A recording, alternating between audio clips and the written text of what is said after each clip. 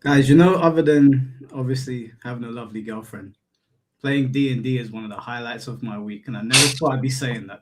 Listen.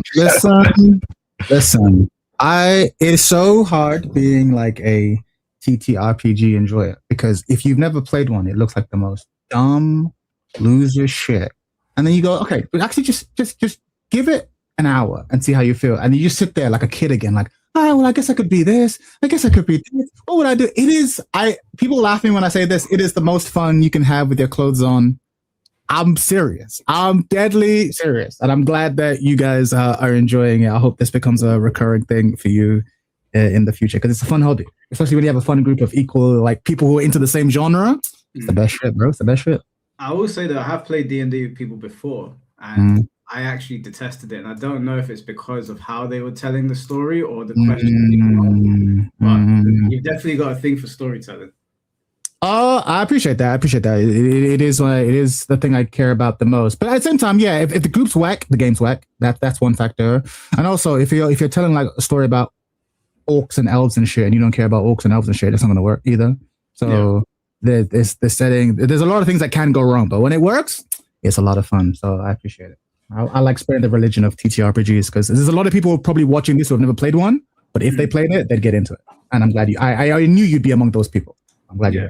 Well, how C4 and you're doing? Oh, C4, sorry, I got your voice note just as we were starting this. So yeah, I got your email. Okay, cool. Yeah, I'm all right. Yeah, it's like bounce off what you're saying. This is the first time I played like any D&D stuff. I get some things aren't enjoyable, and you don't realize until you play with another group of people. Like if I played Among Us with you lot, you would fucking hate me. You probably wouldn't have me back on the podcast. I've played that with C4. Yeah, it's not fun. And if you're sweaty, it's not fun. He too big for me. Damn. You know that Finn and Jay situation? That was every time, that happened like every fucking full moon. Like it was is it like you were calling people a pussy or?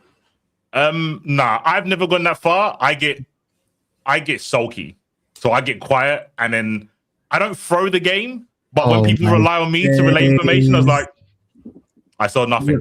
You're the you want to listen to me before? I saw nothing. You're a bad team player, bro. I'm a bad team player, but I've seen people say stuff about people's mums with no LOL at the end. With no LOL, bro. Yes, I've seen it.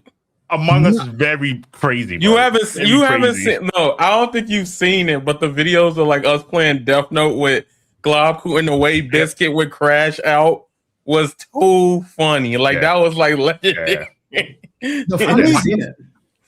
That's when I realized I can't. Death Note was fun until I played with Globku and them lot, and I'm like, they're not serious enough. Like it gets on my nerves. The thing is, like, so as someone who like likes board games and that, because I'm a total nerd, like. The deception genre of game has been big in the scene for ages, but it's only recently kind of come to video games and stuff where you've been able to play it in video game form. So watching that watching Among Us take over has been really fun. But if you have never played a game called Resistance or Avalon, Avalon. All right, so there's always like the two people are betrayers and you try to figure out who the betrayers are. Or even that TV show, what's the Traitors, right? Traitors is basically just that writ large. Deception games are. Yeah, social deduction games are probably just under fighting games for me. Yeah. I just don't find good people to play with. Like I played a lot of Blood on the Clock Tower. That is that's another one. Deception games are, I think they're my favorite genre of game. They're a lot of fun. So maybe that'll be the next thing we end up playing because it's all, bro. You find out who you are as a person. Like, in a way you also find out what you don't like about people. That's the problem. And what you don't like about yourself. That game will teach you about yourself real quick. Deception games are about bad. Like, how can you look me, Chad? You look me in the eyes and told me you want the trailer. I'm like, that's the game. Yeah, but it's like, nah, don't get mad at me. Like, it's the game. Is the game. Look. Like, that's what it is. I really want to see Finn play that game, bro. I think Finn would. I don't think Finn could play it for more than like 20 minutes. I think Finn is a very straightforward, honest person. So I suspect he probably wouldn't do well in a deception game. I think he'd probably be good at discerning deception. I think you're lying. But I think if he had to be the trader, I think you'd fail to convince people that he's not trading. The trader. Well, I agree with that. But the thing is, one thing that I learned real quick about deception games or social deduction games is it doesn't matter how smart you are. If you can't convince everyone else, you're a terrible player. That's the thing. And me have the same problem where it's like we can be right every time, but if I can't convince you, then they kill everyone, and then we're going to be at the end of the game being the fucking hooligan saying you should have listened to me, and then no one's going to like you. So it's the politics angle. It's one of the things I like about so obviously there's lots of card games out there, but Magic the Gathering has a format called Commander, which is like 4v4. And the great thing about Commander is it's not just about the cards on the table, it's about the politics. Like, all right, look, I have a card that you pull out this big monster. I have a card that can destroy that big monster. I promise not to use it if you promise not to swing at me for at least 2 turns. So that there's this whole politics angle. Yeah. So you can have the worst deck. If you can play the table and sandbag and convince everyone that you're not the threat and you're slowly building up resources, then when 2 other people go, it's it turns out I had this combo this whole time. Bang! You're like, oh shit. It's the best. It's the best. The politics angle is it's where it's at. Oh, yeah. I love it. I don't think I'd be very good at them. I think I'd be good at the deception part. But I don't think I'd be good at anything else in those games. I think I'd get bored quickly and just want to see some chaos. I think the best ones have short rounds, so I think you wouldn't get bored quickly. I think the best ones move quickly. You just have a game, you either see or fail. Like Avalon is pretty much you have these 4 quick missions, and who do you trust, who do you not, and then you go through rounds quickly. So you might just do 2 games, go, I'm done, I'll sit out now, but you've got your money's worth. Whereas the longer deception games, you got to sit there for a half an hour or an hour. That might bore you. The best ones move quickly. Okay. Yeah, good shit. But we ready to do some Sentinel Comics RPG. We should probably stop calling it D&D, to be fair, because obviously D&D is the big one. But a group of people have made this game. It's called Sentinel Comics RPG. So obviously we've been having a lot of fun. So we should probably give them their money's worth or give them their shout out. It's a great. Ain't it a form of D&D? No, so basically what we're doing, the broader genre is called tabletop role-playing games, right? That's what we're doing. We're sitting down, that's the broader thing. But D&D is the biggest one. So everyone just calls all TTRPGs D&D, right? Yeah. But it's not D&D, right? It's a TTRPG, right? But it's like your grandma calling every games console on a Nintendo, even when you're on the PlayStation. It's but it's a PlayStation. It's a Nintendo. They're all Nintendos. It's no, but you can understand why they say that. When something gets too big, like Henry Hoover's, and everyone calls a vacuum cleaner a Hoover. And it's exactly it's a vacuum cleaner, not a Hoover. Yeah, the system's exactly. So D&D is the biggest of the brand, so everyone just calls it that. But yeah, it's technically a TTRPG. So what you're falling in love with isn't D&D, TTRPGs, and there's lots of them. In fact, spoilers. I'm actually kind of working on one on my own on the side, but you have cyberpunk ones. If you want to have a cyberpunk story, the cyberpunk video game that was based on a TTRPG. It was a TTRPG first. Oh shit! Yeah, there's a TTRPG called Cyberpunk Red, which is that. So you can do that, creating your own character in the cyberpunk world, all its augmentations, all that crazy shit. Obviously, you've got the D&D, which is your elves and wizards and stuff. There's a super powered one. There's all kinds of. There's an aliens TTRPG.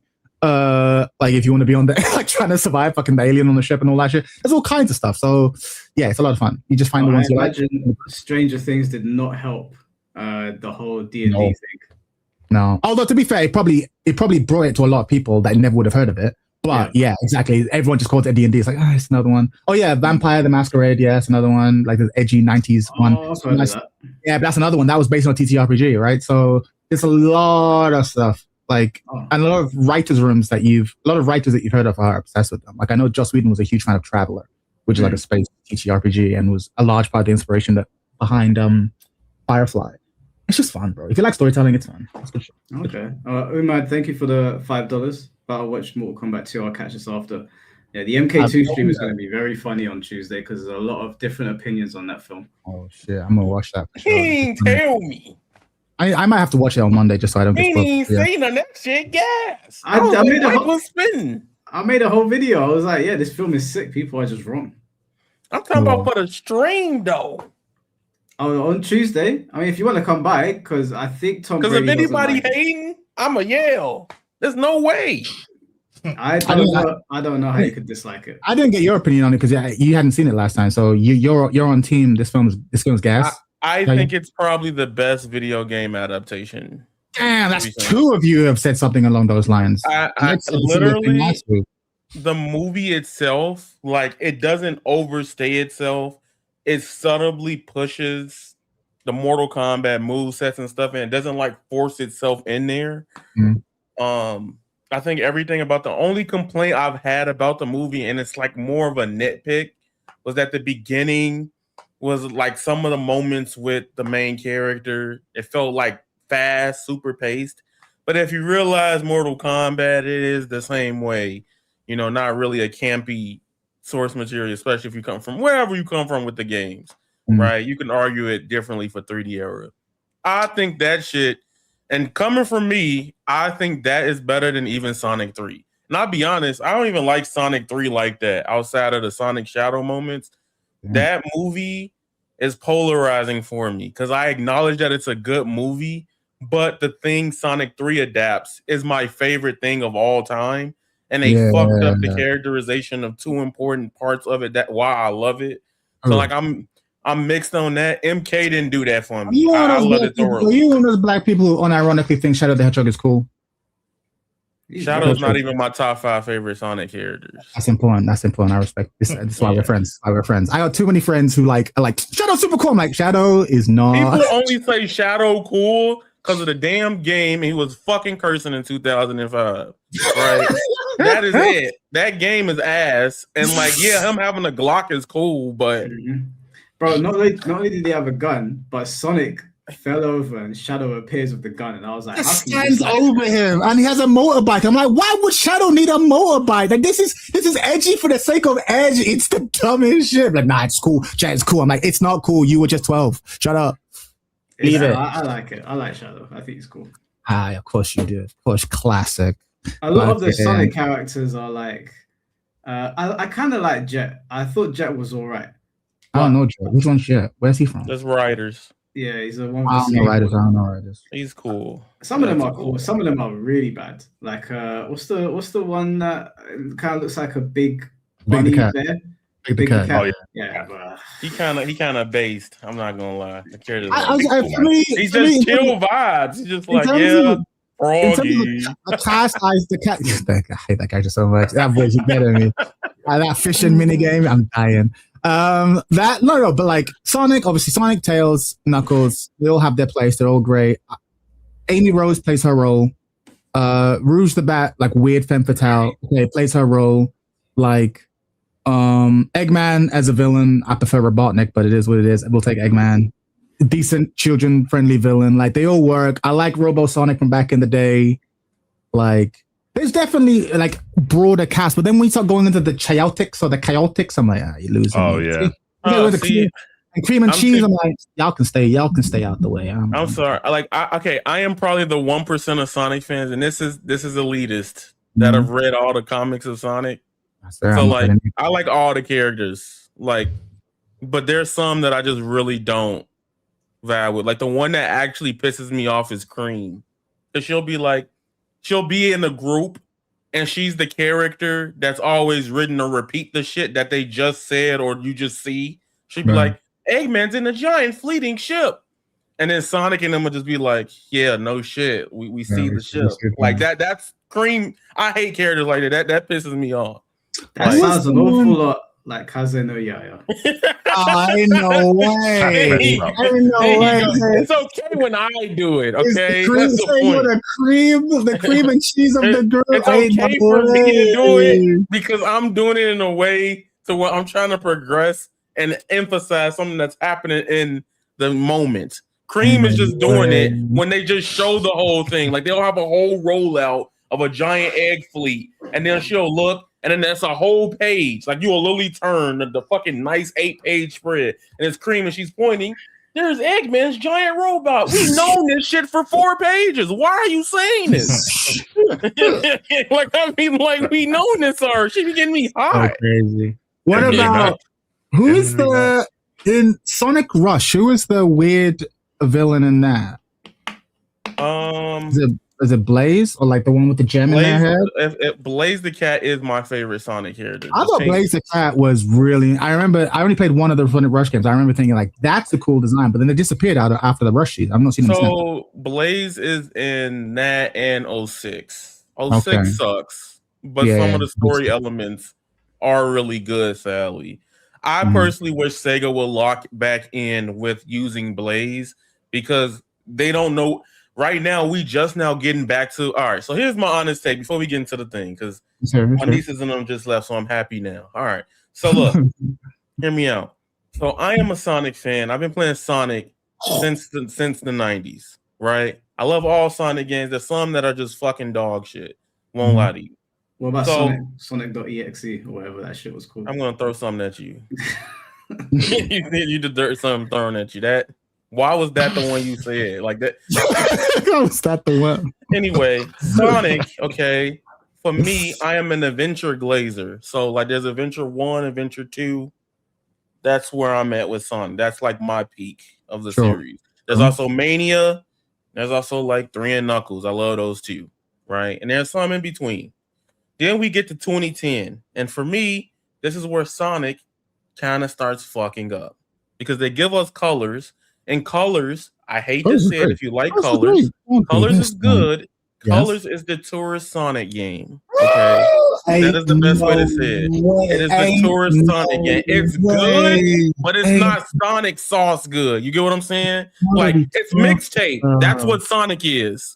Right? Whoa, that's what Sonic Colors is. No, let me cook. Like tourist bit, but mixtape. Let me cook. Because the game is good in its own right. At least you play it unlike mixtape.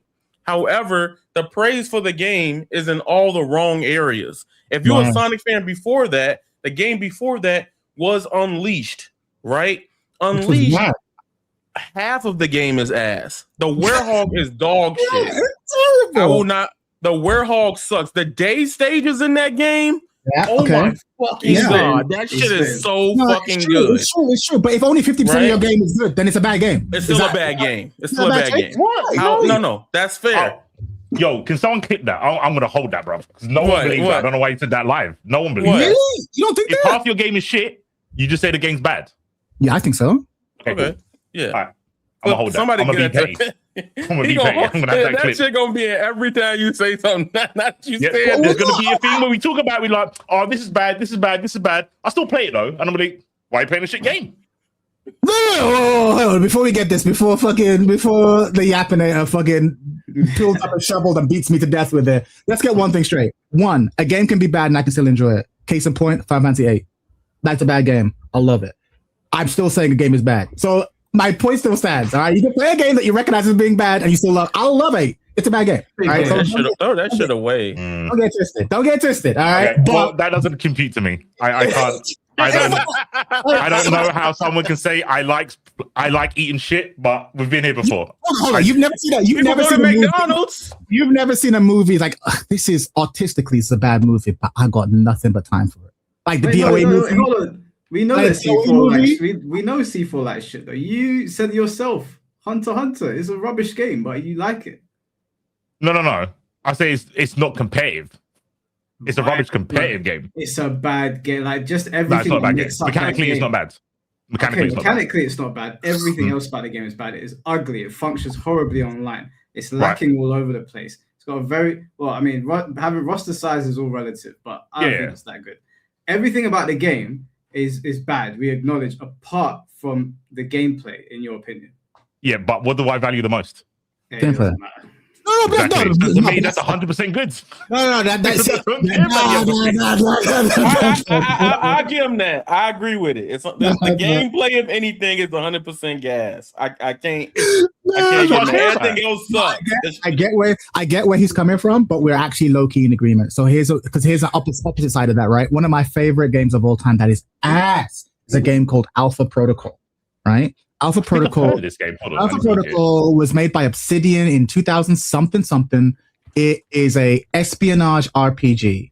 The actual gameplay of that game is cheeks. The graphics of that game is cheeks. But the stories and characterization is fucking godlike, and I will remember it till my dying day. That is another example of it does the things that I care about really well. So good, in fact, that I can look past all the other shit, which is also important that it does poorly. And you're the same, C4. Like, okay, all I care about is gameplay. I can recognize that the UI is ass, that the music is ass, but the thing that I care the most about is done well. so I enjoy it. But that's how you arrive at this is 50% bad, but I enjoy it. Yeah, you know what? I'll take it back. If that's what you meant, then fine. Because everything we're all like that.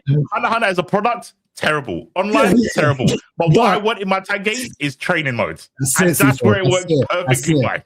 Yeah, exactly. That's exactly where I am on Rebirth of Souls. That's where I am on everything about the game is really bad, but the gameplay is really, really good. So it's 50% shit, but the part that is good is the part that I care the most about. Exactly, that's it. At the end of the day, what I was trying to say was with colors, right?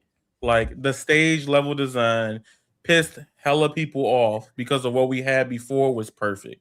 The problem with colors is that the stage design forces more 2D sections in a 3D Sonic game.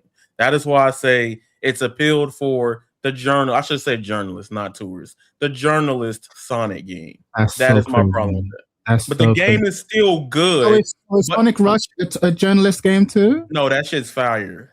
That's just fire. But it doesn't do what colors did. It doesn't do what colors did. It does it better. Like there's a balance in that game for a DS game. How does a DS game clear the Wii game with less power?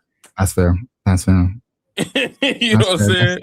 Soundtrack in Rush is fucking cinema as well. And look, funny thing about colors, people don't even remember most of the lines from the game because that was when Rogers Craig Smith came out with the most cringe VA. The most important line people remember is "No copyright law in the universe is gonna stop me." Tell me another line from that game. I'll tell you the most important line from Colors. Hey, I could even do it. Perfect impression. You ready? I'm ready. Laser! It's my favorite line in the whole thing. My favorite line in the whole thing. Every time I hear the word laser from now until the day I die, I'm going to remember it in that white guy voice. This is why I don't make Sonic content. I think I will get banned. Laser! That read is my favorite. I'm too deep into it. I'm just gonna play my crossword. The Japanese voice is like laser, like it does like this, like Japanese, and then like the English, and then the English version like laser, and I'm like, it's great, it's great, it's a very shonen ass read. If you ever come to the UK, I'm gonna take you somewhere. It's just Sonic comics, tons and tons of Sonic comics. Like I haven't bought any from there yet because they've also got tons of Ghost Rider. So every time I go online, no, you just get that. I buy Ghost Rider. But there's so many, like the most obscure shit I've ever seen. It's actually sick. I might start buying some. The artwork is really good. Yeah, I have literally update. I didn't get to update y'all. Now we own it. I have finished Uncanny X-Men, so I'm kind of like almost caught up with everything with magic. That is, I can arguably say that is my favorite X-Men. Magic, magic's legit sick. Yeah. Yeah. Now she's not one of the ones that everyone knows magic. Yeah, she's more than just like the fucking cosplay, the new cosplay shit. Yeah. Although she's that too. I want to say not just gooning anymore. I have lore. Yeah, her lore is it's deep as well. It's not like they just threw her on. Like she goes back to the second group of X-Men. Like she's related to Colossus. Like it's deep. It's sick. So did people reduce magic to a gooning character? I would say because they didn't know. When she dropped in Rivals, that's what she was. Okay. I was just like, who's this bad? I was like, who's this bad bitch with a sword? That's literally what it was. To be fair. You know who is that though? You know who low-key is kind of that shallow? Not because they don't have the story, but like their popularity way outweighs their lore. Fucking in X-Men. Psylocke. I say Emma. Oh, Psylocke. Everyone like is like, oh, I love Psylocke. I'm like, tell me 5 things about Psylocke right now. Right now, don't stop the cat. Tell me 5 things about that, but she hot though. Don't get me wrong. And the cosplay is strong. But like, I love Psylocke. Tell me 5 things about Psylocke right now. Let me tell me 5 things. 5, 4. The thing is, she's like, I think it's not a flex to know about Psylocke. Her history, it's not a flex. Like, if you know about Psylocke, which I know a little bit, but it's so dumb. It's like Kingdom Hearts meets like Blaz, and just to utter it makes you look like a nerd. Like the Psylocke, the Betty Braddock, the fucking changing the Freaky Friday swapping bodies with an age. Like bodies, relationship with Captain Britain. It's like it's like this character's dumb, but like she's so fucking hot though. She's so fucking hot, and so and that's done so much lifting for the 10 years. I think the MVC2 sprite that did a lot of heavy lifting. And Olivia Munn played that briefly in like the Apocalypse film, and then like, everyone's like, "Yeah, I've loved the Psylocke since the 90s." I'm like, "Yeah, sure you have, bro. So you have." Yeah. Bro, there's so many people that love Psylocke, but if you said Captain Britain, would think it's a joke. 100%. It's like, okay, you don't. And that's what I'm like. I know you don't know, bro, but it's okay. You don't need to. You don't need to know. It's a main character. You don't need to know. It's fine. I'm not gonna judge you for that. 100%. But imagine pretend you're here for anything other than the boobies, bro. Don't pretend you're here for the Lord. That's fine. Just own it. Just own it. Yeah. Just own it. Yeah, Psylocke is bad for that, bro. She's the worst. 100%. All right, are we ready to lock in? Yeah. I'm gonna cook Mike the other day for the DMC2. I did not know that. I saw that in the chat. I just had to get that off my chest. Oh, wait, what did I do? Because somebody said you like DMC2. That person would be correct. That is fucking crazy. Like, what is wrong with you? Like, what is wrong with it though? What's wrong with DMC? I think it's okay. I don't think it's like bad. It's not bad. It's an okay game. It's like fun. You could just walk forward and hit the square button. Yeah, but, or you could just not do that and use your other weapons and have some fun. Right? You don't have to. You do have a sword. You could have played Tekken 8 without heat, huh? Yeah. Sometimes. I'm not trying to hear that, man. Whatever, bro. Go to the superheroes, bro. I cannot believe I just read that in the chat. I'm gonna keep it about. I've not really given a fuck about any DMC game, so I can't really vouch. From a gameplay perspective, they're crazy. They're really good. But DMC2, I like the setting. I like the eerie tone of it. At the time, I thought having, like C4 said, having 2 discs with 2 characters was really cool. I liked the artwork in the game, like the general aesthetic. The bosses were really cool. The end boss was pretty sick as a kid to see. So yeah, the gameplay's not the best, but like we said, the game can be 50% shit and you still have a good time. And listen, a lot of people that say DMC2 shit, they don't even know why they don't like it. I'm gonna keep it. It's one of those games that's fashionable to hate on. It's a PS2 era game. He's just saying shit, bro. Nah. I've seen people say they don't like DMC2 and they'll play Dynasty Warriors. All right, motherfucker. No, I will literally.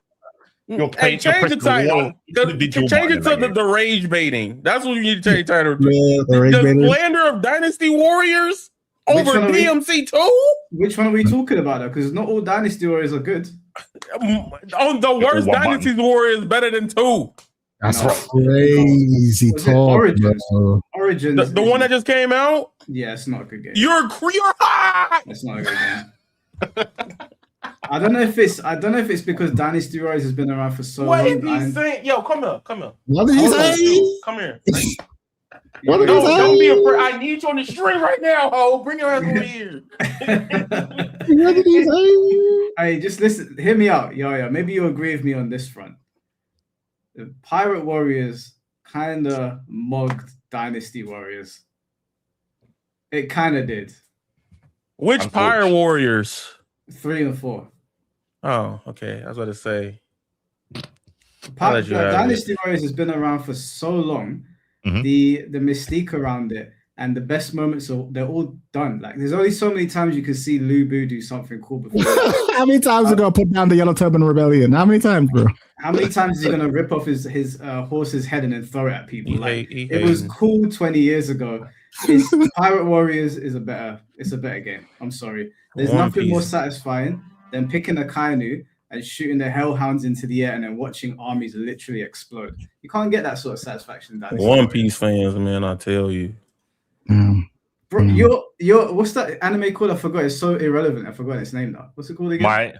My Hero or something? That's it. My Hero. It just ended. We still got another episode. I'm getting rage baited. I'm sorry, but you can't say One Piece. I would have rather took a nap than be here for the last 10 minutes of this stream. I'm just letting you know. Like, that's so crazy. You can't say One Piece fans and then your favorite show be My Hero. My favorite show is not My Hero. My favorite show is Kill La Kill. Okay? There's a difference. I don't know. I think Kill La Kill is better than My Hero. But yeah, I only saw the beginning, like the first 2 episodes too. It's fine. It's okay if you're in the market for shonen. Mesats, I'm not saying that you haven't played DMC2. I'm saying a lot of people haven't, and I know a lot of people haven't because I know a lot of people in my chat are like not from the PS2 era. You ain't, and then they go to chat going, I know it, you are. And I do, because when I question people, oh, what don't you like about so and so? Like, I had this argument with somebody. I am not gooning for the sake of kill I kill. Okay, I'm not gooning. You guys gonna hear me good. Okay, kill I kill. I'm not here for ass and titties. I'm here because of the message of being oneself through self-proclaimed action and taking charge of yourself. Right? You being comfortable. Chad, he's doing the fucking silent thing. I know I am. I'm literally getting rage baited by Mike, and he's so chill, and I'm like tense as fuck, and he's just laid back. And I gotta sit here and look at him just say bullshit for the last 10 minutes. It's because I'm right, so I don't need to get. Damn. I'm sorry, Yaya. Don't get angry at Matt. Pirate Warriors 4. Oh, you'd rather play Dynasty Warriors Origins over Pirate Warriors 4? Yeah, I'll play that over 4. Yes. Okay. If you said 3, hell no. I'm a gameplay guy, so you know. I'm a gameplay guy. That's the rudest thing you can say to someone. That's the shit. It's fine. Some of us listen. All the games I played this year have barely any story. That's actually fine, Wes, bro. It's actually hear me out, yeah. It's fine. Some of us play Devil May Cry. Some of us play Mixtape. No, he's using my trash strategy. It's the most effective. The pretend kindness is the most effective. It's like, hey. What is that voice change? What the fuck was that? Please go to the superheroes. Please, I can't do this. You know, trying to compare me to the Mixtape dog shit. You know why I know it? Do you know I know you're not a gameplay guy? Because you've had 5 months to complete your bet on Tekken 8, a gameplay game, and you ain't done it yet. You got about 10 days left, and shit's about to get real nasty. Be done on next Monday. That's your last Monday, as far as I'm concerned. I'm saying next Monday. I get back on calm over here. They like to play Tekken and die. We need that rabbit clock. Looking at the time, bro. Alice in Wonderland. 100%. Jukanala, thank you for the $5. You've been saying that. Thank you for the super chat, dude. You actually spent AI failed you, bro. With you. That one's not working. How come Toei makes better Muso games than anyone else? Yeah, Muso games. That's kind of What's wild. Muso games? Onimusho. Yeah, no, the Dynasty Warrior shit. Oh, they've got a name for that genre. Yeah, I don't know why they have a name for not that. DMC, bro. Yeah, they don't know to make them. Not DMC. That's what I call it. If it's not DMC, I'm not pressing one button for 2 hours and not doing it. No time for Bayonetta? I did play Bayonetta, but it wasn't DMC. Wasn't it? It wasn't. Again, I'm not, some people there for gameplay. I was there for gameplay, not for the aesthetics, so it didn't do it for me. I ain't even gonna deny it. I fucking love that bitch. I fucking love that. I love playing that bitch. I love watching that bitch. I love that game. No shame. Yeah, Muso games are like Dynasty Warrior games. They kind of all copied that formula. But Dynasty Warrior, for me, it was never the same after Shadow of Mordor. After I played Shadow of Mordor, I was like, there's much more to this genre. That's different, dog. Yeah, turn that game. No, I'm not. This is real voice. That's different, though. Right?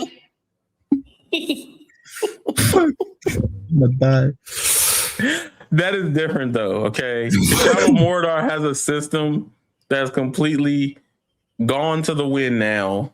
Why? It was so good. No, it's because they got the Nemesis system and all that is completely gone to the grave. So that's the only game that's ever going to really work. But why though? Why did that not become a whole genre? Because it was a good system. The company is dumb. Yeah, but then that company can make more games, right? You know, because they patented it. They're dumb. Yeah, but they own the patent, right? So they can make more like that. I guess they just, I don't know what the reason is, but ever since I played Shadow of Mordor, I was like, okay, this is like a Muso game that's taken it to the next level. Like, it's not quite a Muso game, but it's much more nuanced and fleshed out. Muso games were fun when I was a kid, like just smacking up bare people, like it was fun. But then after a while, I was like, bro, I'm just playing, I'm pressing square and triangle. No one's fighting back. No one's fighting back. It's the easiest game to play. I was like, I'm done. Like I've had my fun. I feel like a Batman game with the Nemesis system would have just been it. Yeah. Would have just been it. Like, just like Joker taking all the Joker's people up to him, Penguin's people up to him, or Two-Face people up to him. It could have been fucking. There's so many universes that the Nemesis system could just fit into and make open world games more interesting than they otherwise would be. But you're right, it just died with that. I hadn't even thought about it until you mentioned. I'm like, yeah, why did that system die? Everyone agreed that system was godlike, but hasn't been one since. Why not call them? Because the genre was called Muso. Like that style of game, there's like Pirate Warriors, there's Hyrule Warriors, there's Dynasty Warriors. Adventures, that's what the industry calls it. The industry calls it Muso. Yeah, that's what they go by. Like, that's the actual name. If you're not putting them on the hardest difficulty, FPS, just call them Doom games. I'm like, no, the genre. We've decided to call them FPS. Like the genre has a name. That's what everyone says. Why do you call them RPGs? You fucking noob. Just call them Final Fantasy games. I'm like, no. Like the genre has a name. Yeah. But yeah, sorry, Yo. Didn't mean to dunk on your favorite stuff. Anyway, we can move on. All right. Before we start another fight about dearly beloved fucking franchises, does anyone want to give a rundown of what happened last time on the Unconventionals for those who weren't here? We got into a big fight with a bunch of guys, right? The plane crashed. I saved these guys, even though they thought I was going to hang them out to dry. Then we fought a bunch of people. We sent a bunch to the Shadow Realm. I started harvesting souls. Some shit happened, some supernatural shit. These guys are like, oh, what's going on there? I feel like C4 or Yaya might be better explaining though. About to say, I did save them though, just for the record. Yep, yeah, that's I can't remember because he wasn't there half the time. He was fucking, doing some mirrored edge thing down the fucking building with one fucking person, while me and Yaya were trying to save the group. That's a mirror's edge shit, that's actually so real. But yeah, we I guess as a collective managed to save everyone. No one died in the plane crash. We got shot by a bazooka. I spotted him because I got 20/20. I saw that motherfucker. And then when we got to the ground, there was the soldiers that were seemingly mind controlled because they were all walking in unison. Well, to be fair, Mike did most of the dispatching there. He was, in his words, sucking out their souls. He enjoyed that a lot. We dealt with them. I can't remember the lady's name. Who was the woman that was kind of in charge? Oh fuck yeah, that's a good point. I have my list of NPCs. I keep creating them. Give me a second. She's pretty important. She is important, which is why I need to get her name. But continue. So yeah, she kind of saw what was going on. She went, "Oh yeah, these are first group that we sent into this kind of like black zone of no one returns once they enter this domain expansion." Mike gives us a warning, an ominous warning about whatever's going on here. You ain't ready. This is some magical, mystical, dead shit. And the tech heads look at each other like, "Fucking, you know what? Magic is just science that we haven't discovered yet. Let's fucking go." And Miss whatever her face says, I think she draws a desert eagle and says, "Let's get to it." And then she calls the other guys. So we're all going into this power plant with no idea besides Mike having an inkling that some shady shit is going on. This is correct. I like that. It's a good read. Give me a second because I do need to get her name. It is important. But yeah. So our story, ultimately, I'll find it as you guys are yapping. So we are, you basically are at the front door of what looks like what is a large power plant. Like you said, your agent friend kind of got her Desert Eagle ready to strap up. And the front is like this massive entrance that kind of looks almost like the entrance to like a corporate headquarters or like an international airport almost. And yeah, you're on the outside. The windows are blacked, so you can't see what's on the inside. And you're ready to move in. So who's stepping in first and what are we doing? And then I'll describe what happens when you let me know what you're doing. I think the tank is always front line, right? That's going to be Yaya. Damn. If there's any landmines, hopefully he doesn't step in them, yeah? Man says, I bravely volunteer you to step forward. He'd be like, I'll step forward. Casino meat shield. I mean, Yaya, sorry. This motherfucker. This is a rage bait episode. I just want y'all to know. 100%. They're like, look, some of you may die. Everybody rolls is tragic, by the way. I just hope they just like God shit. Like, yeah, all right, cool. So I'm gonna say that Yaya steps forward, but you guys aren't too far behind. The inner doors of the facility kind of slide open without any protest. There are no alarms, no resistance, just a soft hydraulic sigh, like the building is politely acknowledging your arrival. Before you stretches a vast reception foyer designed not like a power plant, but like the grand entrance to, like I mentioned before, a sort of corporate headquarters or an international terminal. Polished white floors reflect the cold overhead lighting in clean, clinical and symmetrical surface. Glass walls rise on either side, revealing glimpses of corridors and security checkpoints beyond. Layered like the interior of a machine built for observation, not comfort. At the center of the room hangs a suspended holographic emblem, slowly rotating in place, that reads, "Tomorrow's power, today." Beneath it, reception desks sit in perfect alignment, too orderly, too untouched, as if time itself has agreed not to disturb them. And standing between those desks are people. Dozens of staff members in uniform. Some of them are in cleaning, sort of like high-vis gear. Some of them are in office suits. Some of them are look like janitors. Some of them look like engineers. They're all kind of standing neatly, almost like a red carpet. Just all standing neatly. There's desks and people, all in this long line, almost as if they're waiting for you. Their posture is perfect. Their silence is perfect, and they're all watching you. Every single one of them turns their head at the exact same moment as you step in. No delay, no hesitation, just synchronized attention. Then the speakers above the room click softly. It's a calm follows. The voice follows, sorry. Calm, measured, almost courteous. "Good evening. You are not authorized to be here. Please leave." What do you do?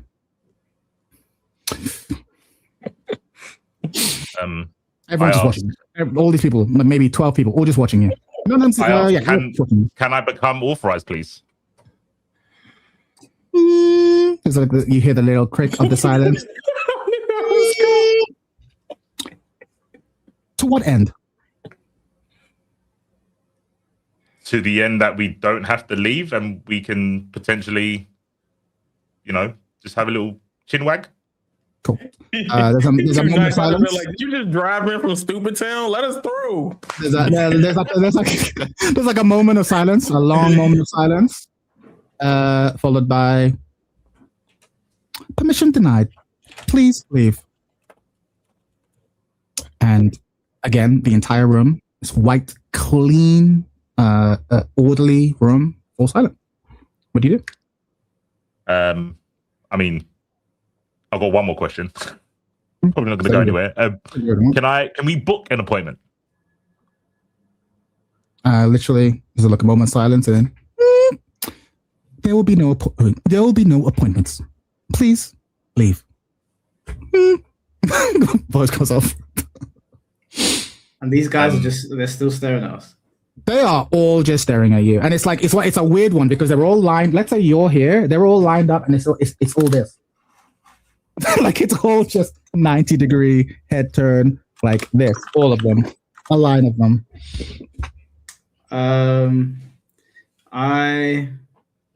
I think I'll go and stand right next to one, right in their face, just to see if they blink. Cool. You go and look at one of them. I won't make you roll.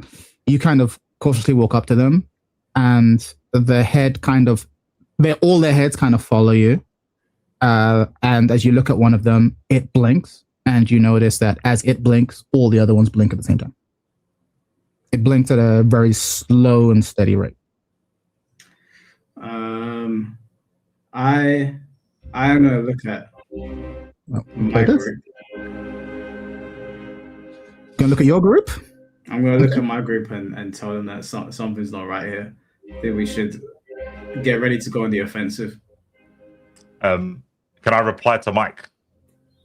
Of course you can. We can interact with each other as much as you want. Yeah. All right. Cool. Mike, I think the plan is these guys are clearly fucking. We was right about the one mind shit, right? So we was talking and they heard us on intercom. I think it's because these fucking drones, these bots, are just one mind. So they hear us and then the person on the intercom can just relay it, right? But it seems that they can only track one person. So if you want to play, if you want to harvest some souls over that way and draw their attention, me and Yaya can end the building because they don't seem to be able to focus their attention on two of us. It's only one at a time.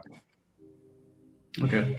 I'm sorry, the music is fucking with me so bad. It's so peak, but it came in as soon as 2027 what he said, and I was like, holy shit, I was kind of like cinematic. I was like, cinema, baby, that's what we do. Cinema. All right, so what I'm gonna do then is I'm gonna pull out my sword, pause, and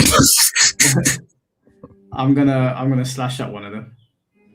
I'm gonna cut one of them. I'm gonna cut one. I'm not gonna kill. I'm just gonna slash at them. Like I'll slash their arm. Okay, cool.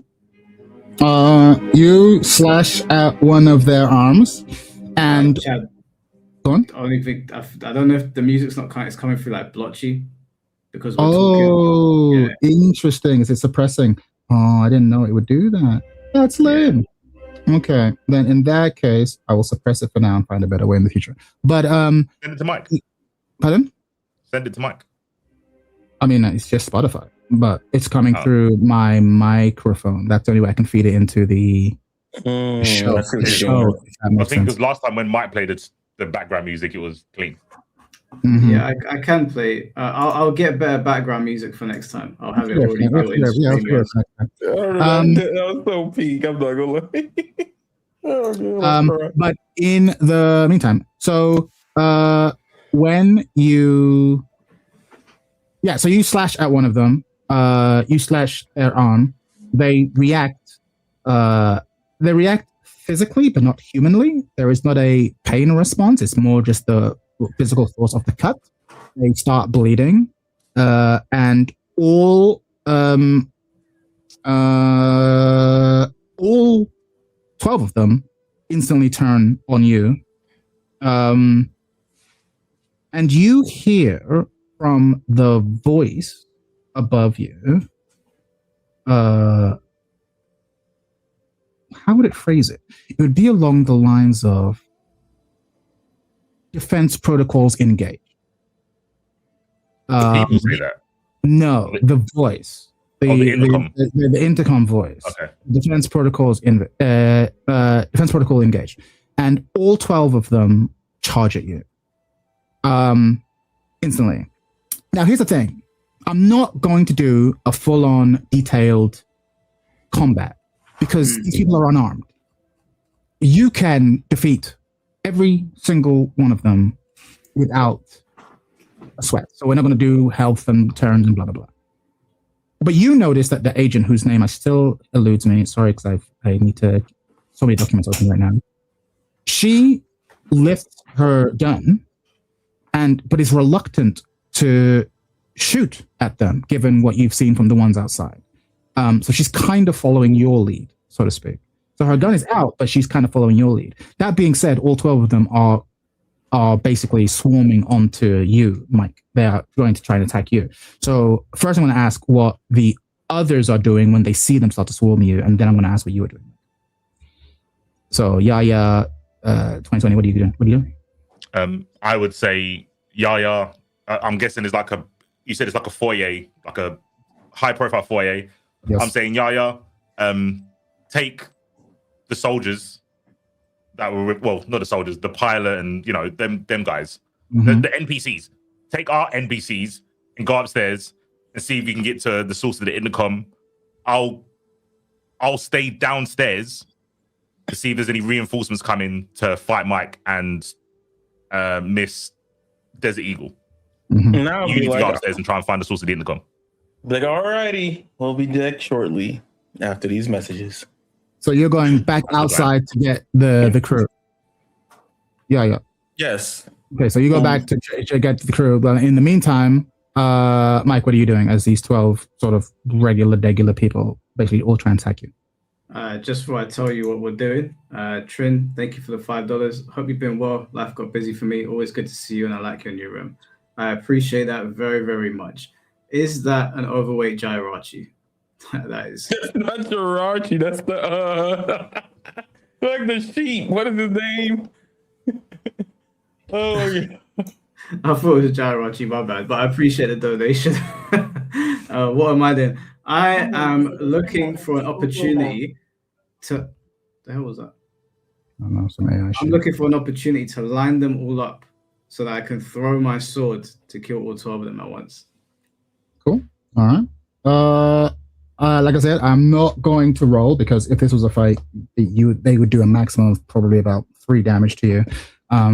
But yeah, you just kind of you roll out the way of one of the attacks, you cut one of them down, and then with the remaining 10, you just kind of you throw your sword and it kind of just carves through all of them, and they fall get to the floor. All of them. So now you're in the room is a lot less clean than it was a mere second ago, where all of them are now covered in the floor is now covered in blood of these people. C4, you or 2020, you see this take place. You can see that the agent Faraday, is she is not horrified because she's a professional, but you can tell that she is very much unsettled by what has taken place. She's not exactly a fan of this. Her gun is very much still trained. Yeah. While you wait for Yaya to come back to the group, what are you going to do? Ooh, I can hear myself. I think he's got the streamer in the background. My bad. Yeah. I'm here now. So you were saying this Faraday lady's kind of a little bit shook, a little bit concerned. Yes, but it's not a professional show. Like, oh, blood. It's more a case of like, I don't know who the friendlies are and the enemies. They did attack, but we attacked first, and they seem unarmed, and we're hacking at them with swords and guns and superpowered magic. So she's not exactly a fan of this. But also she's locked in. So it's not like a civilian panic. It's a sense of like, I don't like the way this looks. Right. But she's a role. I say to her, do you know these people? Do you know this organization? Do you know this building? Do you know anything? Yeah, and she looks at you and basically explains, I don't know any of these people personally, but I know a civilian when I see one, or groups of them. I get the feeling that these people are less assailants and more victims. Do you think civilians organize bum rushing people? Because that's what they did to Mike. Pause, no one bum rushed me. She kind of points out, with all due respect, they did nothing until we attacked them.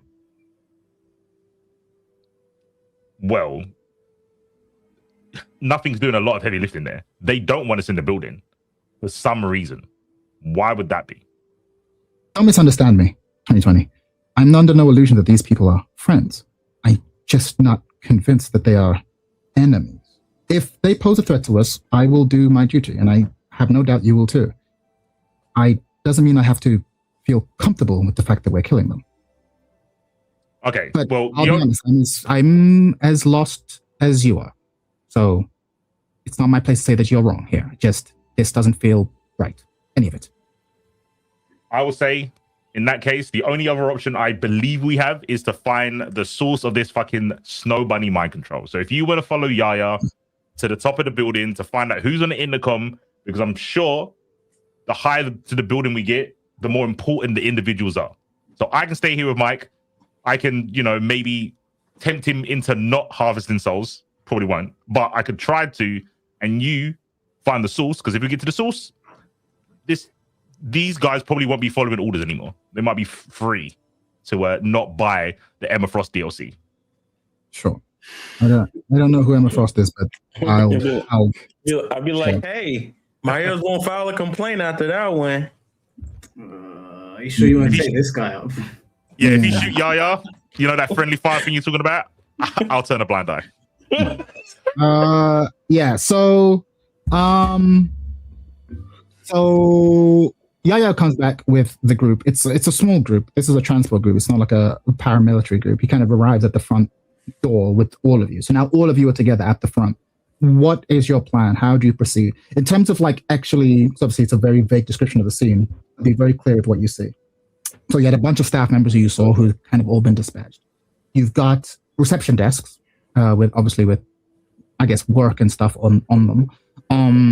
And you have the central hologram in the middle, central display hologram in the middle. Think of it almost like the way you would have a large sign at the National History Museum or National Science Museum. It's simultaneously a welcoming sign, a sort of map of the facility, a plaque dedicated to its building, all that kind of stuff, all rolled into one. So those are kind of the three, or now two, main sources of interaction.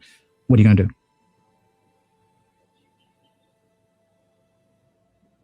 As a group. As a group, I'm going to say, Yaya, you're the tech head. You can find out where you need to get into the building. Me and Mike will stay down here, make sure no one comes into the building, and deal with these 12 fucking weirdos, these 12 Jannies. All right, I'm going to need about 10 minutes so I can assess the situation and do this quickly and easily. 10 minutes. All right, I'll make it in 5. So what are you doing, Yaya? You're saying you're assessing the situation. What are you assessing? Tell me what you're trying to do, and I'll see if I can mark out the most expedient path. I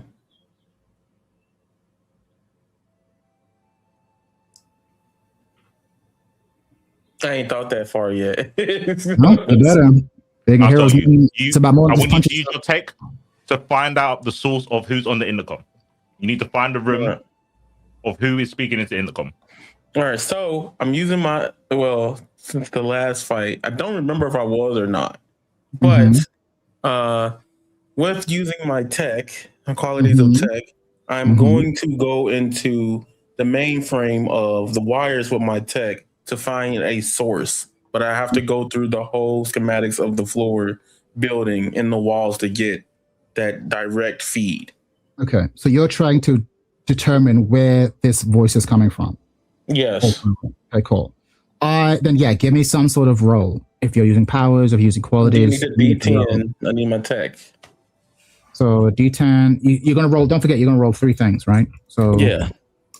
If there's a power, you roll the power. If there's not, then you have D4. I guess power suit, D10, tech, D10, and I guess leadership, D8.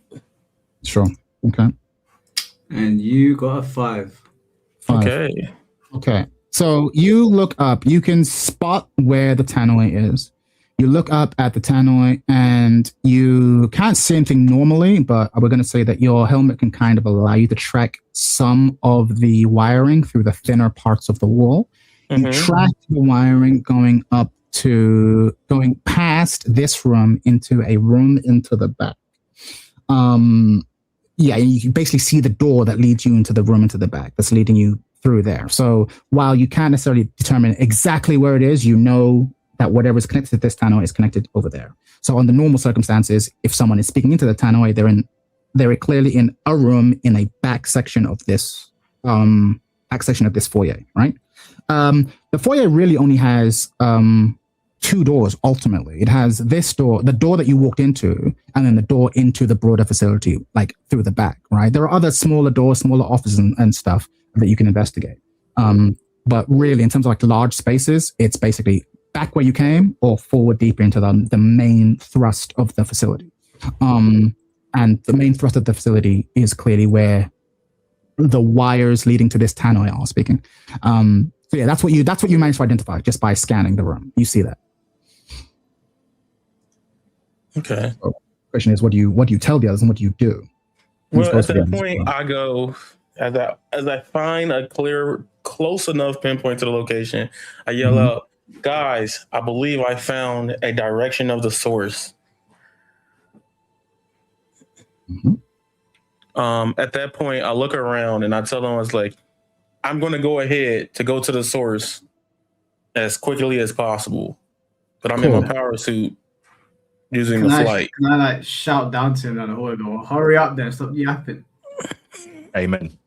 Hey man, let me come. Worth noting, Yaya, when you came back in, just like there's like 11 dead people just all over the floor, blood everywhere. They weren't there when you left. You left, they were still alive. And then you come back and you just see Mike just covered in blood and like they're all blooded up on the floor. So you just walked into a Tarantino movie for no reason. Okay, at this point, you want to be number 12? I don't find that power. Bro, you know what I would literally say? I'd be like, look, I know it's crazy right now, and I can't believe I'm standing next to Texas Chainsaw Massacre, but we got to figure this out. Mm-hmm. So at that point, I'm like, all right, I'm going straight ahead right away, and I'm using my power suit with flight. I don't know if I could roll here to go to determine how fast I get to that location. There's no need to fly. You're in a single room. You just kind of fly over to the door. There is a large security door to get through, and it's sealed. Red light.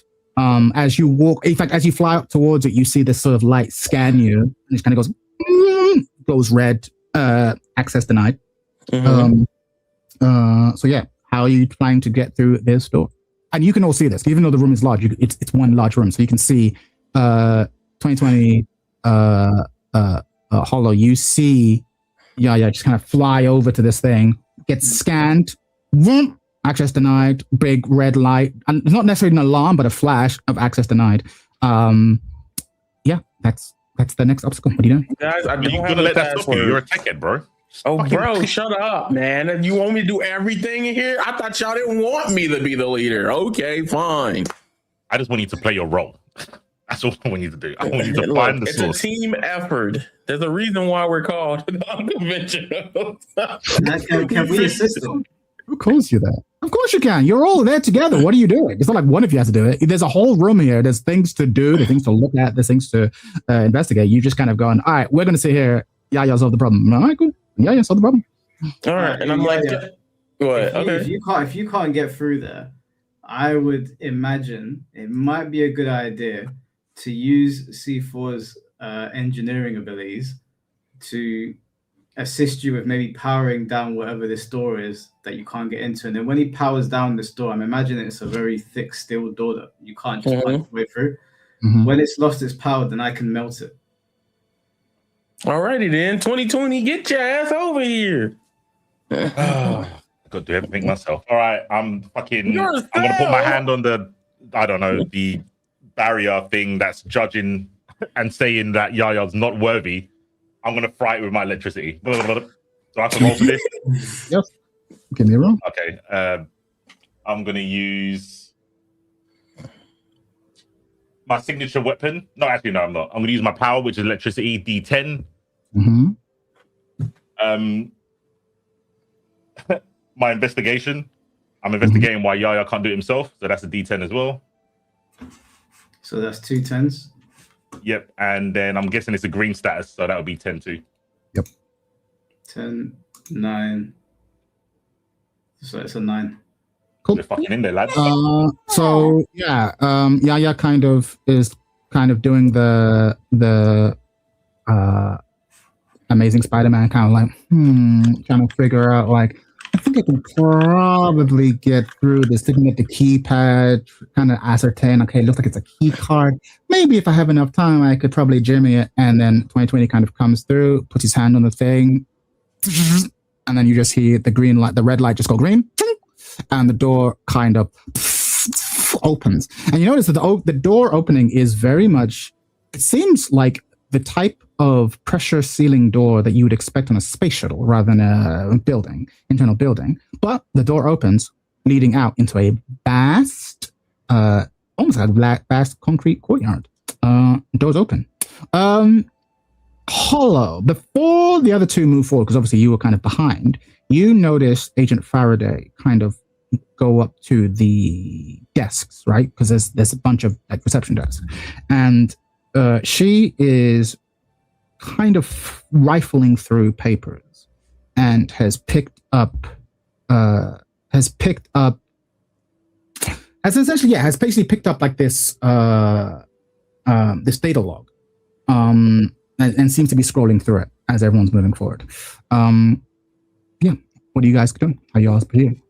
I'm gonna go over and take a look at what she's looking at. I don't quite understand it. Maybe it's a little bit above my pay grade, but I can see like maybe her a little distressed reading it. And I ask her, what is this? What are we looking at here?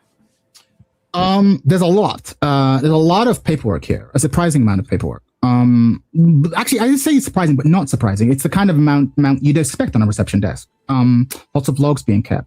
The log she's looking at, actually, you do recognize. You don't even have to ask her.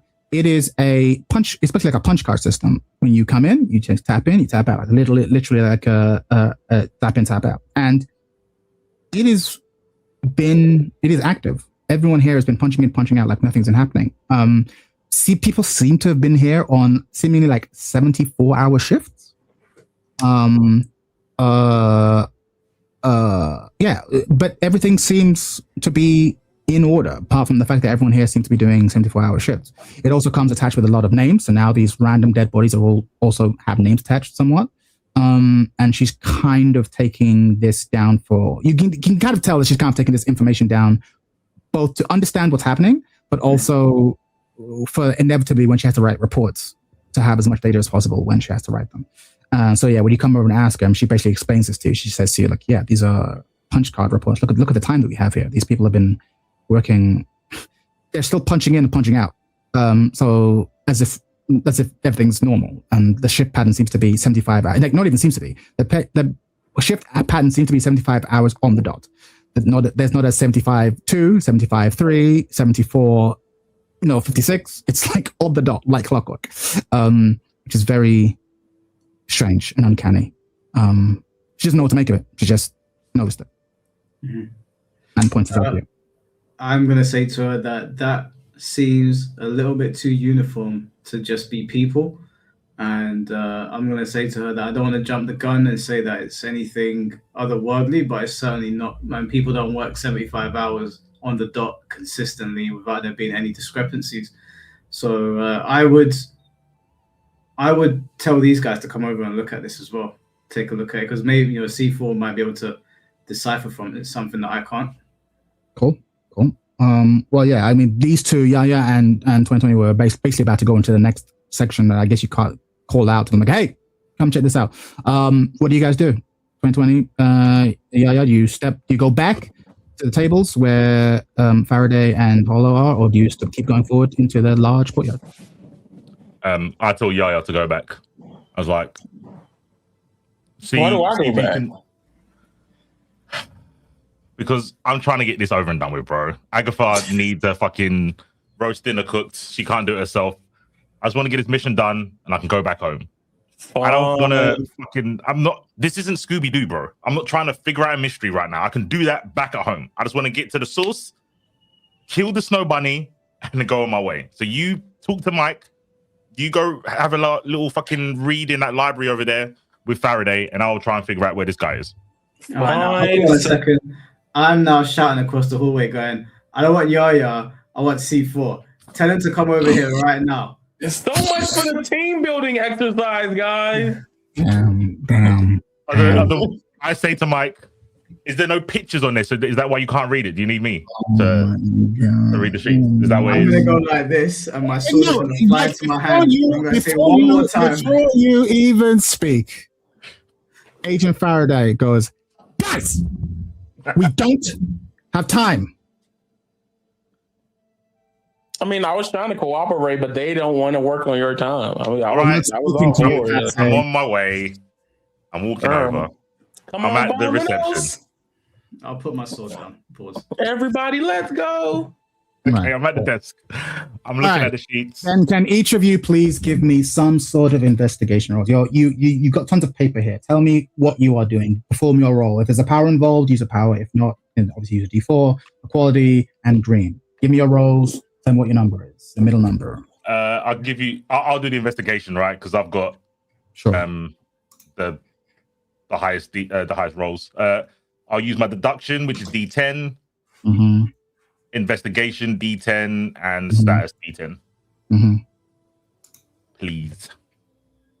5. 5. Okay. All right. Is anyone else checking, or is it just 2020? I am going to use my magical law. Okay. Which is a D8. Okay. And then I'm going to use my... can't really use that, can I? I'll use my creativity, I guess, which is a D6. And, oh, holy hell. And what's the situation? Is it a green? Yeah. Green, yeah. D8. 5. Okay, it wasn't that bad. That's not bad. 5. Okay, cool. Yeah, you looking to or not? I'm just gonna use my leadership and fitness. So use my D10 and D8. Wait, hold on. Stop. Leadership and fitness? How? Leadership and fitness, how? Explain it to me. Saying how I'll do it if you can sell it to me. How does your leadership and fitness lead you being able to help investigate? Right. If you can sell it to me, I'll make it work. No, I don't see it. Okay, real rap. I thought you weren't gonna lock in on me saying this. So I'm 100% gonna lock in. That's my fucking job. You got some nerve. You got some fucking nerve. Yeah, I'm gonna use my banter skill and my flight ability to read these books. I'm like, bitch, you don't have to. Nah, son. Nah, I'm absolutely gonna. All right, I want to use leadership because I want to try to bring everyone together. And the idea is, at this point, we need to figure out to get to the end of this. So everybody, I tell everyone, hey, this is how we can solve this to go on with our day. I know y'all tired of being here. Leadership is 100% valid. So then roll whatever your green number is, and I guess if there's no powers relevant, then you use your D4. Yeah, D4, and that is a D8 for leadership. Okay. 4 and 4. And what is the green situation? What's your green number? In green, right? My green is 3 D10. D10. D10. All right, cool. For your mic is sounds like you're on like Cybertron or something. Your mic's about to break up, man. 1 2 1 2. Yeah, it's still cracking up. It's distortion whenever you input. I don't know what's going on. I'll restart my mic real quick, but I should still be able to hear you on YouTube. Sounds good. What's your number? What's the middle number? I can't say it's small on my screen. 4.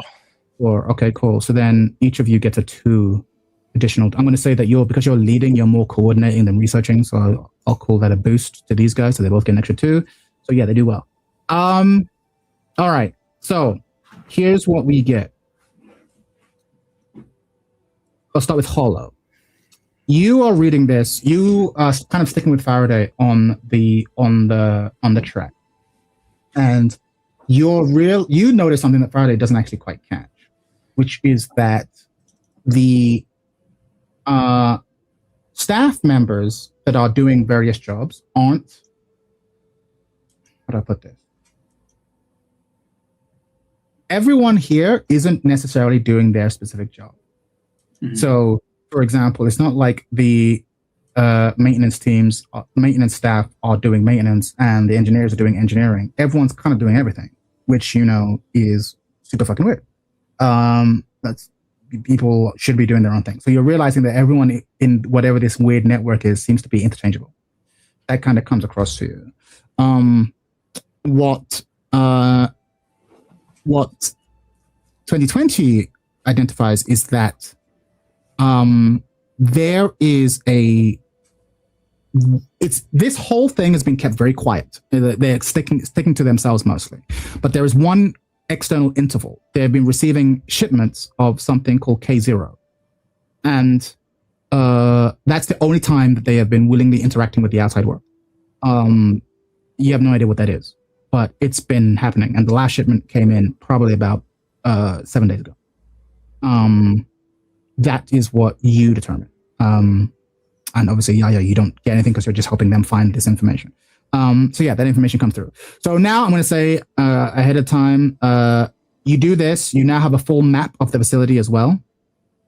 The holographic thing behind you has this whole map of the facility. You have basically the facility is made up of we're going to say 5 parts, really. This is the central foyer, the entrance. In the section that you're about to go through, there are 4 large reactors: North Reactor, South Reactor, East Reactor, West Reactor. There's a central command sort of tower that is where the central computer is that kind of regulates all of these reactors. And it's also, Faraday's going to tell you, that's probably where the central computer is. And that's kind of our mission, right? To get to the central computer and put this USB port into that computer, if you remember from last time. So that's probably where we need to get to. So yeah, well, this is all the information that you managed to glean from this first room. So yeah, we can wait for C4 to get back, and then you can all, I imagine, proceed to the next sort of that central foyer where all of the fucking reactors are. Mm-hmm. Yeah, probably a good idea to split up and cover more ground, that I would imagine. Get to each reactor, Scooby-Doo style. Oh my gosh. We don't need to do this Scooby-Doo style. We can just work together and get it done. I'm gonna give you some advice. I'm gonna give you some advice. As a veteran TTRPG player, everyone else who plays TTRPGs already knows what I'm about to say. Splitting up, much like in horror movies, is a great way to die. Because if you think about it mechanically from a game perspective, right? Let's say there was a fight. I'm not saying there was a fight, but let's say I planned a fight. The fight would be balanced for 3 people, right? It would be a challenge for 3 people. So if you all split up, and then let's say you, Mike, walk into that fight on your own for this fight that was balanced for 3 people, you get jumped, or Yaya gets jumped, or Thing gets jumped. So never split the party is a bit of a meme. Now, don't get me wrong, never is a bit strong. They should never do it, but you should be very cautious about doing it.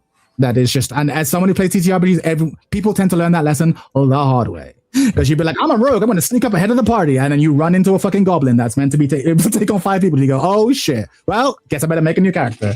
You're right. I was, but Yaya can take the West Reactor, we'll take the East one. In the middle. Why do you hate me? This motherfucker. What did I do to you? He's got a little Deku tattoo on his shoulder that's pissing me off. Deku tattoo? I'm in my power suit. How did you even know? Us guys from hell can see things. Well, I hate this man, bro. It's like, I forget where it's. I think it's Cartman in South Park. It's like, you go that way, I'll stay here. Yeah, like. Wait, is my mic better now? A little bit. Say, give us 1 2 1 2 testing. It's the gain high. The gain is high. Yeah. Now it's a mundane problem. You can fix that with. It's not crackling. It's just high. There we go. I hear it. All right, gain's gone down. That should be better. That's good. Much better. We're here. I heard what Chad said about splitting up is a good way to die. I do think we split up into teams of 2. Okay. It's only 3. Wait. I do not like this splitting up. Faraday counts. Faraday does count. She can hold her own. She's not as strong as you guys, but she's not. Okay, so Mike go with Faraday. No. You can go with Faraday. Since you're the Gooner, you take her. I don't want to be anywhere near her. As a matter of fact, I might kill her. So I'm going C4. And Faraday goes, okay, can someone explain to me what this Gooner phrase is? You keep using it, and I'm lost. You don't know what Gooner means? No, it's like, you mean like a football fan? I don't follow football. Yeah, Arsenal supporter. That's what we're talking about. Arsenal. Why does his choice in football team matter at all? None of this matters. What matters is we need to get to this fucking computer and put the USB and get that data. So me and Mike will go to the central computer, and all you guys can have a bukkake session in one of the fucking terminals. I don't care. Okay. What did you keep using these terms? I am confused. Is there something? Is this an internal like? Guys, I think this Faraday chick is part of that hive mind. She might be the fucking queen of the snow bunnies. What do you mean? What are you talking about? I don't speak Chinese. What is this? How do you know it's Chinese? Gotcha, bitch. I'm gonna give you some advice. Okay. I mean this in the least sexist way possible. I'm listening. Wait, hold on. Turn my camera off. Wait there. I mean in the least sexist way possible. Just shut your mouth, okay? Oh my god. My thoughts just buffer like hotel Wi-Fi, bro. Go with Yaya. He likes you. I don't. You don't want to be near me, okay? You're gonna yap in that direction. Me and C4 are going this way. You understand? She looks at you with just this melting glare. And then it curls up into a dark smile and says, "For your sake, I hope you don't need me." And she just turns and she goes and walks off with Agent Yaya. And I'm going to say, I don't need you. I had a sandwich this morning. See you later. He was okay, so where you're saying that you're splitting up, 2020 and Hollow, where are you going? Yeah, what's up? Mainframe computer. Can I grab one of the? I'll grab the pilot. I like the pilot.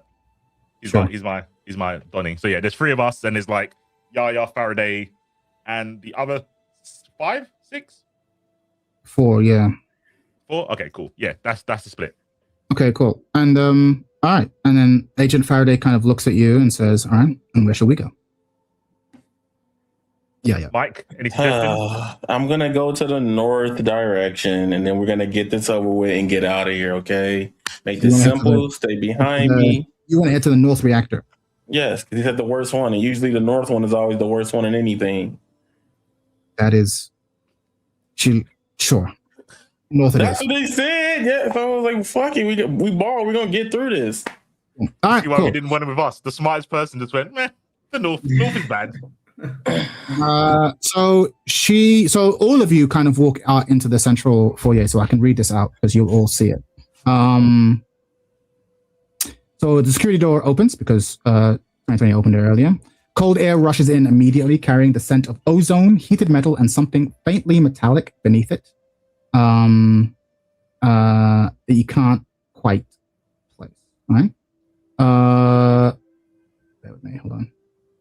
The space beyond is enormous. 4 colossal reactor domes dominate the perimeter of the facility, positioned like silent guardians at the cardinal points.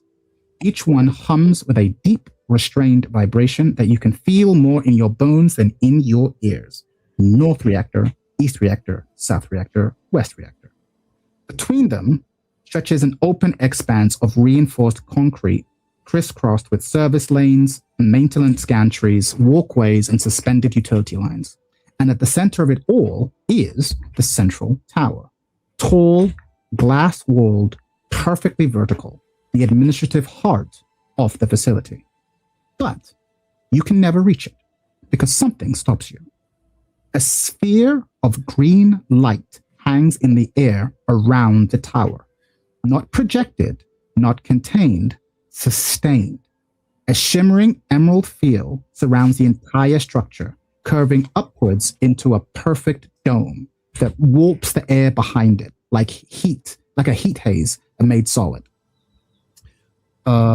It does not crackle like electricity. It does not flicker like a hologram.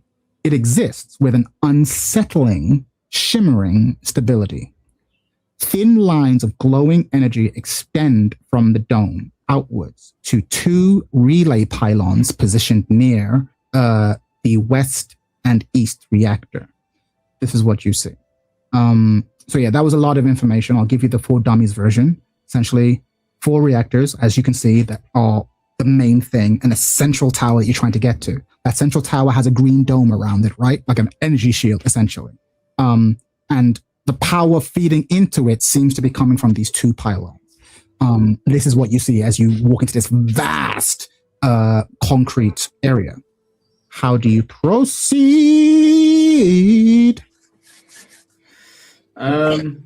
I am not going to do anything hasty. I'm going to sort of look around, evaluate this green thing in the air. Mm-hmm. I am going to sort of look for if there's anything that we can find that is giving it the ability to be sustained in the air. So I'm going to kind of go scoping. Mm-hmm. Okay, cool. Anything else? Yaya, what's your immediate reaction? 2020, what's your immediate reaction? At this point, I'm looking up, scratching my head, wondering, what the hell is that in the sky? But I can't dwindle on it longer. So I turn to Miss Faraday. I was like, hey, grab my hand as we get ready to fly straight towards the North Reactor. We'll be back shortly, everybody. We got this. Cool. I'm going to say you notice you have the plan. You told us like, let's just head to the North reactor and work our way backwards. She's like, North sounds random, but it's better than nowhere. So she's working with you. She kind of stopped when she saw all of this stuff. She's like, oh shit. But you're basically being like, this changes nothing. Head to the North reactor. So you kind of go, and then she kind of goes, right. And then she kind of goes and kind of orders the 4 men that are with you to come along. So you're going to fly off, leaving these 2, I guess, to deal with the central tower and the thing in the middle. My description, while flavorful, I might have mischaracterized it, so I want to make it clear. When I say there's something in the air, it's less that there's something in the air, rather that there is a large dome around it, an energy dome. Think of it that way, right? You have a clear tower and like a massive dome. So it's not like this floating spear above it. It's rather this massive shimmering dome around it that you're dealing with. Okay. Inside of that. No, you're outside of it. You want to get inside of it. The tower that you want is inside of it, right? Being with this weird, unidentified, shimmering green energy field. What you can see, though, is that there seems to be power that's going into the shield from these 2 pylons, specific pylons that you can see. That's the clear point of interaction. Yaya is deciding, I'll leave that to you, motherfuckers. I'm going to the North reactor. And Faraday is following him, along with 4 other soldiers. So that's what we're going to do. So we'll cut to them in a bit. For now, I'd like to know what 2020, Hollow, and I guess the pilot are doing. Yep. Well, I'm going to say to Mike, I think we should destroy these pylons. I don't think we need to do any sleuthing. The only people we've seen were the people at the start at the foyer. They were all clearly mind controlled or whatever. We've come in here and there's no people. To me, that's fishy. But they know we're here because they said it on the intercom, and we're not meant to be here, and they've not said anyone yet. So I think time is of the essence, and we destroy it as quick as possible, get inside, take it out on some fucking Ocean's 11 shit. I think that's what we should do. I'm going to say to him, don't you think that seems a little bit too easy? And I'm going to say Occam's razor. I just want the simplest route to the problem. We got told to get the information and get out. And right now, there's nothing really stopping us from doing that. All right, go ahead. Then I interject. Let's see how that goes. Then I interject on like the speakers and comms. I'm like, hey guys, I need y'all to be safe and sound. Got it? Capiche? Lock in. Can I shoot the intercom thing? Why would you shoot the intercom? I'm gonna make sure y'all don't die. He's speaking to the one in your ears, so no, the little earpiece in your ears. You know what? Mike, you got permission to burn my ear. Fuck it. all of you were given. All of you were given earpieces. Okay. I'm gonna destroy the channel in my earpiece that connects to Yaya, and I just go. There is no destroy. You destroy the whole earpiece. Okay. I'm just gonna ignore it and go, Mike. I don't know what you heard. A bit of static. What are we doing? Which one do you want to take? Left or right? I want to see you destroy one first. Okay. Because I'm not convinced, and better you than me. Fair play. Okay, so Chad, these pylons, are they like towers, or are they just like something that's like human, like my size? Sure. So these pylons are basically, think of a red London telephone box, that kind of size, right? Clearly larger than a person. They are both they seem like a power relay, but also seem to be a computer interface. Right? There's clearly a place to input data, input a code, input access data, right? So it's about simultaneous computer and conductor.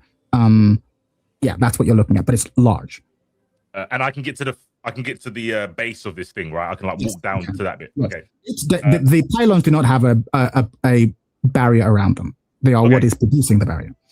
Cool. I'm gonna go to the base of this pylon. I'm gonna stick one of my nunchucks down. I can't remember what you called it. Oh, my nightsticks or something you wanted to call them?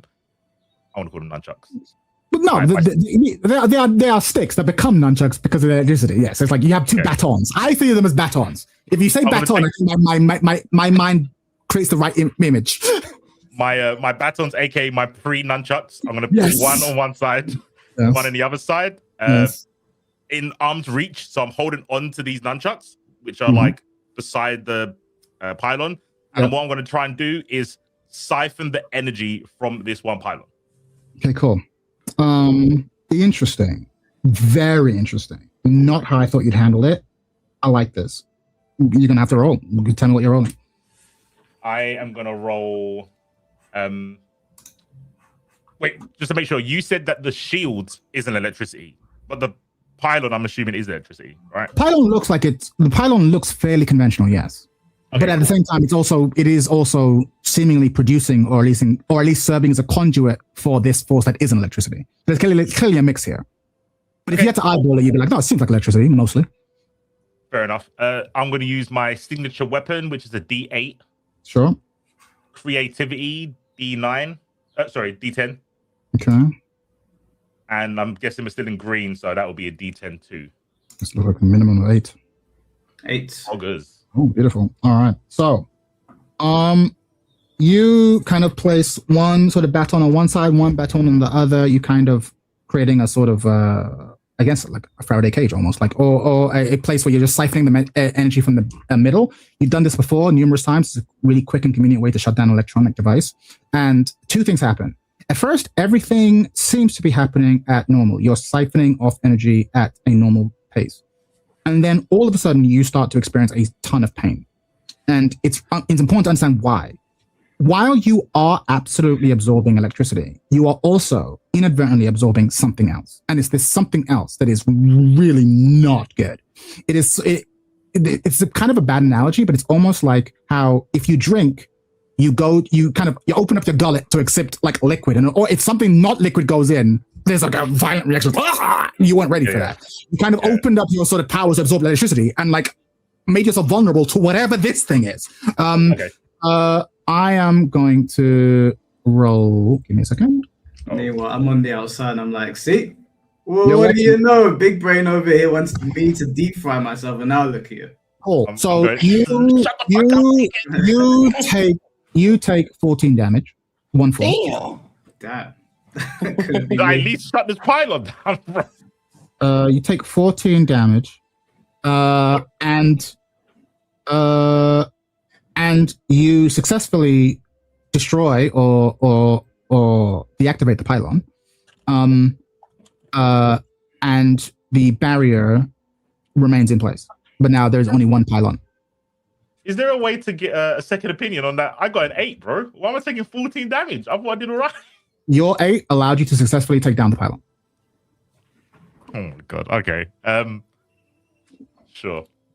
I'll go. All right, Mike, or the pilot, your turn. So what I'm gonna do to destroy this is not do what he did. That seems like a mistake. I am going to so just to refresh my memory in case I'm getting this wrong. Did he use his nunchuck to sort of jam it into the thing? No, he's basically trying to siphon electricity. He didn't actually make contact with the thing at all. He basically trying to draw, and succeeded, to be fair, in drawing the electricity out of the device to shut it down. Here's the thing that you need to notice, though. He succeeded. The barrier is still up.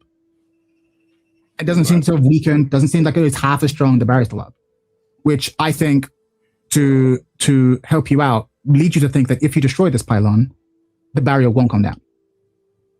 Right. Okay. So it's not as if it's like, oh, it's weaker now. So once the pylon's gone, it's gone. In fact, if anything, this might be a bit of metagaming on my part. If anything, what C4 has done is destroyed one of the only ways you have to interact with the field.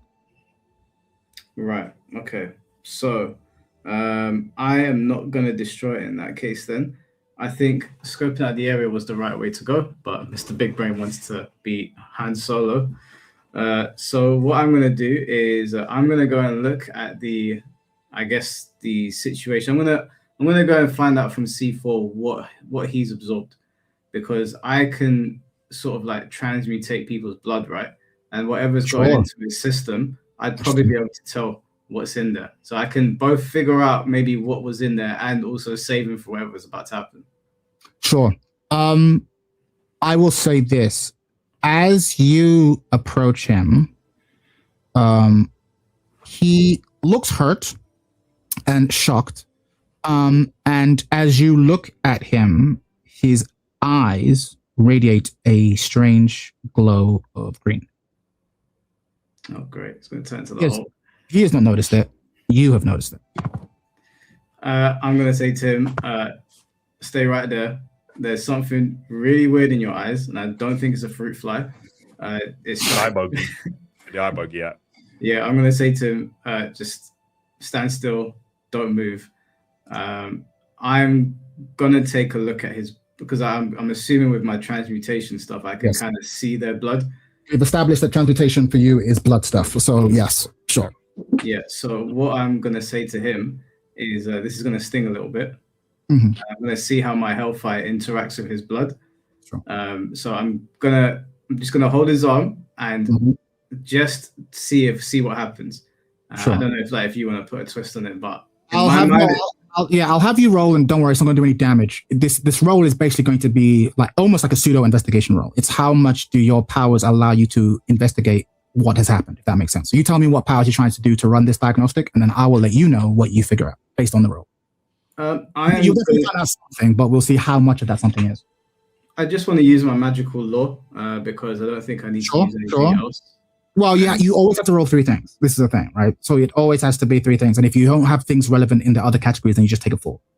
Okay, well, I'll use my conviction then. Because it has to be transmutation as well, right? Because that's the blood thing, right? So that's definitely going to be it. And then, conviction or whatever. And then the scene. D6, D8, and damn, not so good. D8. Wait there. Oh, wait. I go, bro, take my other arm. So I'm going to give him my analysis probability so he can re-roll. Interesting. Okay, cool. Then go again. Okay, so it was 6. Oh, God. 8. God. You deserved it. So a couple of things. One, C4 takes 1 point of damage because because I remember reading that if you do the reroll, you take 1 irreversible damage. I don't think I don't see that, right? I promised you that I wouldn't do any damage, and I won't do any damage, right? But you did damage. So you take 1 irreducible damage, so that's 15 health lost. The next, you definitely sense something in his blood. What I'm going to say is this: the reason your roll is so low is because as you are trying to detect it, you can detect whatever happened to him was about to happen to you. So there's almost this moment of like, oh shit, like whatever happened there, I don't want that happening to me. So it's actually a good thing that you can manage to pull away, but it means that you don't get any information. But there's definitely some sort of foreign agent in his blood. And as someone who's done this before, usually you can detect the nature of the foreign agent, whether it is alcohol, whether it is some sort of drug. This doesn't feel like that. This feels like something else that you have not experienced. But that's all you get. I'm going to ask him, how do you feel right now? I feel it's the equivalent of drinking battery acid. Not great. But it's energy. I feel a bit stronger, but I feel like it hurt on the way down. 100%. And then this is when I jump in. I'm like, are you guys all right? Oh, fuck off. This is every time, bro. Can I transmute whatever's inside C4 into Yaya? No. Oh, God. It's like y'all trying to kill me. I'm here to make sure we get Yaya, have you made it to the north thing I was going to say, once you guys resolve, we'll cut to the north door. We'll cut to the north. Have you made it yet? No, you haven't? Okay, so stop talking and keep walking, right? I got it. Holo, what are you doing? Holo C4, resolve your thing before we cut to Yaya real quick. So I'm gonna say to C4, I have absolutely no idea what is in your bloodstream right now. All I can tell you is that I have come into contact with a lot of different people's blood, and I've never sensed anything like that before. There might be another life force in you. Okay. In that case, we probably shouldn't have break the other pylon. I'll actually, interact with the screen interface that is there. And maybe with this other entity inside me, he'll know how to hack into it. So don't worry. We'll go to the other pylon and I'll start clicking and clacking on the keyboard instead of trying to destroy it. Clickety clackety click clack. Cool. Yeah. So you making your way downtown. You go all the way to the northern door, and it is sealed, right? As all the doors are probably sealed. You get the sense that it has been locked, and the only way to open it properly would be probably from the central computer. But you can see this. There are certain things that you can determine, though, from here. One is you notice. How generous do I want to be? You notice that there is a box outside, empty. It's an empty box, but it has a label on it. The label on the box reads K0. Which is what you read in the notes at the front. Clearly, this is the box that it was stored in. The box itself is not a wooden box. It's not like a regular crate. This is a box that one would normally use to transport radioactive material, or highly unstable isotopes. You recognize that immediately from your engineering background. Like, okay, whatever this K0 stuff is clearly rare, powerful / unstable. And that kind of material isn't uncommon in a power plant.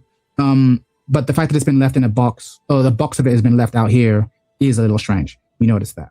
But ultimately, that is all you manage to glean from this front door. The front door is incredibly tightly sealed, the way that a reactor door should be. It should not be easy to open or even blast open. And it is not. And this is what you glean while you're here. Agent Faraday, watching you study this stuff, kind of asks you, what is it? Because she's noticed you stare at the box with a level of interest. What do you tell her? I would literally tell Faraday. I was so scared that you'd start talking and there'd be a weird voice. I'm like, I didn't. I appreciate it. I'm saving the last one I got for later. I got one for later. Oh god! All right, let's go. I look at her and I was like, "Hey, this is some highly illegal shit. I don't think this should be in this disclosed location, and I think we might have to export this away from here." Illegal? In what sense? What sort of illegal? Are we talking narcotics? We're talking about worse than narcotics. We're talking about world-ending, apocalyptic, inducing material, meaning this could power not just one nuke, but a whole decade of them. We need to do something with this. Faraday's reaction is hard to read. She kind of folds her arms, clearly taking what you're saying seriously, but she also kind of asks, but surely high-powered material is to be expected in a power plant. Why is this out of place? I think in this power plant, this material here is stronger than what most cryptic power plants can hold from their energy sources. This is not okay to have in just a simple power plant. Well deduced. I was about to basically tell you that, but you figured that out yourself. Yes, a certain amount of unstable material is to be expected, not whatever the fuck this is. And you are not despite your foolish antics, you are very scientifically literate. You know that this is not, we're not dealing with anything on the regular periodic table. Whatever this is clearly rare, powerful, and put it this way, the fact that you don't know what it is makes you nervous because it's being carried around as like a dangerous material, and yet it doesn't have the name of a dangerous material. So what the fuck is this? So yeah, it's not information, but the absence of information is concerning. So yeah, and you basically tell her this, and she kind of says, all right. And so, okay, how do we proceed? I think we should take this away from, actually, what if I use this material to open up this door. Okay. It's worth noting that the material in question isn't here. It's empty. The box is empty. What the box tells you is what is being carried here. So there isn't anything to use, right? But it's an interesting idea. In fact, there's probably a nerdy part of you that's being like, I wonder what properties this material has. Like the engineer brain in you is probably thinking like, oh man, if I can get my hand on this stuff, but you don't have your hands on any of it yet. So yeah, what are you actually going to do? At this point, I'm thinking to myself, and as soon as possible, I then phone in the guys from our intercoms, and I'm like, hey guys, I think we have something bigger than the mission itself in front of us, at least the cue to it. I don't like how this is just here in the middle of a power plant, and the thing in this box, this material that I'm holding of this container, is more dangerous than anything we have come across so far. This could wipe out not only just us, but a whole bunch of civilizations, even wipe the Earth even. But how do you know that is what she tells you? Like, okay, I granted, this is weird, unusual. We don't know what we're dealing with, but is it really as dangerous as you seem to think it is? Listen, I wouldn't be freaking out. When I would actually like, look, I wouldn't be freaking out. But this box in front of me. Agent Faraday has been pause. Agent Faraday has been nothing but polite, pleasant, and professional. No, because I'm not gonna lie. I'm like that for real. Like at a certain point, if you ask me the same thing 3 times, I'm gonna get a little ignorant. So like, that's why I was like, that's really why I would have looked at it and be like, Faraday, with all due respect, you have to trust me here and stop being fucking dumb. Like that's really what I would say. Like as realistic as I would get. Like I will say this. She is scowling at you. She thought you were the reasonable one. Like, oh, they're all assholes? Cool. But she says nothing. She says nothing. She scowls and then says, all right. What now? I think we should report back instead of this door right now. So we can't get in it. I don't have a way to knock it down. And I remember seeing this box very resemblance to the barrier in the middle of the central tower. Sure. There you go. And she kind of nods, turns, and makes her way back to the others. 2020, you said you were looking at the terminal, yes? Yep, I'm the at the terminal. Okay, cool. You look at the terminal and you see in front of you there is there's a terminal full of information.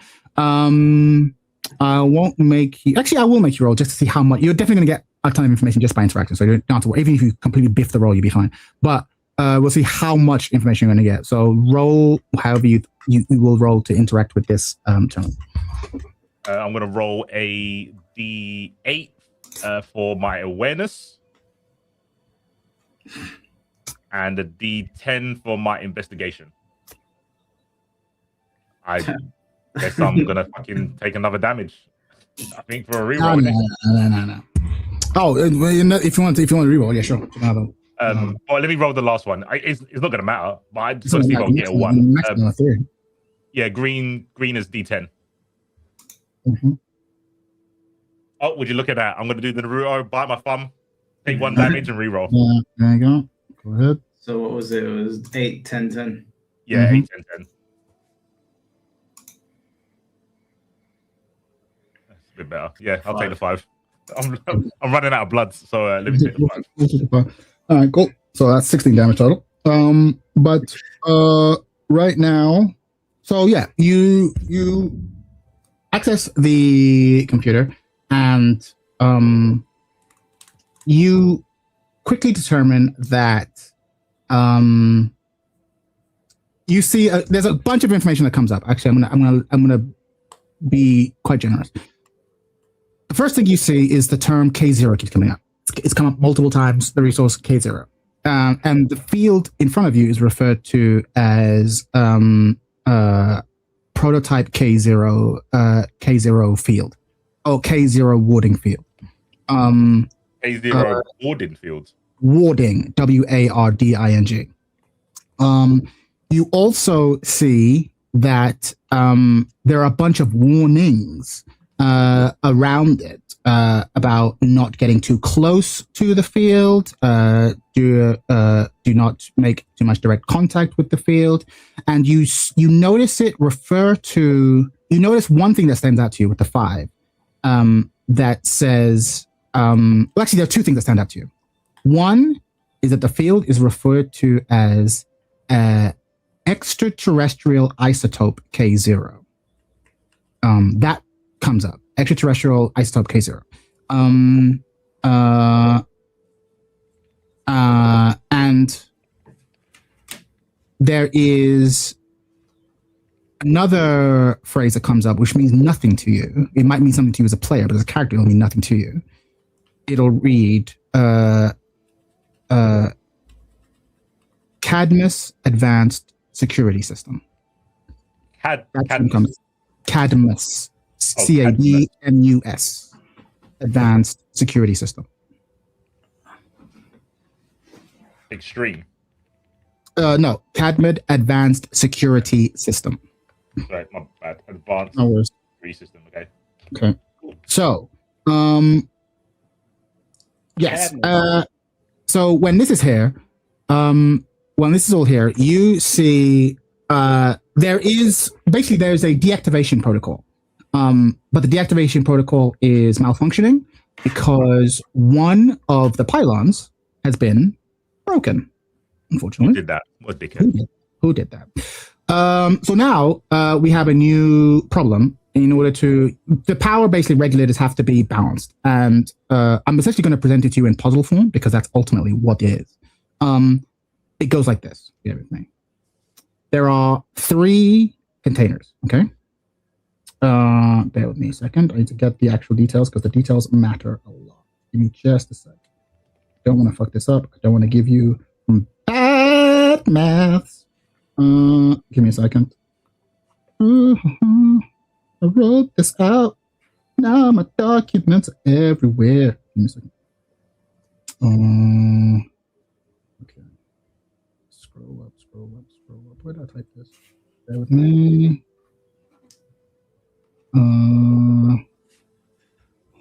Sorry about this.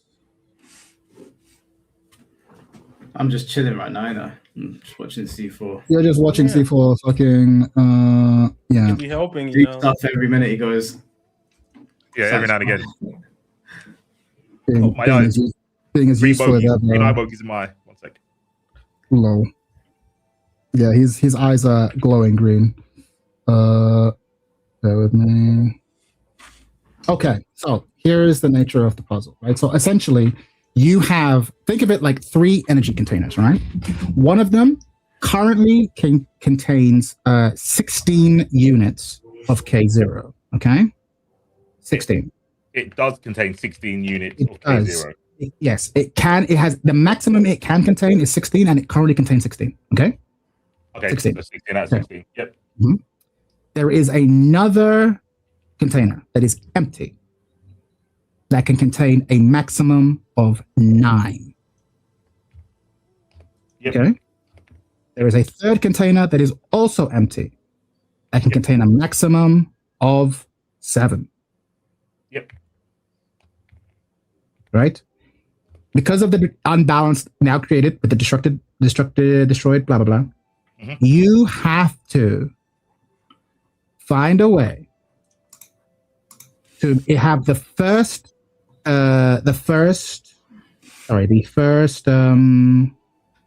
container have 8, have exactly 8 units, and the second container also have 8 units. Okay. Right? And you basically imagine them almost as liquid, and you can pour them into one another. So, for example, if you were to pour the 16 into 9, right, until it was full, how much would you have left? In the 16. Yes, that's what we're doing. Math problems. Oh, you're right. So I can only pour all or none. I can't. Exactly. Okay. I was going to say, where's the puzzle here? But yeah, I'll give you a second. Yes. Math puzzles, boys. Y'all thought you were gonna punch shit. I'm sorry. You're in the lab. Son. Yeah, I'm failing those. Don't we? You're gonna have to. To be fair, if you're struggling, you can roll, and I can give you clues based on how well you roll. But yeah, you're gonna have to work together, son. Not sold this shit. I need fucking an image. I could do it way better with an image, but I'm just going to draw numbers. So I think you put the 16 into the 9, then the 9 into the 7, then you pour the 2 back into the 16, which would make it what? Do it in stages, so I can help you. And keep tabs. Sorry, no, I was just thinking out loud. I shouldn't have done that. I don't even know it's right. So I need 8 in both. 7.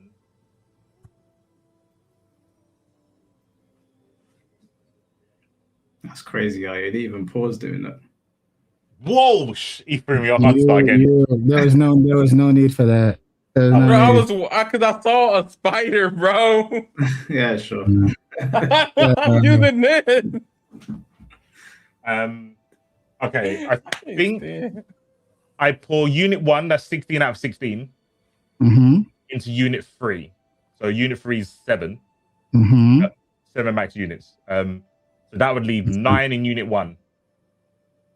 Sorry, say that again. Sorry. So you're taking 6. So you have 16, right? Yep. You're pouring the maximum you can into the third unit, right? So you're pouring that into the unit with 7. So that'll leave you with 9 in the first one, correct? Yep. 9 in the first one and 7 in the third one. And then I pour the 7 into the unit 2. Okay. So now you have 9 in one, 7 in the other. Yep, I've got 7 in the 9 unit 1. Yes. Yep. Then I pour 9. Sorry, unit 1, that's got 9 in it. I pour that into unit 3. Okay. So that will make unit 1 will have 2 left. You have exactly 2 left, correct? Yeah, 2 in unit 1, 7 in unit 3. 7 in unit 3, correct? Yeah, 7 out of 7. And I've got 7 in unit 2. So I've got 2 with 7 and 2 in 1. Yes. And that's as far as I got. It's very good. Very good. Neither of them are 8, though. Wait. So I pour unit 3 into unit 2. Unit 3 is 7. I pour unit 3, which is 7 out of 7, into unit 2, which is 7 out of 9. Okay. Yeah. So I'd have 5 in one, 9 in the other. Hold on. I'm going to pause you. You are working. You are already way ahead of most people in solving this, all right? Your process right now is really clever, and the way you're going about it is actually quite smart. But you're at a key point. You'll reach a point where you can pour as much as you can, and you'll reach the top of one level, and then from that you'll be able to deduce how much you have left in the other. Does what I just said make sense? Like, there is a point where you're no longer just falling full units. You're kind of just topping up a unit and then using that information to gauge how much you have left in the third unit. I think so, but I still got to get 8 and 2. I'm basically trying to make a way so I can take away 1 because I've got 1 unit that holds 9. And you said I can't pour like 2 units if there's 5 in the beaker. Yes. Yeah. Unless pouring that finite amount will top up one of them. Yes. You get what I'm saying? Yes, that's fine. Yeah. 2020 lost his memory, rocket his way thinking. Indeed. Also, I want it on the record. Yeah, I want it on the record. Holo and Yaya offering no help. We'll see who the real heroes are. I want it on the No. Hell no. Because I tried to help at the beginning. They was like, no, let's get away from God. Ain't no Yaya. He's like, let's get away from him. I was trying to help out originally. May I just say that when I've been of some assistance, I have offered my assistance, and twice now I've come up with scenarios to get us from point A to point B successfully. In this current scenario, anything that I say may cause us more problems. So what I'm doing right now is I'm drawing my name in the ground, kind of like when kids do it with a stick and sand, because that's the only good thing I can do. So when I come up with something worthwhile, I will be of assistance. No. Okay, wait. First of all, I'm flying back. He's just there. 2020 is in a whole different room from me, so logically I can't help him, and he didn't page me on the little headpiece that we've been using. He doesn't want to talk to me on my headpiece. Can you blame him? I'm sorry you don't want to work together, but this is a dire situation. First, when you trying to concentrate and you're out here doing dumb shit. I see this. I see who you were in class. I didn't pull that earpiece. So, Chad, can you just reiterate, what do they all need to add up to again? Okay. You need the biggest unit, which has a maximum of 16, to equal 8. You need the second biggest unit, right, which has a maximum of 9 to also equal 8. Okay. Can we not just pour some out on the floor? No. Because it's not real water. That's a fucking good idea. It's not real water. You're basically, this is just like a representation of like power in a system. So there's no floor to pour onto. Okay. I will, if you guys give me a roll, I will give you certain clues. I can give you clues to help because obviously we can't do this like you can't just do it regular. You can do it with no clues. This is a real ass math puzzle, right? I didn't know if he was like, oh, there's a. No, at the same time, your characters are smarter than you in some cases. So if you want to roll, I could like simulate your brain solving some of it for you. Or if you want to do it the hard way, go ahead. I'll enjoy it. Okay. I put the This is a straight up Professor Layton puzzle. This is a straight up Layton puzzle. I've got an idea. So, what's the maximum they can hold? 16. There's 3 different ones that have maximum. One has 16 in it. Yeah. One has 16. Right. One has a maximum of 9. One has a maximum of 7. Okay. So why don't we pour? Okay. Why don't we pour as much as we can into the 16 and see what's remaining in? You're starting with the 16. Your 16 is where you start. It's all in 16 and it's full. So it's your 16 and the other 2 are empty. Right. Okay. So pour from the 16 into the other one, which is the 7. You have 9 and 7. 7. Okay. Boom. Boom. Then in that case, we're at step 1. The first one has 9 now. The middle one has 0. The last one has 7. What are you doing? Okay. So. Then you want to again pour into the middle one, the maximum amount. Okay. You mean pour from the middle one the maximum amount? Yeah. Okay, cool. I'm going to disagree. The first clue I'm going to give you, incorrect. Okay. Your first step, correct. Second clue, incorrect. Okay. So let's go back to stage 1 then. Mm-hmm. Stage 1, you poured the 16 into the last one, so now you have 9 in one, 7 in the other. What are you doing? And the middle one has 8. No, the middle one is empty. Right. No, I mean the capacity. The maximum is 9. Maximum is 9. Maximum is 9.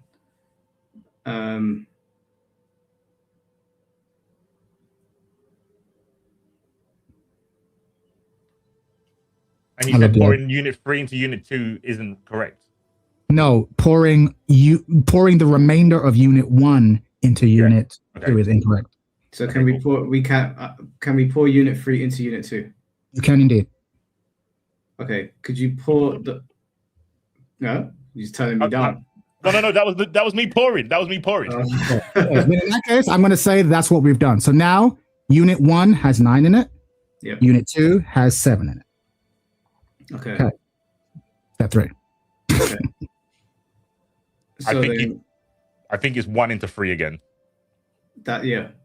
So okay. So you put 1 into 3.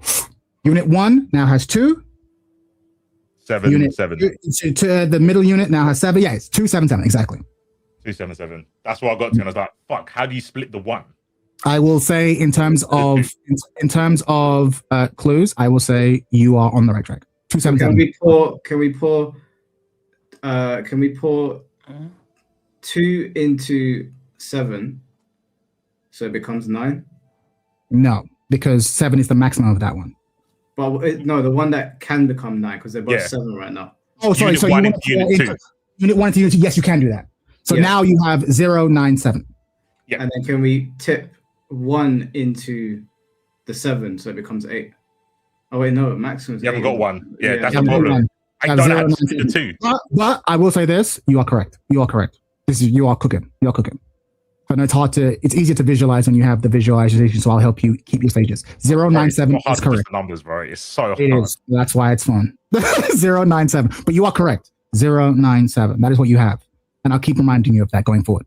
0 in the first one, 9, which is its maximum, and 7, which is its maximum. Okay, so then can we pour 1 into the 9? Can we pour it into the 0?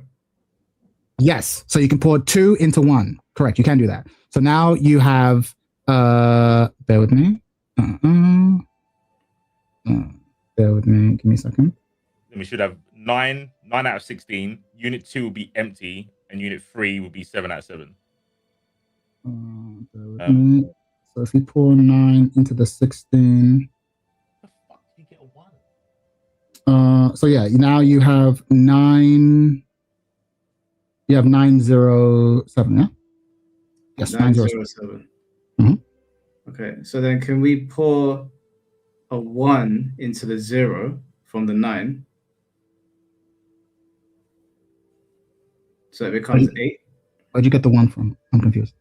Unit 1, I think. Yeah. Oh, yes, you can, yes. Yeah, so that now one of them is 8, right? Yes. Then can we take that unit 1 and tip it into because the 7 is at max.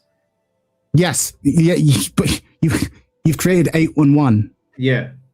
So wait, how? Right. Oh, so can you tip the 7 into yes. that one? Yeah. Yes. And then it becomes 8. Yes.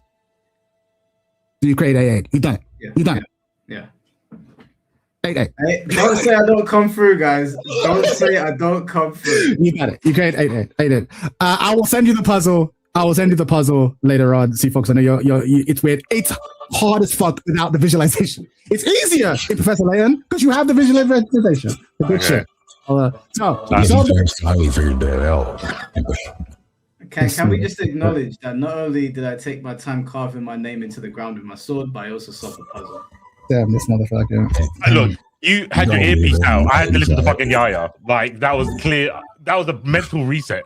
No. I'm sure. Anyway, you managed to do this. You managed to do all of this, and ultimately you notice a streak of blue go out from the pylon into the central relay, and it shuts down. The barrier disappears, and you now have access to the central building. Let's go. Oh, the central. Also, can I interact with the information I saw that you gave me before we did the puzzle? Absolutely. I watched, Mike do his victory lap because he figured out the puzzle before I did. I'm like, all right, well done, congratulations. But because you couldn't read, because you needed me to help you read before, right? I can tell you what I saw. You're the maths guy. That's cool. I'm the letters guy. It kept talking about prototype K0. Now, as we are, in the DC universe, I'm going to go on a limb and say the K stands for kryptonite. And you've also mentioned the green stuff in my eyes. Sure. Now, I don't think Superman is working for these guys. I didn't see him in a lab coat earlier. So I don't know why they've got kryptonite. And I don't know why it hurt me, because I don't think I'm Kryptonian. And then we go to the computer. I don't know if Mike wants to say anything back. He's probably still gloating. I don't know. Yeah, I'm in the corner right now going like this. Oh my God.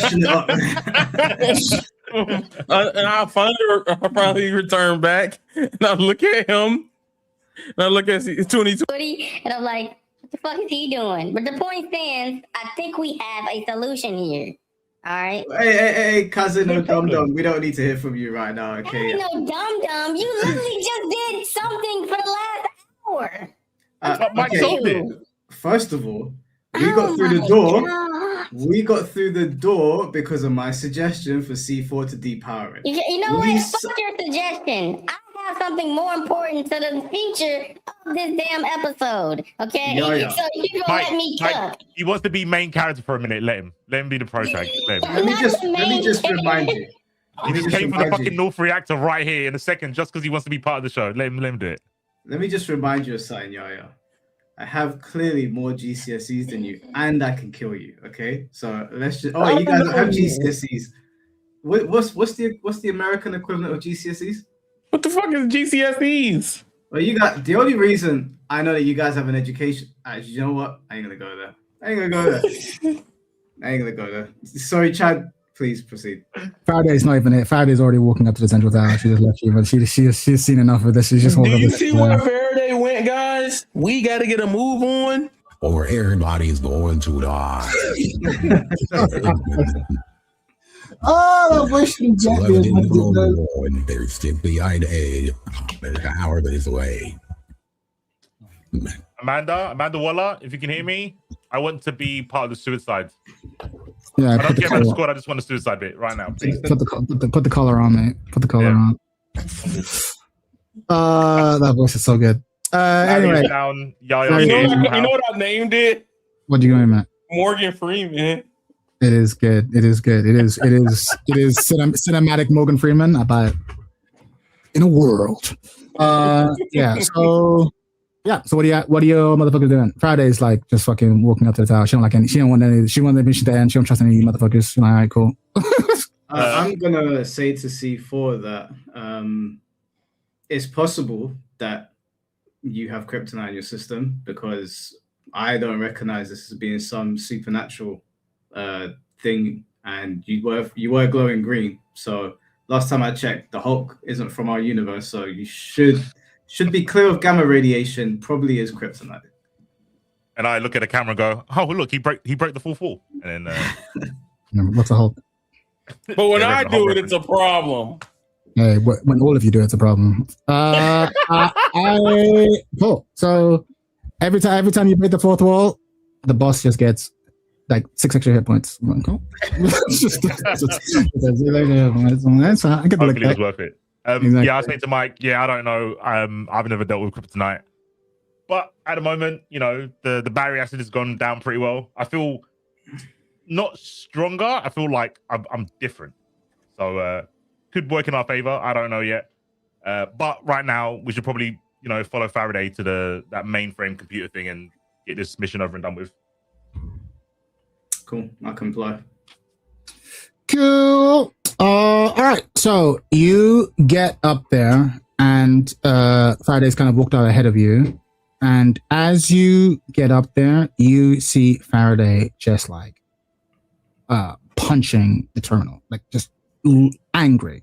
As you notice, the USB thing that you've been given is been jammed into the thing, and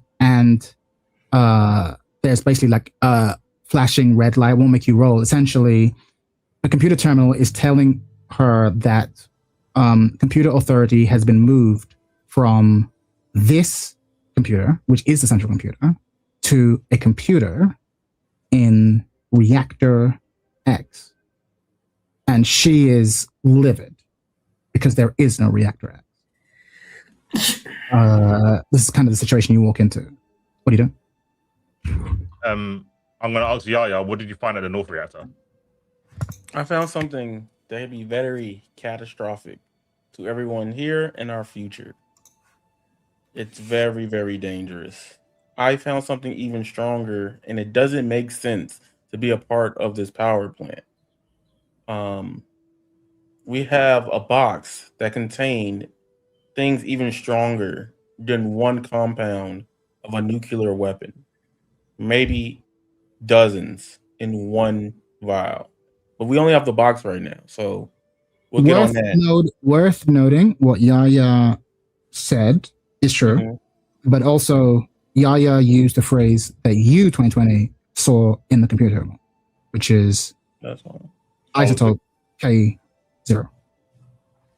Isotope K0. Cool. Did you see a computer in the North Terminal? Well, unfortunately, the North Terminal was blocked off, so I came back here to come back and help you guys. But now that it's open, we have to go back and check that later. Well, from the looks of it, there's only 4 terminals. This says it's gone to Terminal X. The only thing I can think of is if there was more terminals, it could be Roman numerals, as in Terminal 10. But I don't think that's the case. So we're going to have to check all the terminals, which is a bit lame. But, unless anyone else can decipher what X means in terms of north, east, south, and west. Basically, long story short, it's in a place called Terminal X. There are only 4 terminals: Terminal North, South, East, and West. This doesn't make sense. And Agent Faraday basically tells you that, like, I don't know, the computer has probably done something, messed up the system, giving us false signals.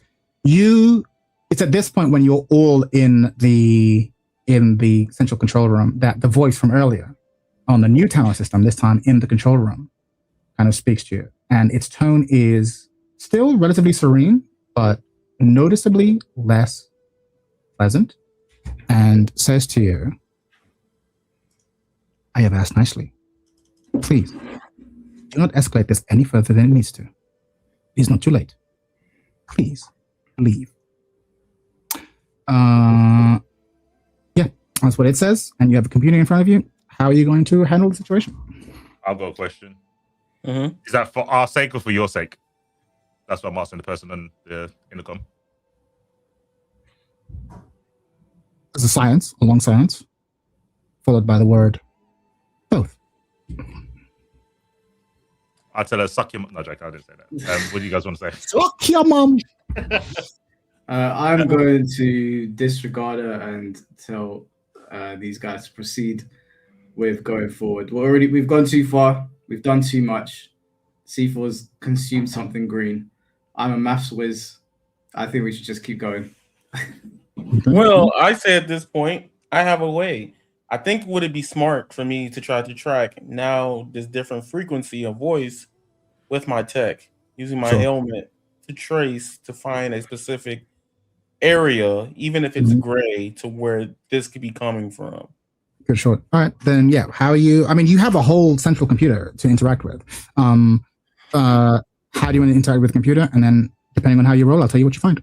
So I'm using my tech to go deeper into the supercomputer and try to hack into the mainframe of the data source where it's pinpointed.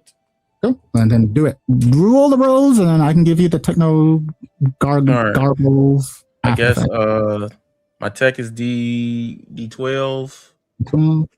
I guess I'm in my power suit. That's D10. It's the power. And that would be it. Right. What's the scenario? Still green, right? Yeah, I'm still in green. Yes, D10. So 7. Okay. 7. Very good. So this is a very good roll. So you're kind of on a roll as you kind of going through this, and you kind of find a trail of logic, which I'll lead you to. I'll explain what you find, because you find a lot with the 7. But before we get to that, as you are sort of typing and your system is doing a lot of the work, you hear the voice. All of you hear this voice. Again, it's the Tannoy voice. And you hear it say, subject Kaze no Yaya. Threat level moderate. I refer, please, I ask one more time. Leave before it is too late. Weakling. First of all, didn't you almost get cooked by like shocking? Anyway, you can just bring whatever you have to throw at me, because we have to figure this out. I apologize if I'm intruding, but I won't be intruding any longer. I'm going to say to Yaya, personally, I wouldn't have that. I think you should blow something up. Following, after that, you hear subject hollow. Threat level moderate. Please. Look at you laughing now. I implore you, do the right thing and leave. I do not wish to hurt you, but if forced to, we will. Yeah, we'll go moderate down. I'm going to shoot 2 gigantic fireballs at the wall and say, do you want to reevaluate? Why are you damaging the source of information? Would you prefer it to be you? It could be the wall or you. You choose. It wouldn't be me in this situation, because I can get out the way. So let's focus on figuring out what the source is instead of just being rash and just. Yaya is like solving the problem. He's just typing away as it's happening. He's like, stop shooting shit. I'm trying to get to the system. Yeah, and then just subject 2020, threat level, moderate. I implore you. I'm joking. I implore you. Reason with them. Leave before it is too late. Well, my reasoning suggests that if we were really doing something bad, you would have stopped us a long time ago. You let us break a pylon. You gave me fucking kryptonite juice. You let me hack the mainframe, and you didn't really stop Yaya from finding out what was in the North Terminal. So I'm going to call your bluff. I don't think you can stop us. Interesting. There is I'm just going. You're just through the wall trying to turn it. There's a really long silence, and then you hear, and then only after maybe 8 seconds, you hear the click of the sort of the speaker kind of turn off, like it's not talking anymore. C4, you find as you are hacking with your 7, you find a bunch of stuff. First of all, you find a way to open the doors to each of the reactors. Central computer still has a way to access all the doors. You also find that, bear with me because I had this written down, that the door leading to, give me just a second, that the reactors are all producing a different amount of power. Essentially, reactor north is producing 120, producing like 20%. Reactor east is doing like 20-something%. South is doing 20-something%. Reactor west is doing 146% power. So clearly something's going on with reactor west. Potentially dangerous happening with reactor west. Additionally, you notice that there is, with a 7, you get this a lot. You notice a lot of infrastructure, a lot of technology. And it doesn't seem like, with a 7, I'm going to say that you actually figured this out. Something about this has felt odd since the moment you walked in Yaya. This has not felt like the facility that does what it claims to do exclusively. It's clearly doing more. What is that more? You can sense power relays that suggest an underground generator of some sort. And there's a generator designed to radiate something. And the size of it seems massive. And it is clearly being supplied with a large amount of whatever the fuck this K0 is.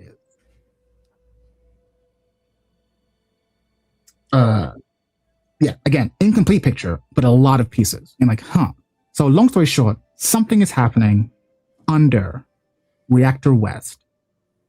Whatever is happening under Reactor West is using a lot of K0. And whatever's been built there has clearly been built to radiate a large amount of something, whether it's radio waves or gamma waves or something. There's clearly some sort of emitter, vast radius or vast wave emitter being generated underneath Reactor West. Like, well, and like, again, I'm not going to tell you what to think, but essentially, I don't know where Reactor X is, but clearly the party is in Reactor West, or at least underneath it. That much is clear. Clear as day. All right, everybody. I think I have the solution after all the data finding. Let's blow this up. You know what? That's Friday. That's Friday speaking. Excuse me, what?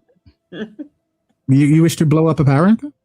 Listen, what we found here today is unparalleled or unmatched. This shouldn't even be a thing, and we can't let the world see this or know about it. Because there will be more. It's a power anchor. You just said that there was enough nuclear explosions in the other room to last a decade, and you want us to blow it up. Okay, yes. Well, like New Vegas. That's what you want.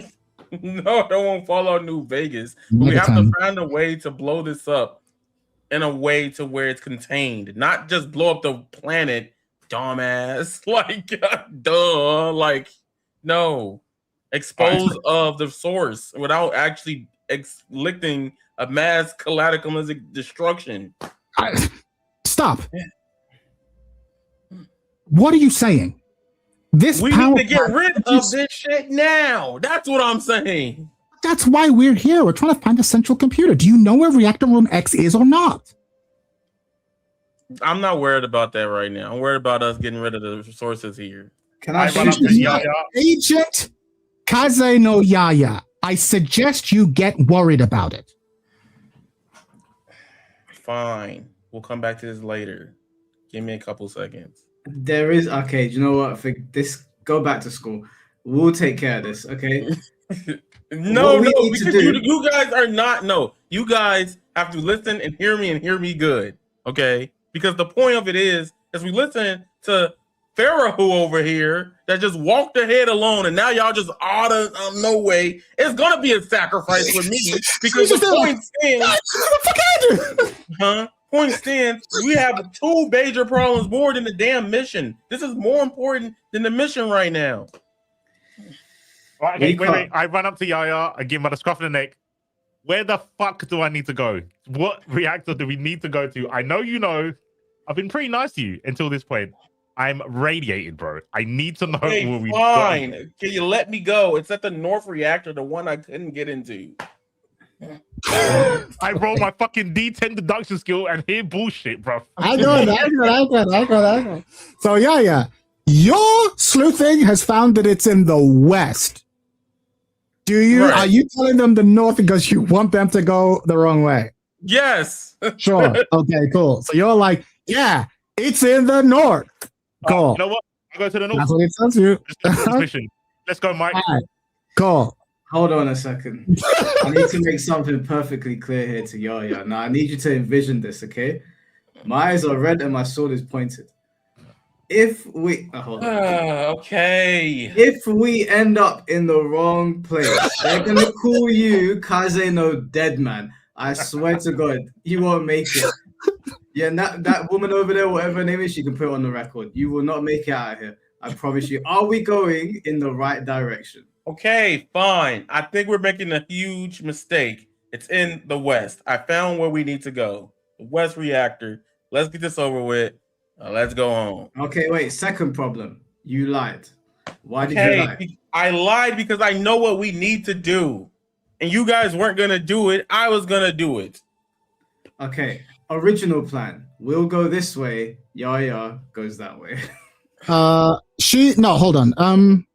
I think Faraday, still annoyed, but listening, says, basically just, hold on.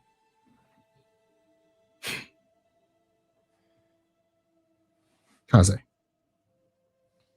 we have a clear mission, and you are saying that we should completely ignore the mission in favor of a new threat that you have determined.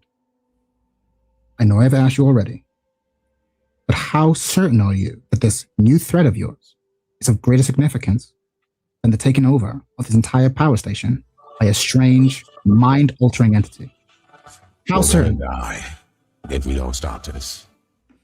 It needs to go. And does stopping it means what? Going to the north for some reason? I had a whole other plan to make sure you got that out of here, so I can stop this for the greater good of mankind. Okay. The time for heroic sacrifices can come later. Tell me where the threat is, and we will all go. Fine, it's in the west corridor, the west area. Let's just get this over with. I'm telling you, this is a grave mistake. And then when we get down to it later, don't get mad at me, but I hit you there. I told you, motherfucker, so I'm just saying. He wasn't ready for the mid-sentence switch. He wasn't ready for the mid-sentence switch. I ain't gonna lie.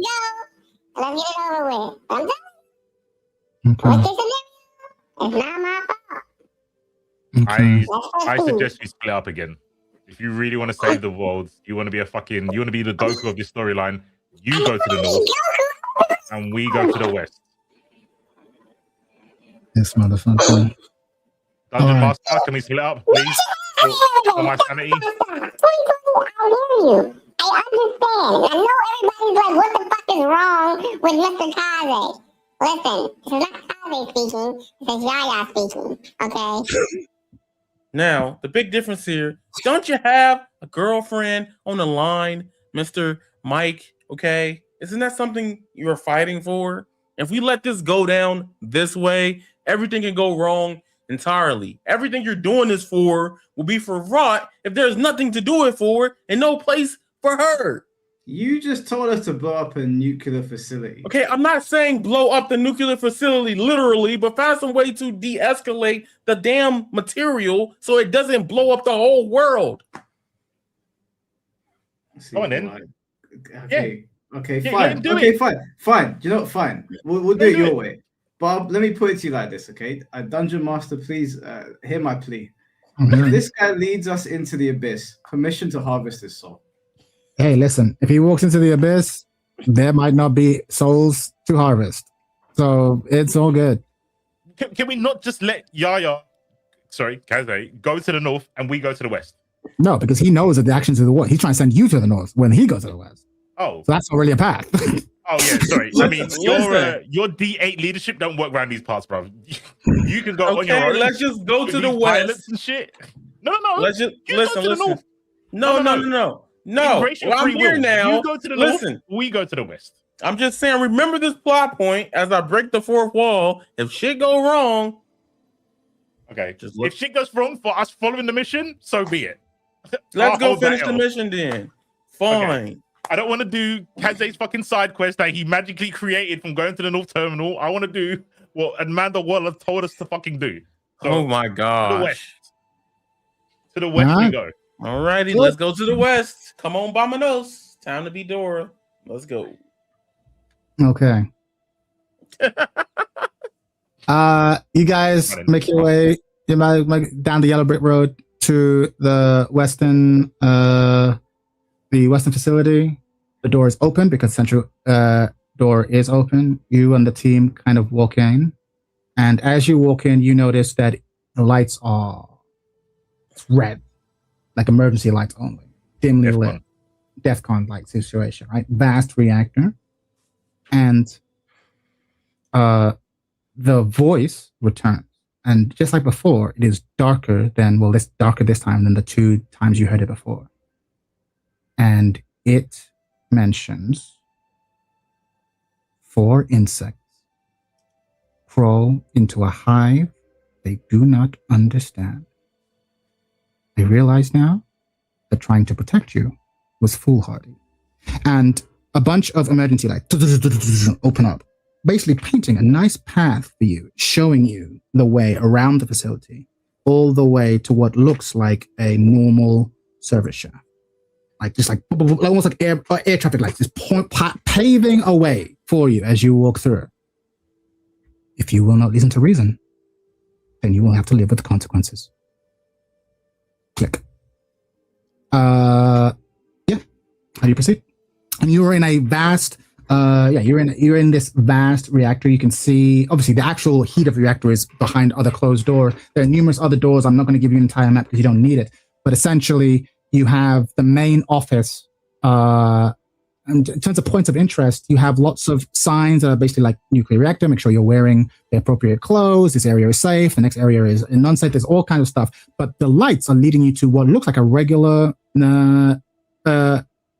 door off to the side. It's not really marked in any key ways. That's where the lights are leading you to. But yeah, what are you doing? I'm gonna say a pun now.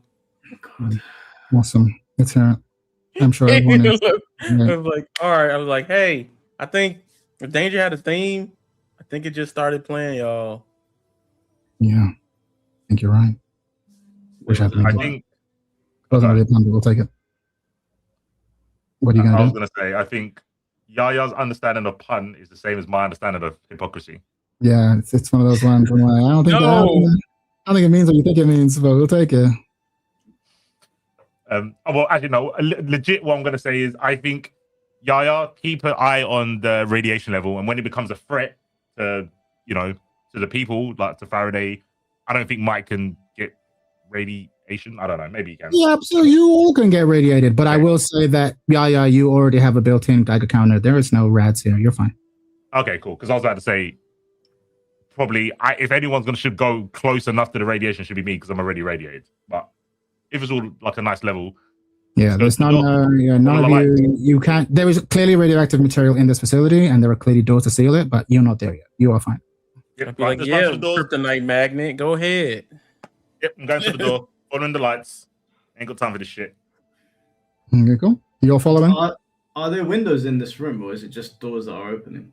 There will be no windows in this room because it's like a reactor. So no. You got a picture of like the training room from like Street Fighter, but just dark with the lights in the middle. It's probably closer to like the old M Bison stage. There we go. I was thinking with the alerts. Like it's very dark and ominous. And there's literally just one path of light leading you to what looks like basically almost like a maintenance cupboard door. Mm-hmm. Cool. Okay. I'm obviously gonna be a little bit on edge because it seems like this person's it seems like we're being goaded into a fight. So I am gonna offer to get as close to it as possible, just because of my character's abilities. And can I use my powers defensively? In what way? Can I create like a wall of like hellfire around us to protect us from? I mean, you could, but like you have to be in response to something. Because if you create a wall, okay, cool, you create a wall, but there's nothing attacking you, right? It would have to be in response to something. Like if you know something's coming your way, then maybe you could. But like right now, there's nothing you can see. You're moving towards like unknown.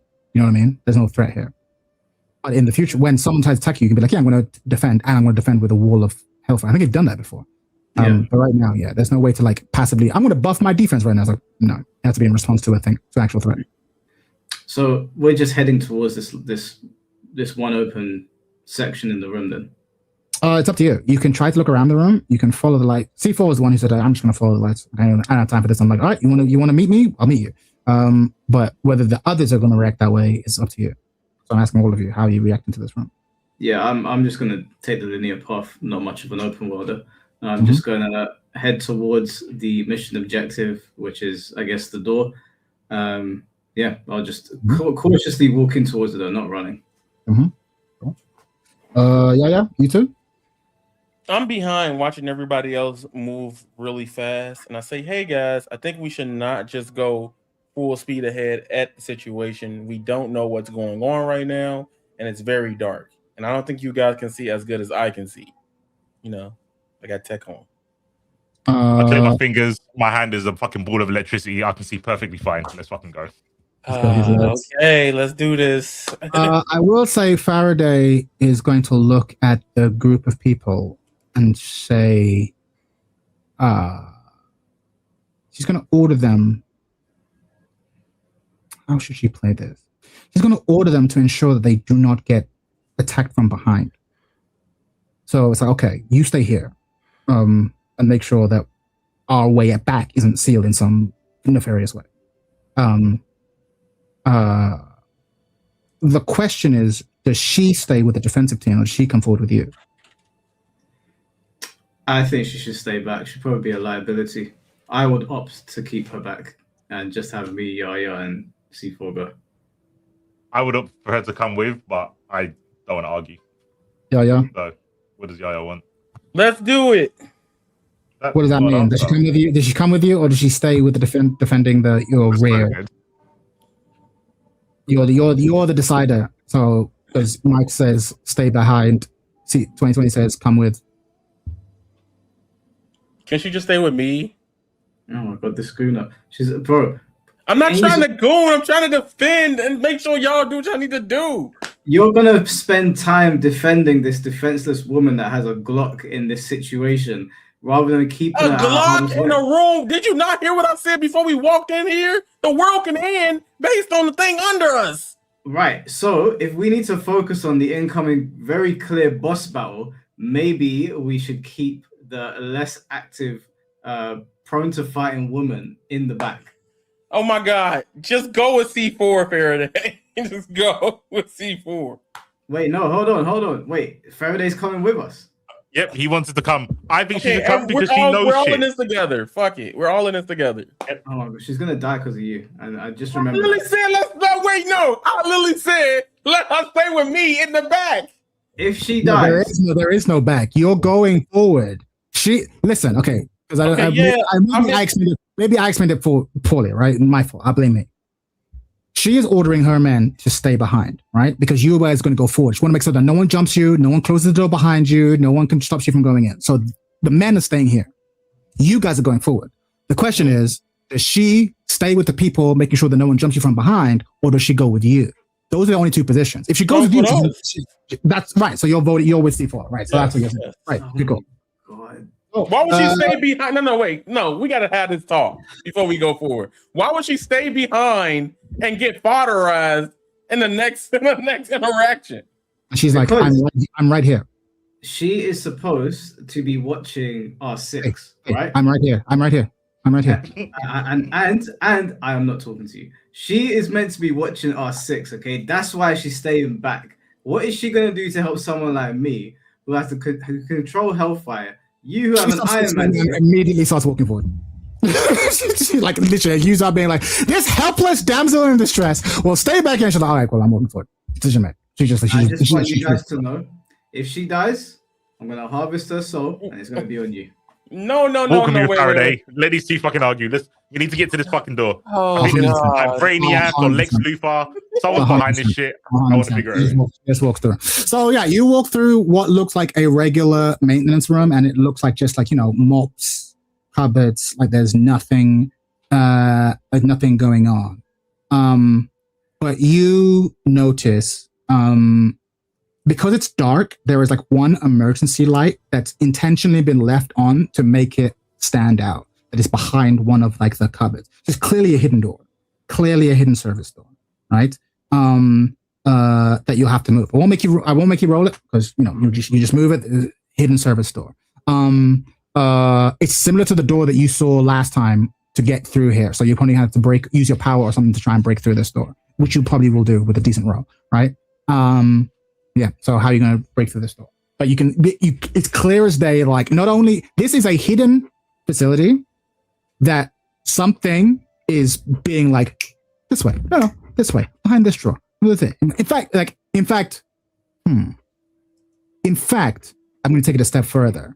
There's probably like imagine there's a data pad, and literally all of the numbers are blacked out except for 4 numbers.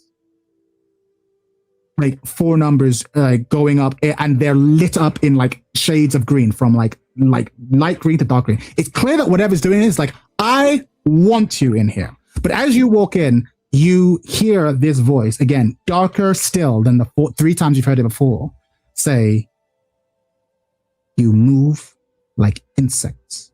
You think like insects. You are insects. As it kind of leads you to this door. What are you gonna do? Your mom's a hoe. Your mom's a hoe. I say we ignore that voice. It's obviously trying to throw us off. It sounds to me like it's a little bit more rattled than it's letting on. So we just keep proceeding forward. Do we see the intercom or like where the voice is coming from, or we just hear it in like the surrounding area? That's a really good point. This time, for the first time, it is coming through your private earpiece. You trick. Not impressed. I think whoever this thing is, I don't even know if it's a human, if it's some like fucking demonic. I don't know. I don't care. All I know is they've got bipolar, because 1 minute they're telling us not to go through, and now they're leading us here. So I actually don't care. I don't care what they say. I'm just like, whatever. Yeah, we're not even paying attention to them anymore. We're just moving forward. Cool. So then you're going to enter the key code in. You open up, and inside is a surprisingly large, seemingly empty space. How do I describe this? There are really only 2 things that stand out to you in this vast space. The first is a 4-story tall cubicle, almost like a pod. A Gundam-sized pod. that is filled with this sort of like smoke. It's obscuring white and green smoke, behind which you cannot see, unfortunately, what is the bulk of what's being kept in here. But I use Gundam size to give you that sense of scope, right? Giant robot size, right? Next to it is, by contrast, a fairly modest looking computer terminal. Less impressive than the supercomputer terminal you saw in the central building. But this whole room is bleached in darkness, except for an almost theatrical spotlight intentionally being shone onto the modest computer terminal next to this vast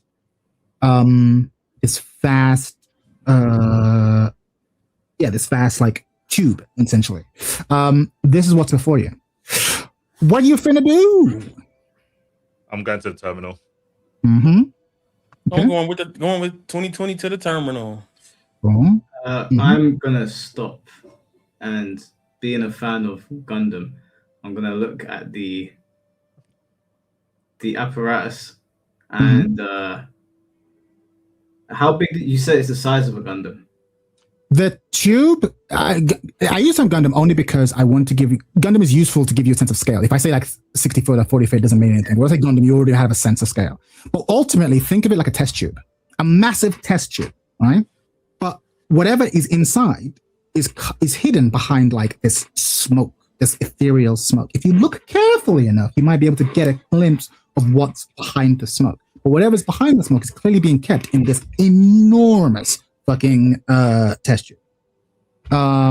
Yeah. So I'm going to say as 2020 and Yaya are making their way directly to the terminal. Are you trying to get a decent look at what's in the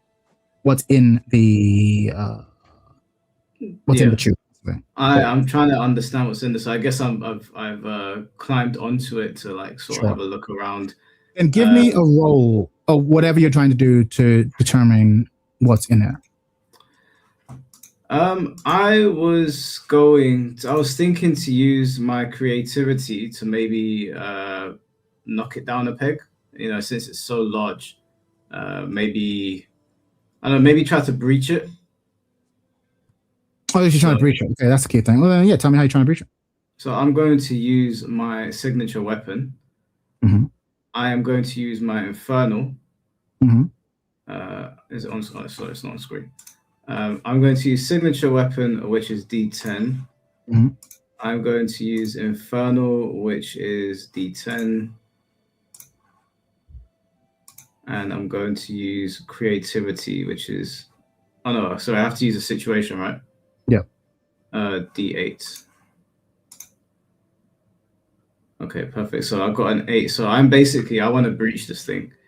So I'm going to coat my sword in my Inferno, and I'm going to slash maniacally at this thing to try and breach it. Cool. Okay. You're going to succeed. First, we'll go to 2020 though, and yeah. You arrive at the terminal. Before you touch it, almost like the equivalent of a screensaver, are the words "You were warned" before you interact with the computer. I assume you're going to interact with the computer directly. I'm going to say, actually, you know what? Nah, joking. I'm going to fucking interact, bro. I'm pressing all the keys. Cool. I feel like, are you serious right now? This robot said that they warned us, but they didn't tell us what they're warning us from. So, you, as you start typing into it, you are immediately presented with essentially like a file. It says, Project Cadmus, Earth Protection Protocols, branch ... Westchester.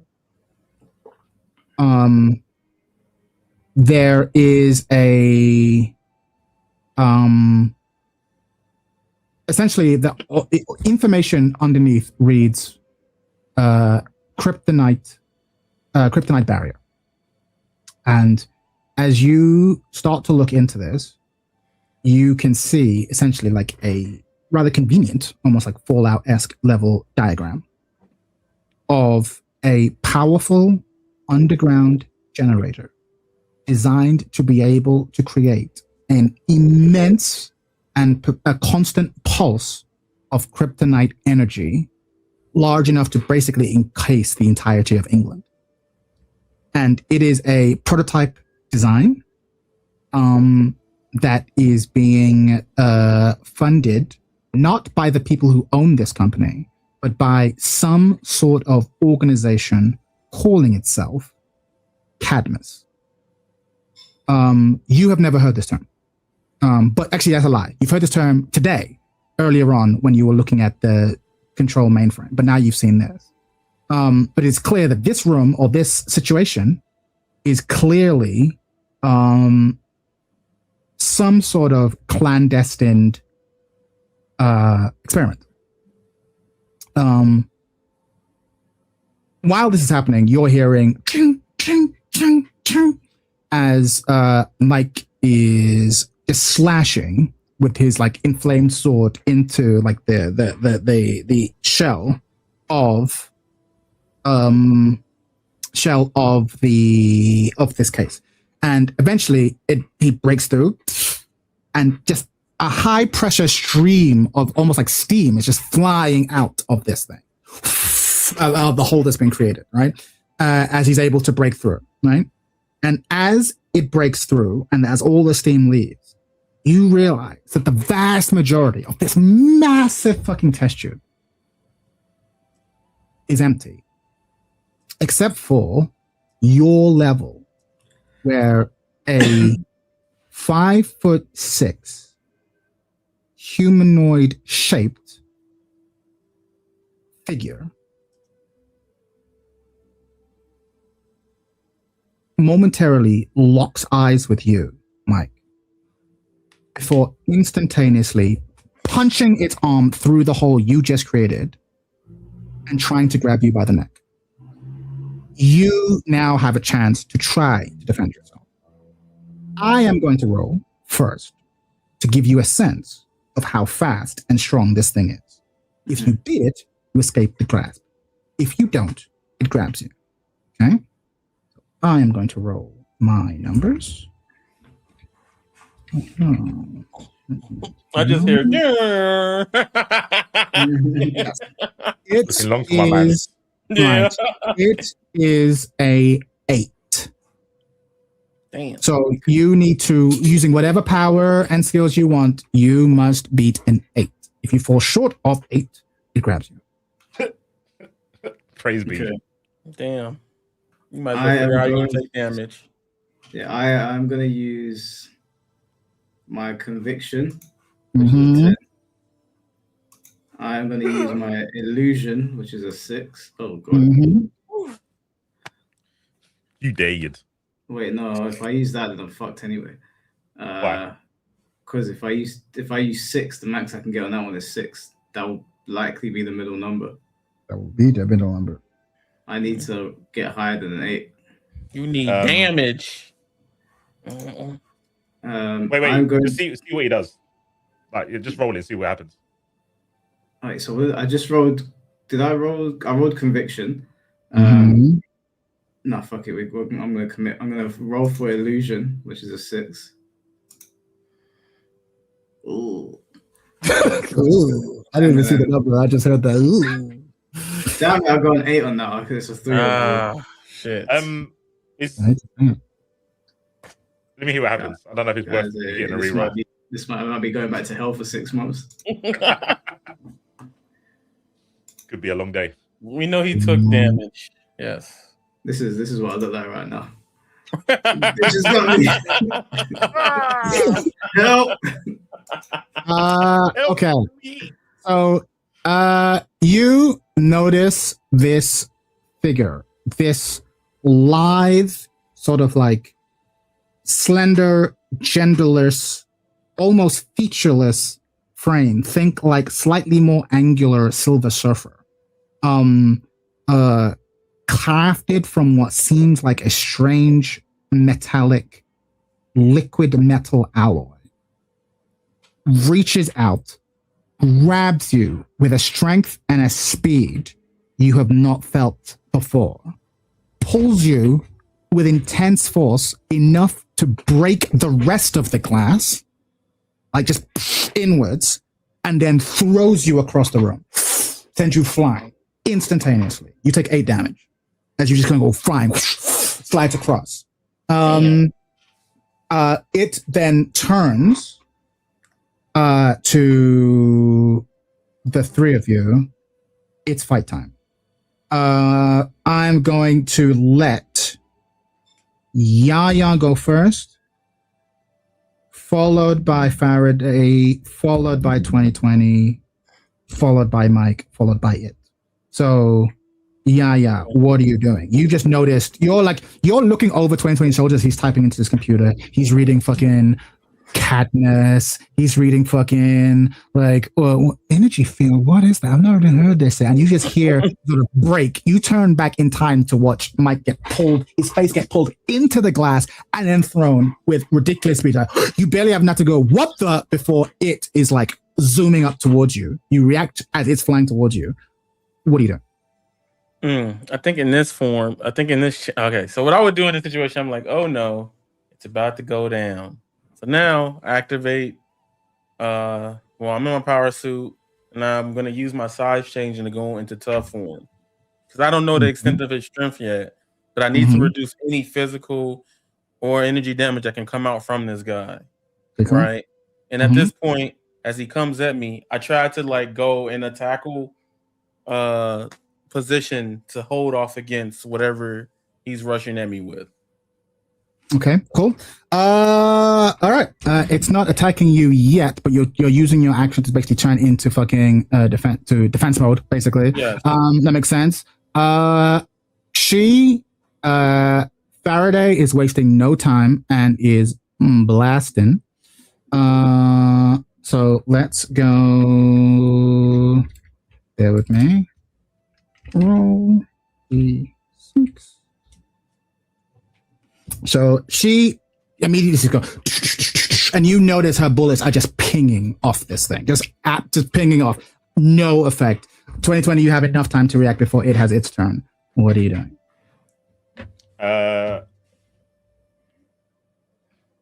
Not much I can do. I'm a reactive kind of brer. Not gonna lie.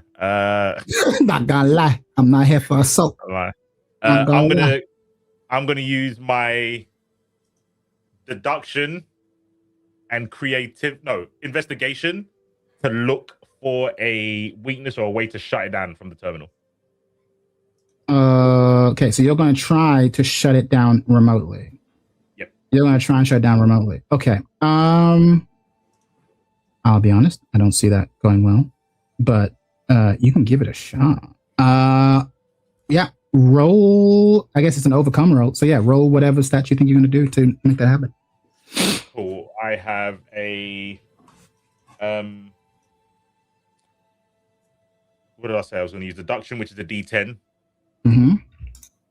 Investigation. That's a D10. Uh-huh. For fuck's sake. And we still in the green, or are we in yellow now?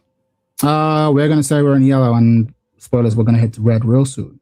Real soon. Okay, cool. Well then, yeah, D8. Okay, cool. Wait. Take another damage to put yourself to 17 damage before the fight starts. Bro, I can't get a free. I can't afford to be free, bro. I have to roll again. Yep. Okay.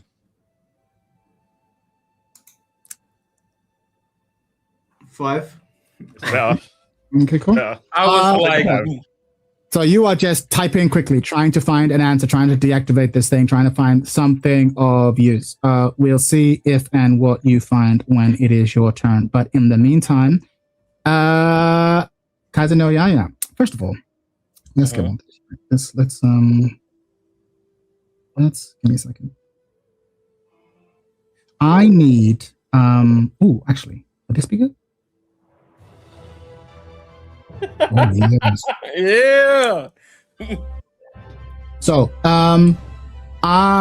essentially, what does it do? It immediately flies towards you. Immediately.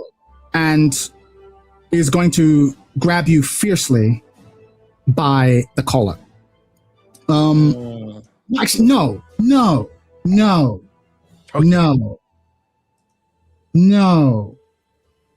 Punch you in the face. No, it's not going to grab you by the collar. It's far more intelligent than that. It's going to fly towards you and attempt to just hit you as hard as it possibly can in the solar plexus. Just trying to knock you off your feet. And it's worth noting that it does not run to you. It flies to you. It flies at you at an incredible speed. And just smack. Dealing 6 damage unless you can defend your way out of it. Okay. If you can roll something to try and defend, and if you can roll higher than 6, then you can, reduce it to 0. So do I roll first or do I what? Roll. Tell me what you're rolling. Tell me what you're rolling. Number 1 ability, I want to use my damage reduction so I don't. So I'm still in the green, right? Yeah, I'm still in. So I will use damage reduction. As he swings at me, I decide to use my flight and fitness to go straight up to try to dodge. So it would be my flight and fitness at my flight is D6 and my fitness is at D10. And I'm now as he's punching, trying to aim at me in, the gut. I quickly just fly up above it where the attack should miss, depending on the roll. Okay, yeah. So what am I rolling here? Flight is D6 and fitness is D10. And the situation is what? It is yellow right now. Yes. What's that? 8. We have different situation numbers. Let me see. So what's your yellow? My yellow is D8. 6, 6, 6, 6. Oh, you might be going to hell, boy. Okay, cool. So, no, 6 is good. So it comes up, it smacks you super, super hard. You just about manage to avoid getting hurt, but you fly up at the same speed that it hits you. So it's like, oh shit, and it kind of knocks you super high up to the sky high roof, just out of the way. It looks up at you and immediately follows up with a beam of green light straight out of its eyes that you manage to dodge just out of the way. Mike, you're up. So you've been thrown to the other side of the room. You go slide across the floor like son of a bitch. You kind of manage to get back up to your feet. What are you doing? Just quickly, Umar, thank you for the $5. That movie was so effing peak. Tune in on Tuesday for the Mortal Kombat live stream. Appreciate the donation. What am I doing? Okay, so this thing put its hands on me. Can I say that I could feel its blood flow? I can tell you right now, you feel no blood flow. Okay, cool. Big problems then. So I am going to use the power of illusion now. Okay. Because I felt how strong this thing was. It's already done a bit of damage to me. C4's been self-harming the whole game, and Yaya cannot be counted on. So I am going to use illusions. And I'm going to cast the illusion, which is a D6. I'm gonna look at Mike and be like, really, your solution is illusions in a time like this? Out of everything in your arsenal, fucking illusions. I am going to use my conviction, which is my creativity, which is a D6. Okay, and the situation is a D8. So it's a 5. So my idea is to make this thing basically cast an illusion on it so that we can prepare ourselves for whatever's about to happen. Essentially, give me time to power up, give Yaya time to be normal, and give C4 time to power up his electricity or whatever. Okay. Essentially, yes, you can do that. But the thing is, every default action is basically either an attack, a boost, a hindrance. So are you trying to debuff it?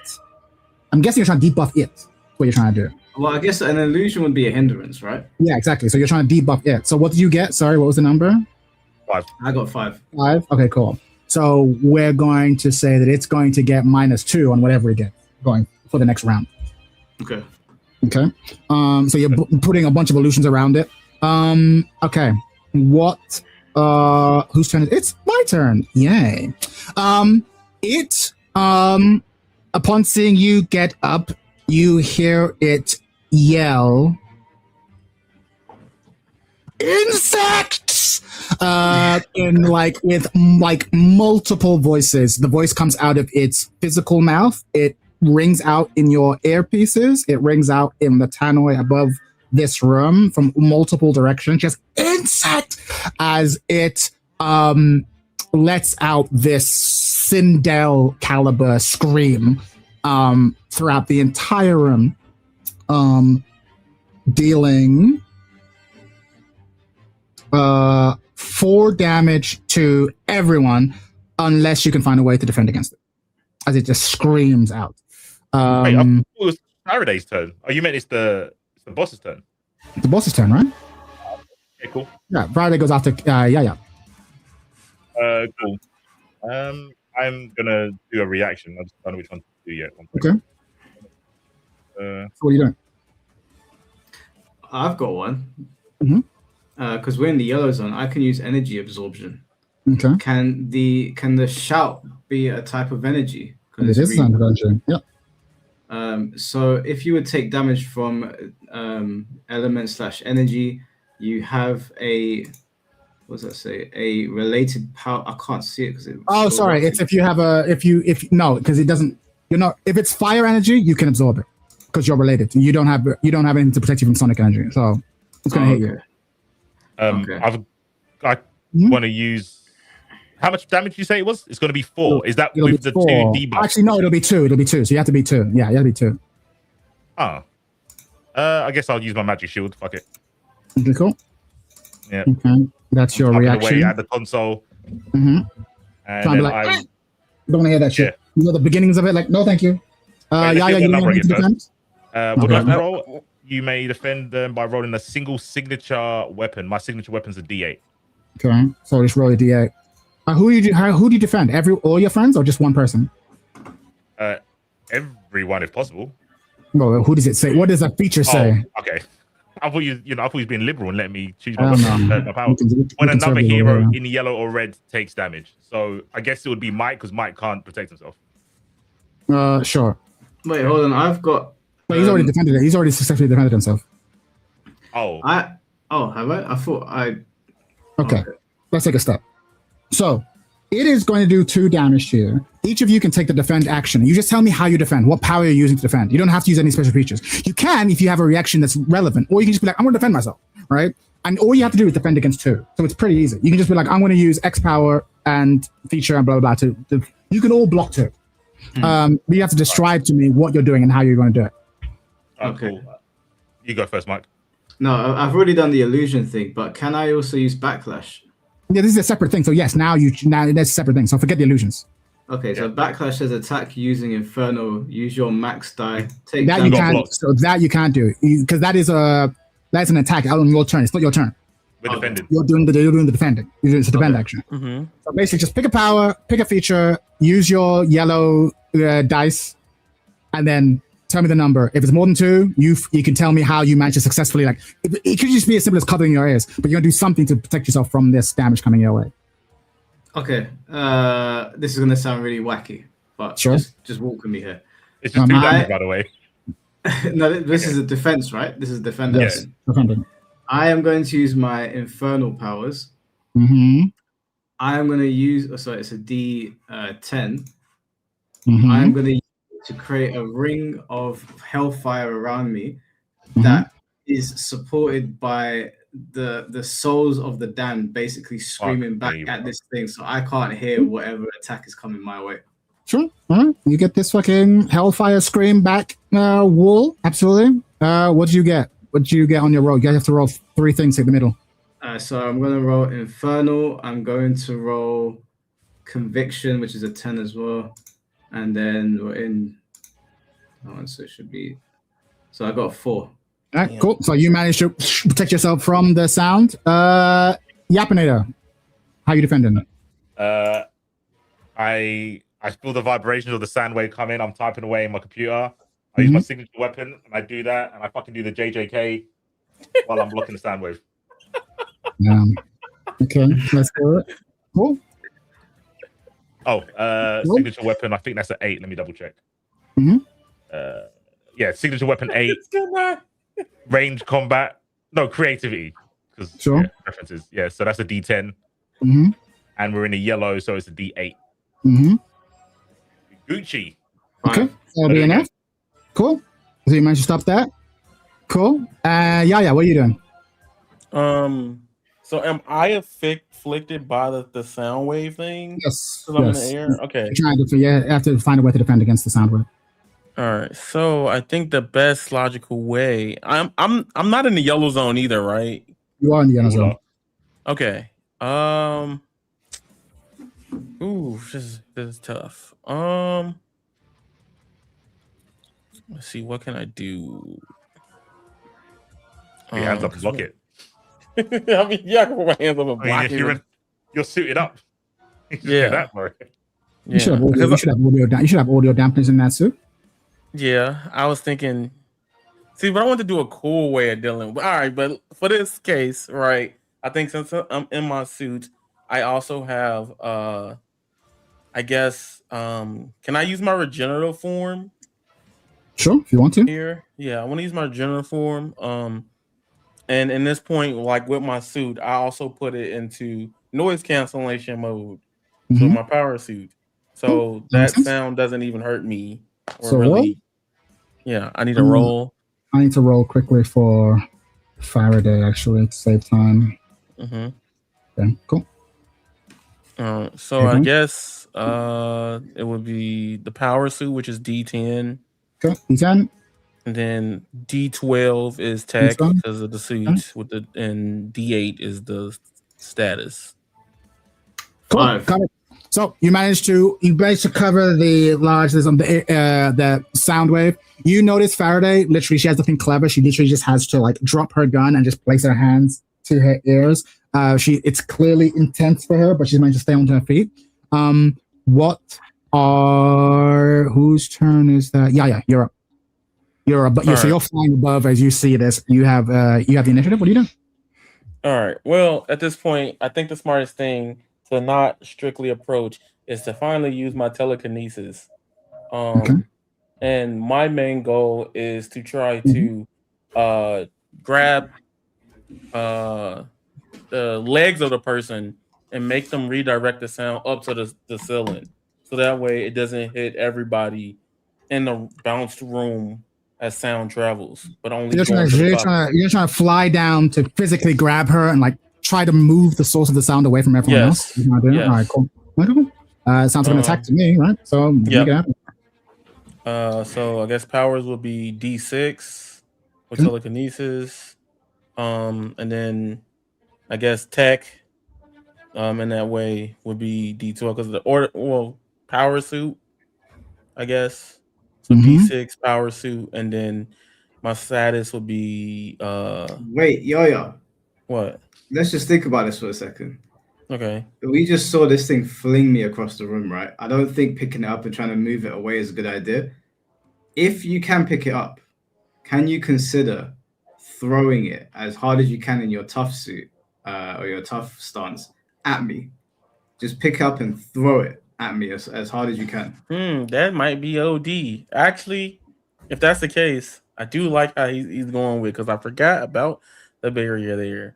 So at that time, I think I want to rechange that whole thing because it will be an attack. So I will be using, because since the last round I did use my regenerative form, I should be in green. Sure. No, you are in. Oh, you should gain some health back. Yeah, because the last one I said use. No, you're in yellow. But if you're in yellow, you can use green moves. It's fine. You can always go down. Okay. All right. The situation's in yellow. It's not just your health. Yeah. Okay. So in that case, I want to use my tough form to use my strength of the telekinesis with the power suit, right, to throw with my fitness strictly towards Mike Hollow, the entity. Okay. So that would be D10, D6, and D10 again, or the situation is yellow, so D8. So you're doing it telekinetically, right?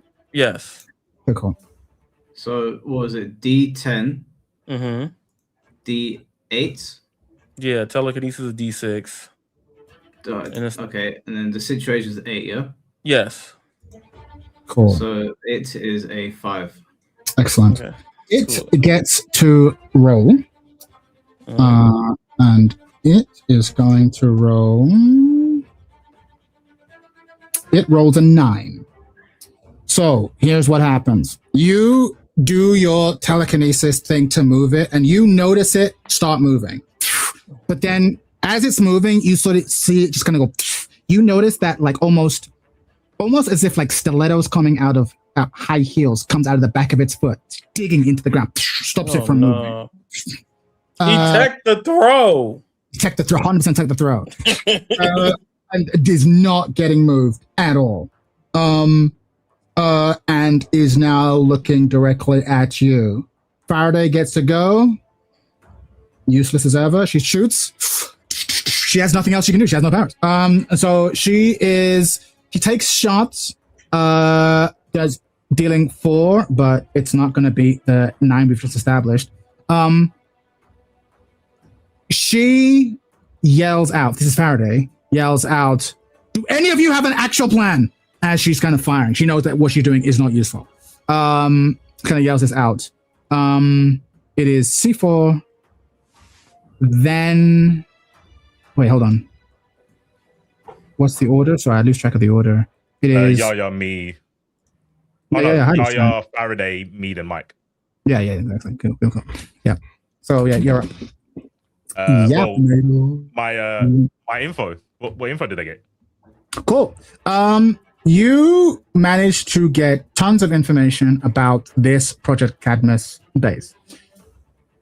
There is, to your knowledge, almost no information about the entity that is in front of you. What should be in here, in that large containment, is essentially a large, there should be almost like a large robot made of numerous parts there to like defend against Superman or Kryptonians should they come. You get a sense that there's lots of, this was built in response to the variety of Zod situations that have happened. There is no mention of this entity that you're fighting right now. This fight does not match the schematics of what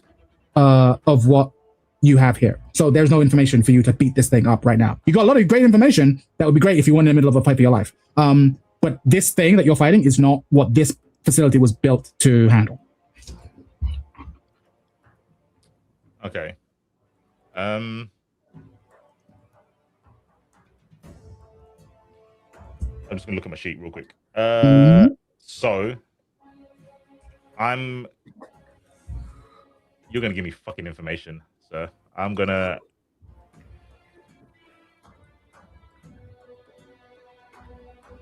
wait, actually, before I say this, was the voice that we heard in the intercom the same as the voice that came out of his voice when he screams?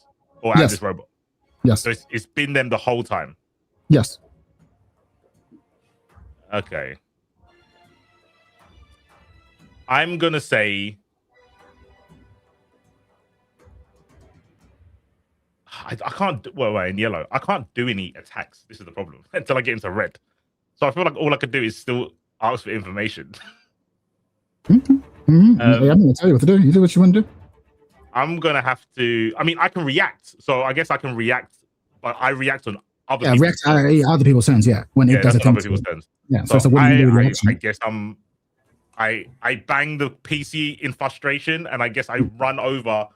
I run over Cool, not like a weirdo or a loser. I'll go over to the tank that he was in, and I start looking at the bottom of the tank. Maybe there's some like hieroglyphics or fucking Kryptonian language written in there, and I try to decipher. Sure. Give me what the roll is, and I can see if I can get you more information. I'm gonna roll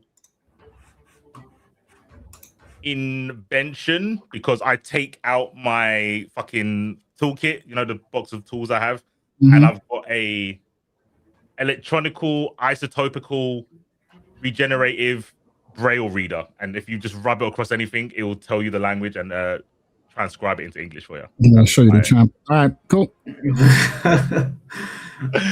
And I'm gonna roll. So that's a D10. And my creativity is a D10 too, because I came up with that stupid name for my invention.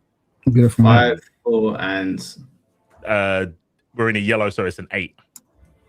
So he got a 4. How much life have I got left? I don't know. You tell me. In fact, I'm gonna keep track because you've lost 17 so far. 17 so far. Yeah. Oh, I'm big chilling. We biting, bro. We re-roll. Okay. So 10, 10, 8, yeah? Yeah, 10, 10, 8. 8. That's what I'm talking about. 3. That's not what I'm talking about. 3. How did I get less, man? Yo, yeah. Oh. All right. So you are starting to get information. I'll let you know when you get round to that turn. Ollie, you're up. Can I tell? Do the others know the information I got about what was meant to be in there isn't there? No. Okay. Because of the 3. No, it's not because of the 3, because you don't have time. The fact that you're lightning quick finding this information, you don't have time to be like, okay, everyone gather around as I explain to you all the information I've just gathered. Like, you don't have time. They're fighting for their lives. Cool. Fair. All right. I guess I'm just reacting. So, Mike, you're up. Okay. Can I use my magical law to summon Lucille?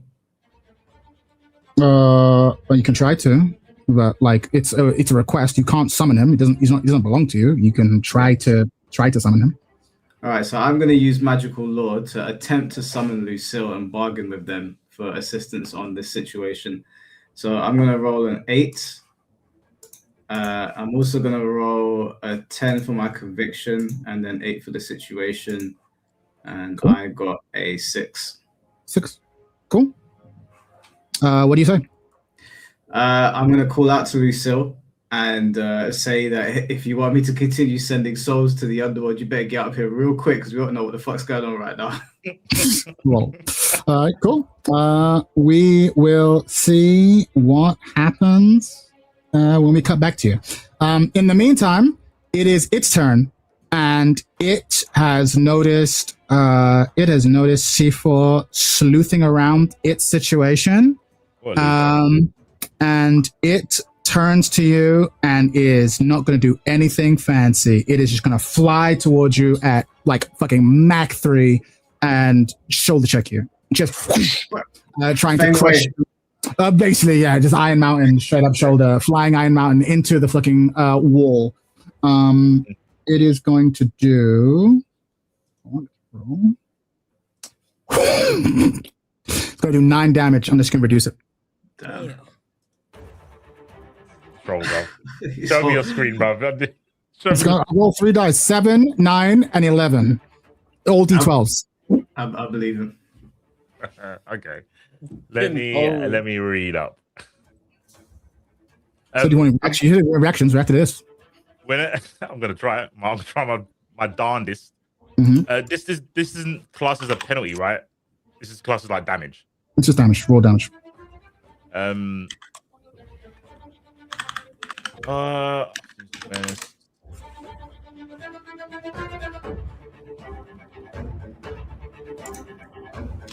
It's so serious right now.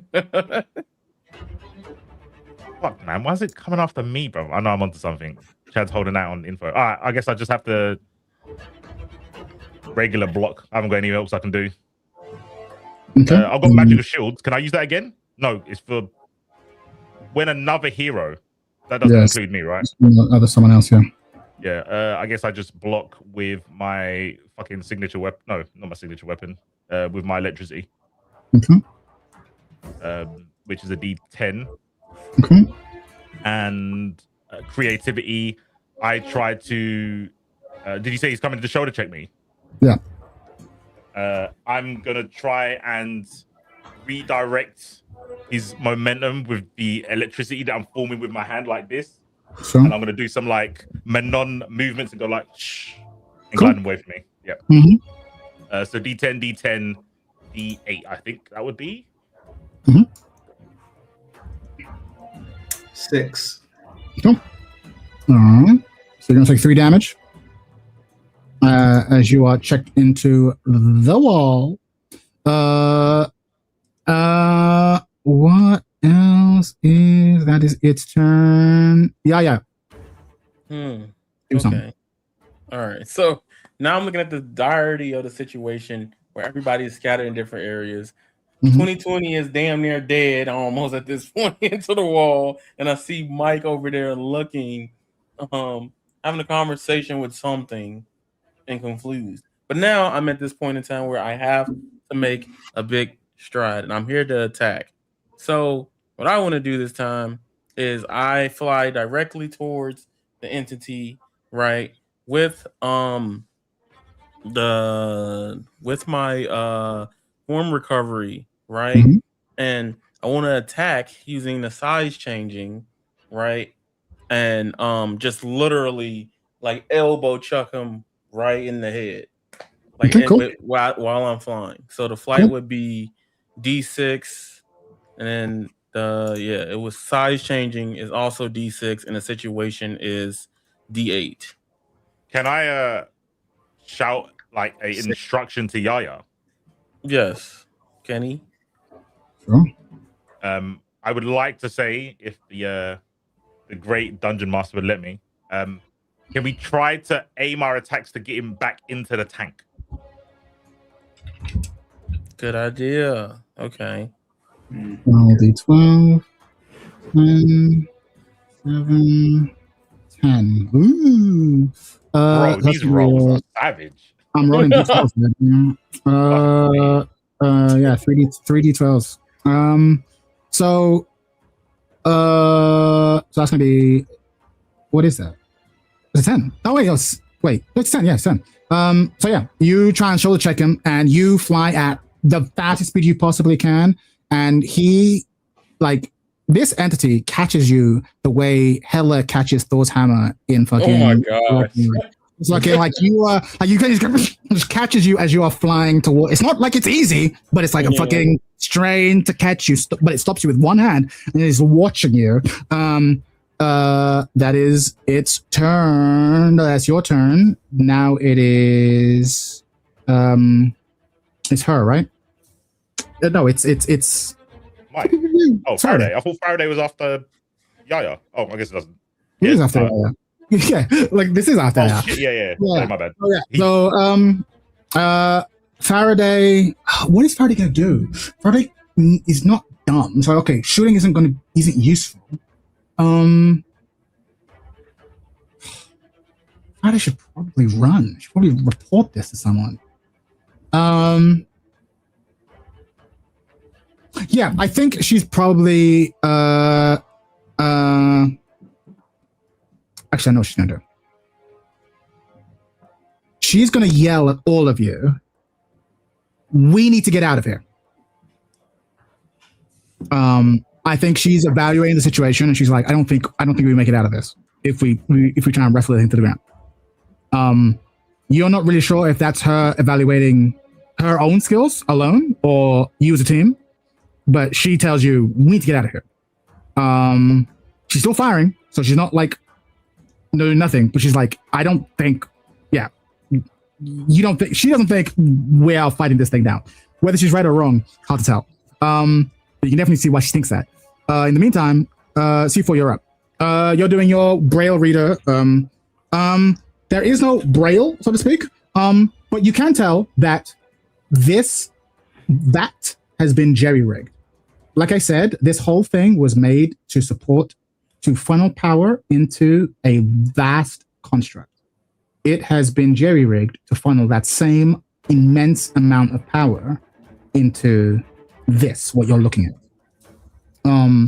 But you can tell that whoever originally made this large pod did not make it for whatever it is you're currently fighting. You get a sense like it's been taken over. If that makes sense. Okay, sure. So my plan. Oh, sorry, Gam. More No, info? go on. More info? That's the info. Okay. On the 3, that's the end.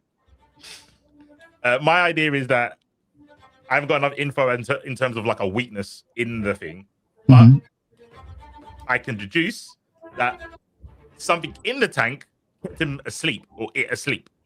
I don't know if it was the mist that was in it or the combination of something to do with the computer, but when he was in the tank, he couldn't get out. Hence why he was warning us and then tried to like double bluff by saying, well, you're the insects coming, to your fucking doom. So I think at the very least, we need to lure him back into the fucking cube. I'm going to, even though your roles are ass, your character is intelligent enough to be able to deduce that while this might be the idea that comes to you, there are a lot of problems with that. Problem 1, this thing clearly wanted the status quo to be maintained. So it's not like it was trapped in any way. Whatever was happening, it wanted it to keep happening uninterrupted. So the trapped hypothesis doesn't really hold water.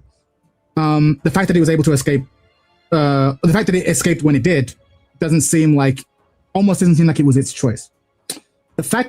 Secondly, the fact that this whole thing has been jerry-rigged also suggests to you that it craves power and wants more power, and ideally would have stayed here like an infant suckling on a teat for much longer. You have interrupted something that it was trying to do. So this thing is not fully powered yet. But it was clearly in the process of seeking that power, which is why it was like, I just want to live. No beef, just want to live. No beef, just want to live. And then you came in and said, all right, cool. The only way it's going to continue is if I eliminate you. Then you will have left, right? But it's clear that its priority is not to hurt you. It's to retain whatever process is happening. That much you can deduce from all your information. But that is your turn, spending the information. So after that, Mike, what are you doing? So was I successful in calling Lucille? Great question. I completely forgot about this. You do this, and you hear the number you have dialed has not been recognized. Please, just joking. Just joking. It's not like you to ask for help. Say please. Wait, your turn. So I want to use my magical law to ask Lucille to find out what this thing is and how we can beat it. Cool. Importantly, are you saying please? Because the thing is, you're not making magic happen. You're socializing. You're just talking to a person. Yeah. Like, so it's less of a magic summoning and it's more of a convincing a person. Well, no, I'm not saying please, because this is a mutual. This is a mutual benefit. If I stay on Earth and harvest souls, then your master gets what he wants, and you look good for him. Okay, so cut the crap. We're in a binder right now. Okay, unless you want to go back and tell whatever his face is that I'm no longer going to be harvesting souls because you didn't want to help me. Can I use my reroll reaction to make Mike rethink? No. I'm gonna go ahead and say that I'm not even gonna have you roll. I think you have a perfect success if you say please, and if you don't, it won't work. It's literally no, it's on his roll. Well, okay, cool. That's the solution. Yeah, the role was establish a connection. You succeeded. You established a connection. It's okay, cool. Say please. I'm not saying please. I'm like, it doesn't. Lucille doesn't respond to you. You say, look, I'm in trouble. If you don't come here, blah blah blah blah blah blah. He says nothing. He says nothing to you. He just goes silent. But it's one of those silences where you know he's on the line. Like the line isn't dead. It's just like it's just saying it. Mike, say please, for fuck's sake, bro. All right. Can you please help us? Cool. We'll see what happens next time. Let's see. Now it is its turn. It is going to you know what? You know what? It's gonna unleash its special move. My first time I've done this. So it gets 3 targets, 3 separate D12s. It is going to look at each of you, and its eyes are going to glow this intense green, and it's going to sweep its head across, fucking Nova Beam across the scene. The first D12 is going to be how much damage Mike takes. The second D12 is going to be, because it's mid, high, low. It's going to assign low to 2020, mid to Yaya, high to Holo. So we've got 12, 11, 10. No, we got 3, 6, 9. Which you clean 3, 6, 9. So there you go. So 3D, was it 3 to Yaya? Sorry, did I say 3 to C4? Yeah. 3 C4, 6 Yaya, 9 to Holo. So yeah, how, if at all, are you defending? Who's going first? I can. You can decide. I can magical shield someone. Okay. I guess I should go for Mike because he's. If you use your reaction, then you can't defend yourself. You'll take 3. Oh, hold on. You have one Mike's reaction. a big lad. He can look after himself, I think. Yeah, let me go last. Can I use my regenerative form to do heal what? other players, or is it on me? You can do that after the fact, but you'll take damage and then heal. No. I was just no, asking. it's on you. Representative form is just you. Okay. That's fine. Alrighty. I think for me, if I'm taking about to take damage, I think the best thing for me to do would be you size change into tough form to reduce the damage. Sure. Okay. So give me the roll. So size changes D6. D6. The power suit is the D10, and the situation is a yellow D8. 4. 4. Okay. So you'll take 2 damage. Okay. Holo, how are you defending against the 9? Oh shit! I just realized something. Never mind. You'll find out. I would like to.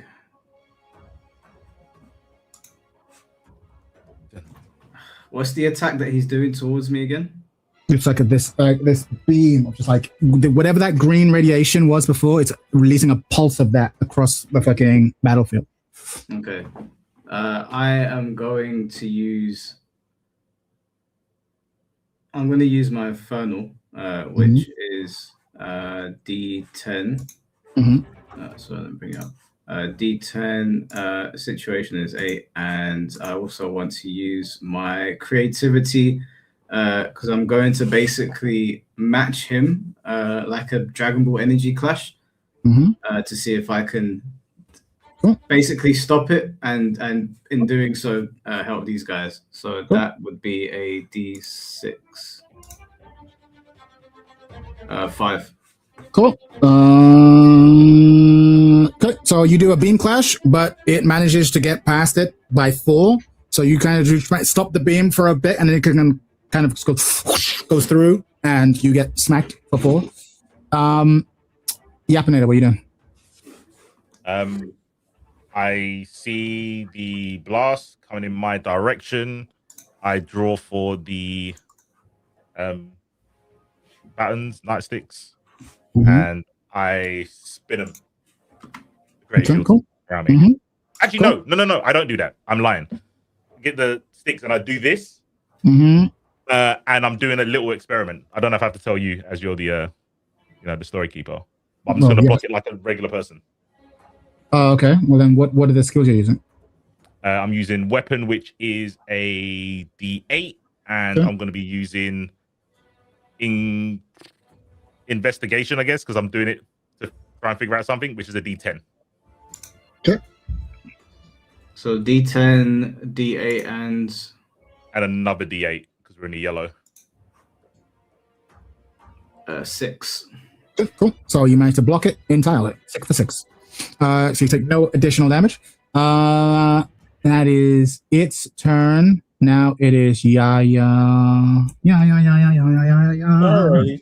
I was like, all right. So at this point, I'm like, it's getting kind of chaotic. We need to slow this thing down and figure out how to just all take it out.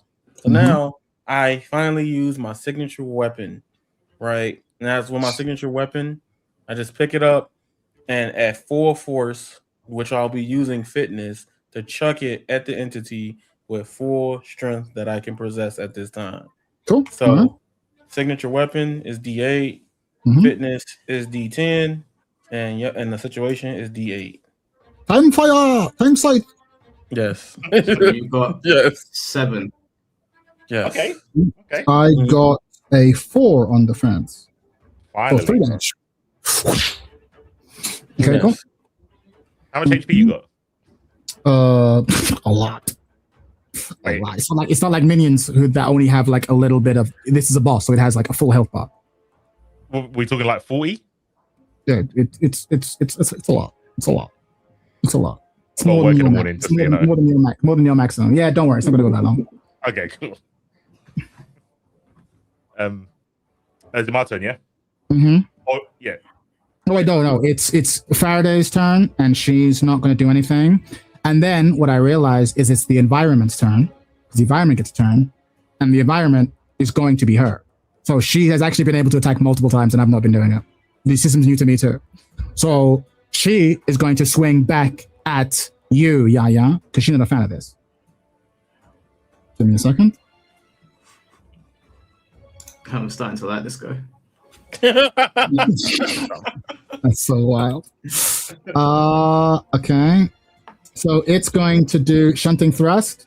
So it gets to do its maximum. So I roll a 12, a 2, and a 6. It's going to take 12 at you, Yaya. 12? Whack. Just flies at you. Whack. So do all bosses always take the highest number? No. It's you know how you have abilities, green, red, blah blah blah, right? Bosses always have some, not as many as you, but it has some. And one of it is like it takes a regular attack. It can choose to take the highest. That's one of its abilities. It's like a flying brick. It's a flying brick. It's like I just hit fucking hard. I fly at you. Look. So Okay, 12. If it's throwing 3 12s, it's going to roll a lot of 12. So it's just flying at you. Whack. Right. All right. In this form, well, do I just take it or do I have a chance to defend myself? You have a chance to defend yourself. All right. So you need now to defend yourself, bro. Yes, I know I do. So in this form, I simply go the tough form, and at this time, just try to mitigate the full force of the damage. I use telekinesis on the entity to slowly push them away. Cool. So it would be D6, D6, D8. Like a D6, like a D6. 3. Oh my god, bro! Can I roll a magical shield on him? Yes, but then you won't be able to defend yourself. That'll be your reaction. Everyone gets one reaction per round. Well, I thought he was only attacking Yaya here. Yeah, right now. Wait, so if I use my reaction now, I can't defend later. Yeah. What? Because now. Red yet? Because my red ability says that I can use as many reactions. We'll say red. In fact, you know what? It's a big enough threat. We'll say red. Sure. We'll say red. Cool. So my red reaction, my push, is it push your limit? Yeah. Push your limits allows me to react as many times as I want. Now you can react as many times as you want. We're in the red zone. All right, cool. So I'll magic shield Yaya. Yeah. What's the magic? What do you do? When you say, "Are you sure?" you make it sound like I've got a limit to how many times I can do this. I mean, no. Normally you would, but if you're in the red zone and you can react as many times, then you're fine. Okay, cool. Yeah. So normally it would be dangerous because you only have one reaction, so then you protect him, and then when you get attacked, you can't defend yourself. But if you have infinite reactions, then you can. Okay, cool. Yeah. So I have to roll a D8. It just says to roll. Wait. Let me double check. You have no limit on amounts of reactions. Each time you have a reaction, after the first one each turn, take irreducible damage or take a minor twist. So I guess you pick which one I take. Cool. And then I roll 1 dice on my signature weapon here. So I roll 1 D8. Okay, go. Roll a D8. It is an 8. Woo, boy. So she flies at you and goes to fucking smack you in the face. You manage to try to defend yourself, but then what happens, C4? What is the magical shield? I'm not gonna lie, I didn't think that far ahead. I thought I'd take like 1 damage off. No, you stop the shield. You stop it. I I get the two batons / nunchucks. Mm-hmm. I aim them at him. Mm-hmm. The electric tether grabs him, and you see like the green tint from the radiation that I got, which is probably kryptonite, and it slows his momentum. So I don't block it, but I stop his full force hitting Yaya. Cool. Yeah. As this is happening, it reaches for you and it's trying to get you, but its momentum gets slowed. And it still manages to grab you, but without it doing any harm. It looks you in the eyes and it asks you a question that throws you for a loop. It basically says to you, permission to kill you. Nani? How do you respond? Nani? Nani? He was like, not today. So in this situation, I think I'm going to use weird form, right? As I know he's had. No, there's no need to defend. This is a role play moment because it's not your turn. It just says permission to kill you. What do you say? We should have left long time ago, guys. That's really what I would have said. Okay, cool. All right. Whose turn is that? Was its turn after? So it's C4 now. Go. Fuck, what did I do last turn? You gave me. I got 2 bits of information. What did I do the last turn? Thank you, Antimon, for the 22 months. Appreciate you, bro. So you told me that trying to get him back in the like incubator thing isn't gonna work. Fuck, you did say something though. Okay, you can tell me if I'm straying too far away from the script. So when I did the blocking, it was because I was thinking, well, this guy is obviously collecting, I don't know, some like liquid form creatine kryptonite that's powering him up. Now, when I hit the pylon and I got infected by something, I'm assuming it was the same thing.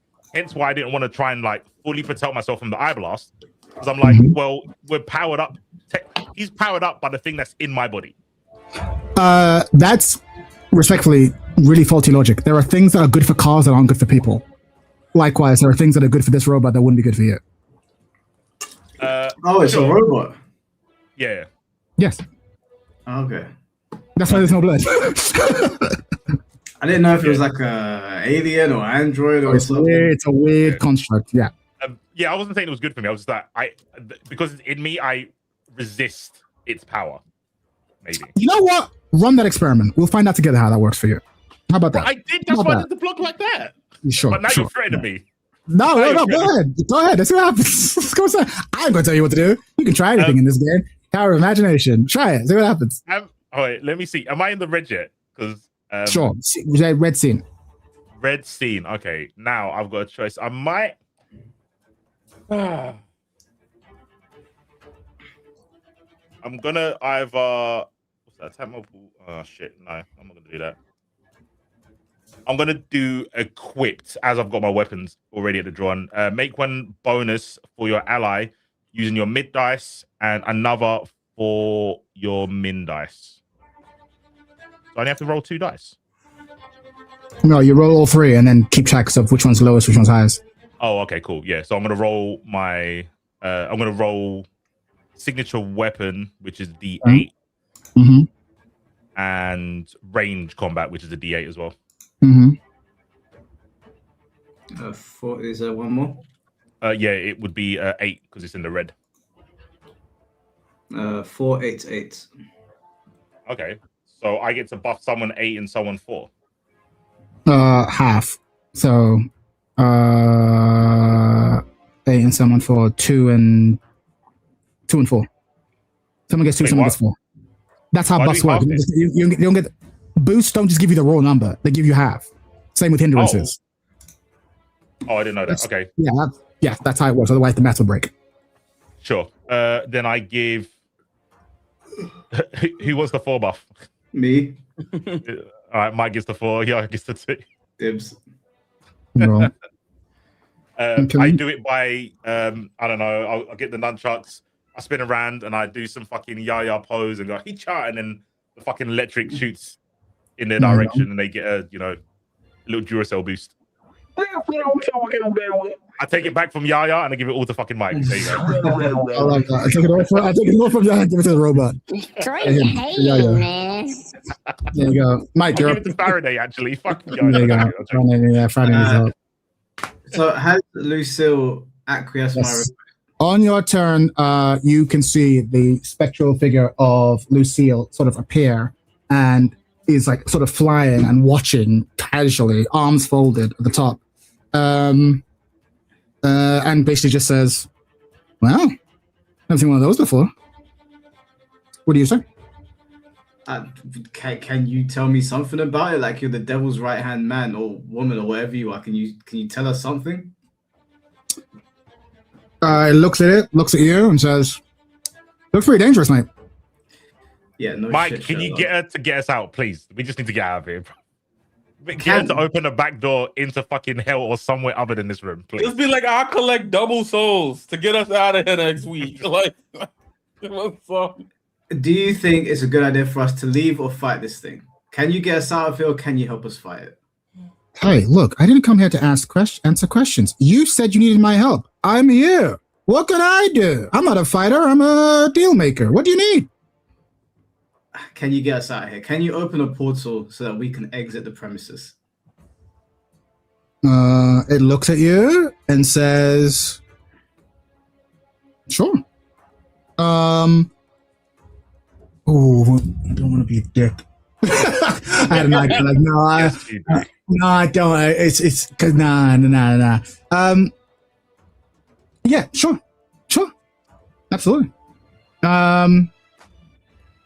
Yeah, it creates a portal, creates a large circular portal, and you see this.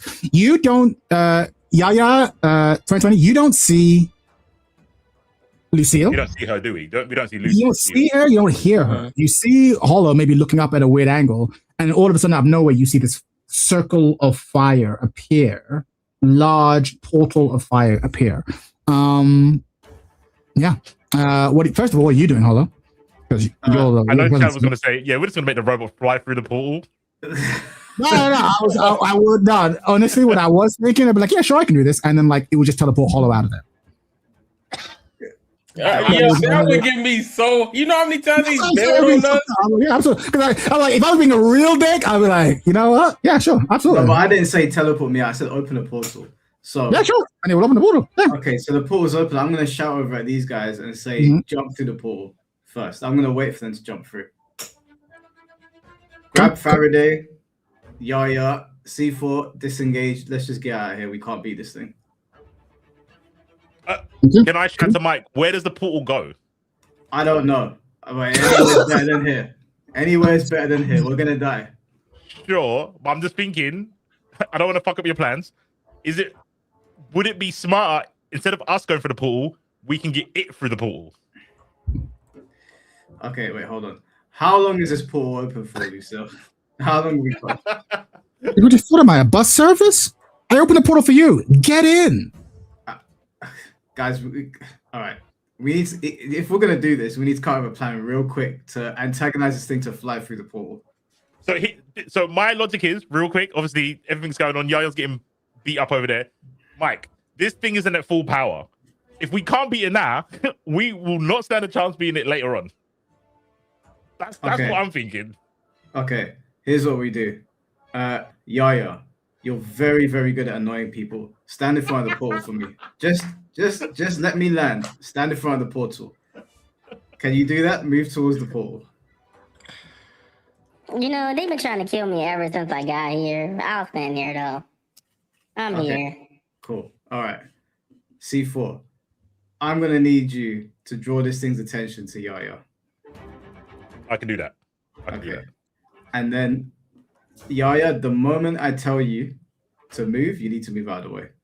So, in my mind, C4 is going to draw this thing to fly towards.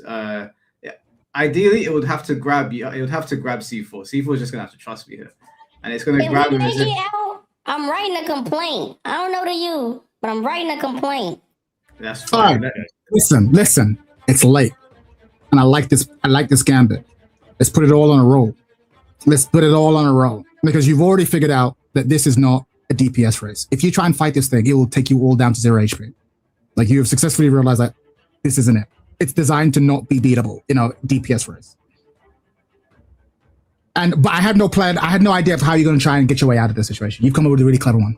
I like it. So we're going to reduce this down to it's not even really a fight anymore. It's a puzzle. And that's all it ever was. You are now trying to make it fly through the portal. That's the goal. I'm going to have each of you roll. Tell me what you're doing to try and make it work, right?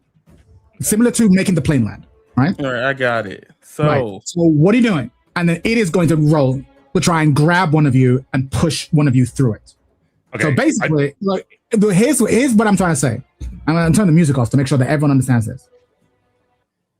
I think you'll probably succeed in making it fly through the portal. The question is it going to drag one of you with it?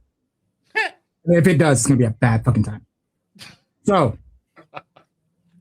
tell me what you're doing. My plan was... The plan, yes. Yeah, Mike's plan, yes. Yeah, so my plan is we've got the portal open. Lucille's letting us do this. We're going to use Yaya as bait. But I think me and C... I think I'm also going to have to be bait because I'm more of... Like, C4's more brains and fighter in this situation.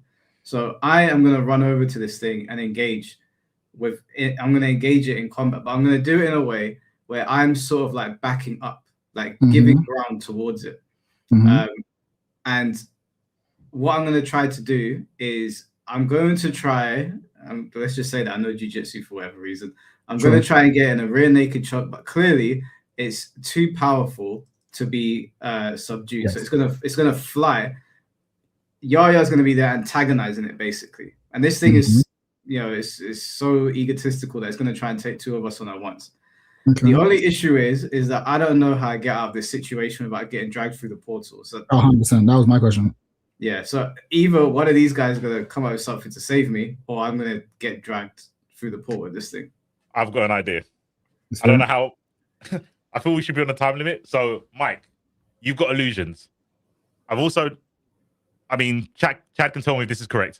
I think that the robot is drawn to this energy, wherever this green kryptonite energy is. It came after me when I wasn't a threat, when I was reading the shit. And I think it's because I've got the energy inside me. And I think when I boosted up Yaya, it went after Yaya because he thinks Yaya's a threat. Because Yaya's been the one kind of going toe to toe. My idea is, when I gave Yaya my energy, I gave him some of the radioactive energy, and that's going to attract the robot to attack Yaya. What you can do is make an illusion of Yaya in front of the pool. Okay. The only thing I wanted to add to this is, is it possible for us to deal damage to this thing through the portal? Because I was thinking, as it flies through, I can ask Lucille to close the portal, and then half of it closes with its legs. Yeah, I think the classic guillotine maneuver is not on. It's not going to happen. Give him the fatality. Yeah, exactly. It's going to start holding the portal. What I'm going to say is this again, because it's similar to the plane landing thing. So I stopped the music because we're still learning the system. The best way to make this work is the following: one of you attempts a thing, the other two boost the person doing the thing. Mathematically, that is the way to make this work.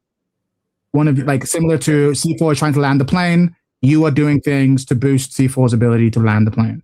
Or one of you tries to do a thing and you both hinder the creature, right? That's usually the way to go about it, right? I think I should boost Yaya and Mike should hinder him with the illusion. So Yaya doesn't get caught and put through the portal with the robot. Sure. Okay. That makes sense. In that case, makes sense to me. So he's trying to hinder. So Mike's trying to hinder it with the rear naked choke. You're trying to boost. Yeah. How? Can I use empowerment? No, because you need to be doing the taunting. Yes. Yeah. Okay. You're gonna have to probably use your fly to not get caught. It's gonna be a game of Tom and Jerry. If only you invested in the banter skill, you'd have been set. You'd just been like, check this out. The Peter Parker just point at him and he'd be like, I'm gonna get him. So I'm gonna use snap decision. Okay. Oh no, not snap decision. I have to use what's it called? The move I used last time, equip. Okay. So it would be a weapon D8. Okay. then a D10 for creativity, Okay. then a D8 again. Okay. 3.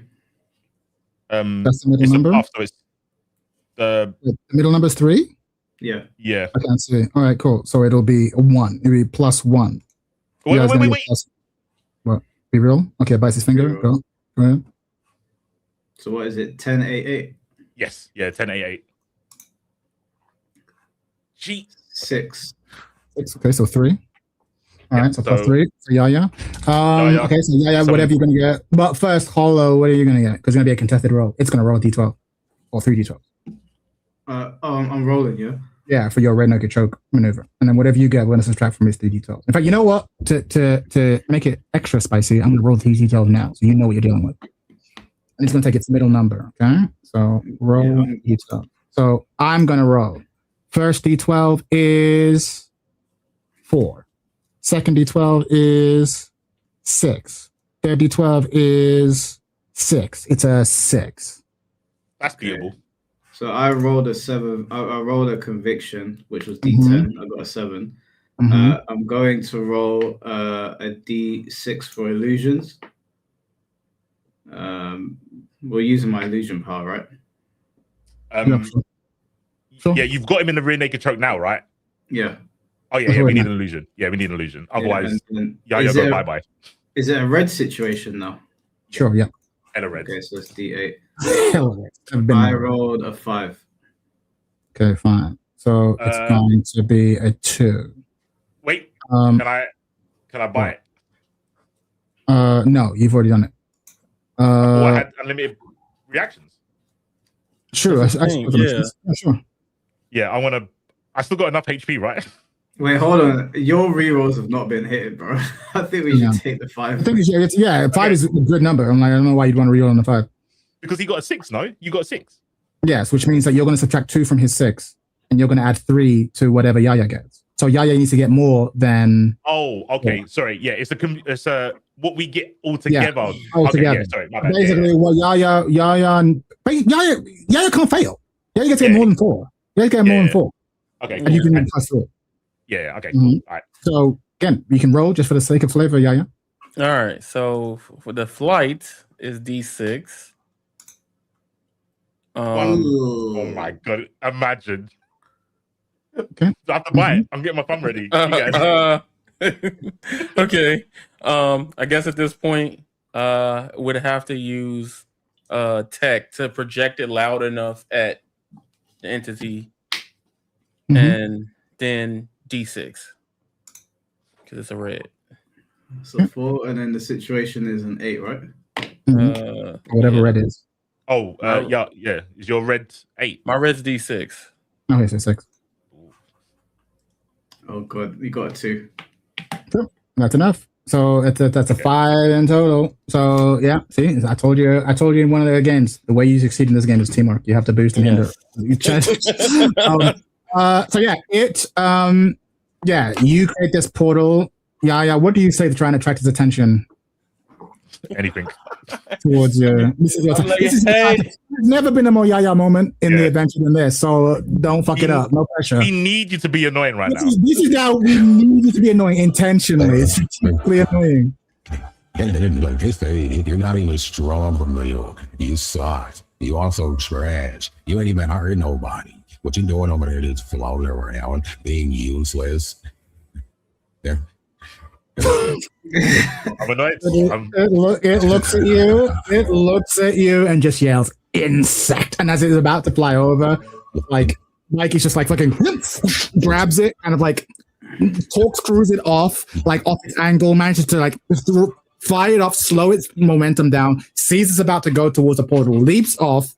It like reaches for Yaya, not realizing that Yaya's already left. And he's grabbed for like an illusion of Yaya. It flies through the portal.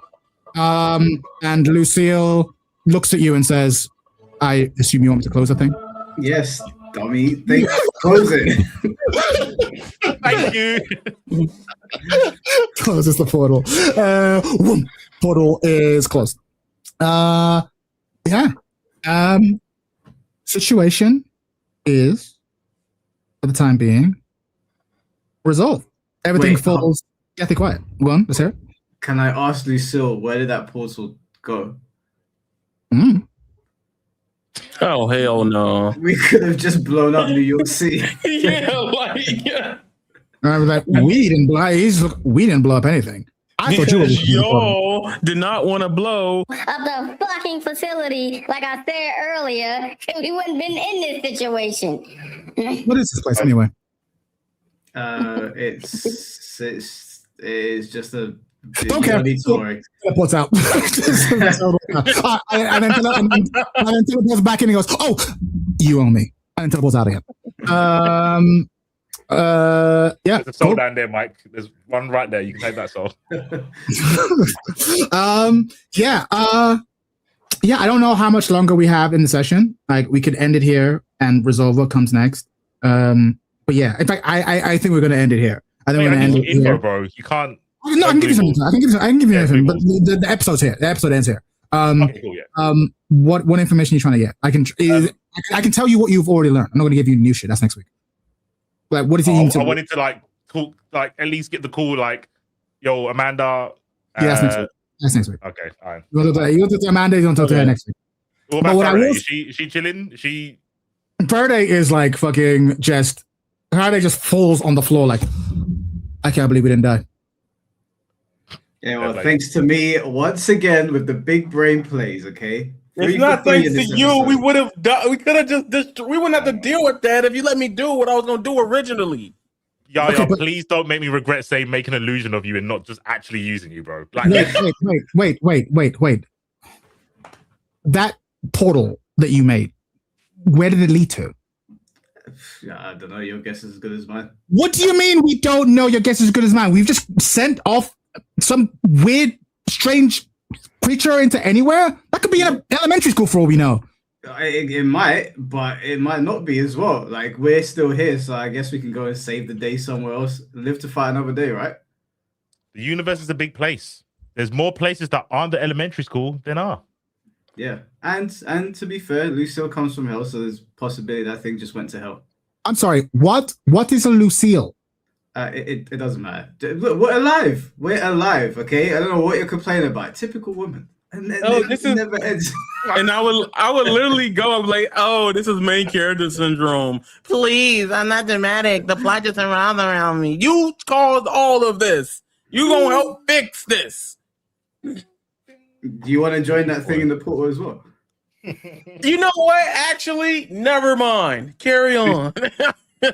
I enjoy these filler episodes way more than the actual boss fight. Look, Faraday, look, you can go home to your dog and your white picket fence, okay? You live to fight another day, thanks to me. So I don't know why you're looking at me like that.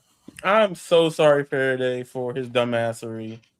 We could have did both things and got out of here. She's not going to sleep with you, bro. I don't need her to sleep with me. I'm good. I'm okay. Lucille is done listening to you. She takes the USB port, goes into the new central computer, which is a small computer by the thing, and inserts the USB port into essentially the receptacle that is there, and then just waits for the information to be downloaded. And she grabs it. All of a sudden, all of the lights across the facility seem to come on all at once. She takes the USB port, looks at you, and the three of you, and says, "We're done here." Puts the USB port away and just makes her way back to the end. Winner, chicken dinner. Let's go. Winner, chicken dinner. No one died. No elementary schools were blown up, to the best of our knowledge. I'm sure that what you've done here will lead to no negative consequences in the future at all for anyone at all. But if I'm wrong, then we will find out about it. Not next week, but the week after, because I can't do next week. You'll forget by then. Totally fine. I got combo. No minor or major twists. Yeah, combo next week, exactly. So it's all good. Yeah, so at least 2 weeks. I need to write the rest.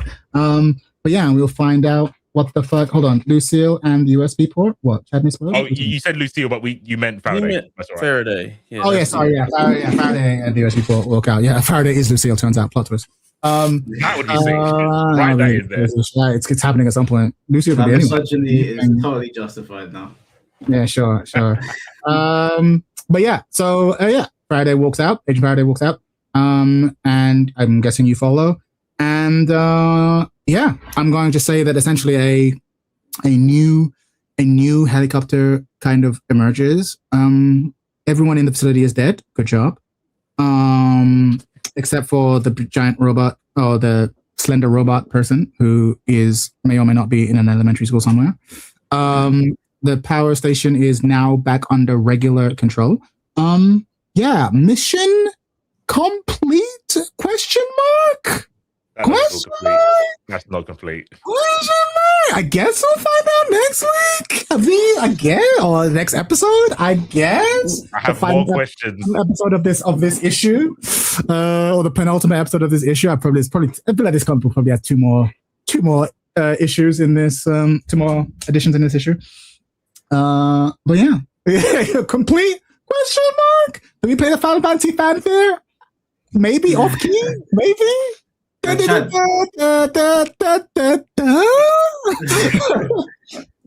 think that we were gonna? Did you think we were gonna die here, or did you think we were gonna figure out eventually? The thing is, when you're a GM, you can't plan everything. You come up with problems and be like, either they find a solution or they die. That's what you do. And I was like, okay, if they try to fight this thing to the end, it'll kill them. So they're going to have to find some way else to resolve it. I don't know what it is. I don't know that you'll ask Lucille for help. I don't know if you'll have this other thing. I don't know if you'll set the place to explode. I don't know if you. I don't know. I don't know what you do. I just give you a problem and be like, all right, dance your way out of it or die. And you find a way out of it. I feel you tried to kill us. It would kill you. No, it absolutely would kill you. It absolutely would kill you. No. I thought you tried to kill us because I spent 2 turns trying to get information, and he was like, "Nah." No, but like it's. The thing is, like you try to. This is a common problem. You have an idea of like, oh, I'll do this and it'll be really useful. But sometimes the thing you want to do isn't useful or isn't as useful as you want. This thing is a ball of HP. Wait, I forgot to end it with a bunch of things that didn't take away its HP. So it's like, well, I don't know what to say. Because I was like, when you said 40, he was like a lot. I was like, oh no, we not beating this. Like we need to get out of here. Like because it has massive. It has D12 attacks and it can choose the highest. So it's like every time you attack, it has to be more than 12. I got a one-liner. I'm ready this time. Y'all ready? Oh, let's hear it. All right. So I walk up to everybody and I'm like, hey guys, you know what? I guess we don't do things the wrong way. We just do them very unconventionally. Okay,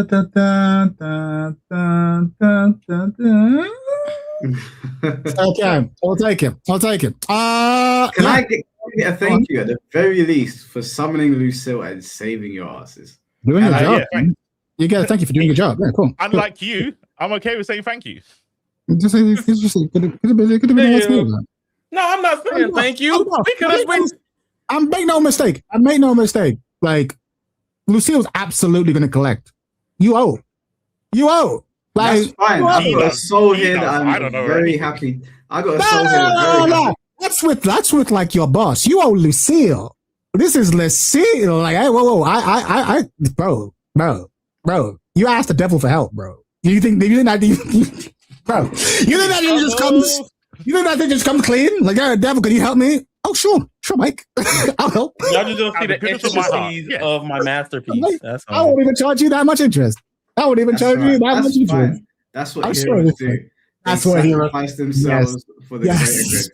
That's what heroes do. Bear in mind that if you didn't roll properly, I was gonna go through that fucking portal with that psychotic robot. And I was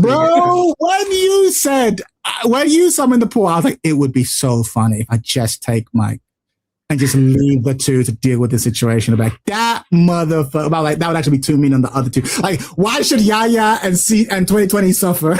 Like that actually isn't. That's not cool. So, I would have laughed. I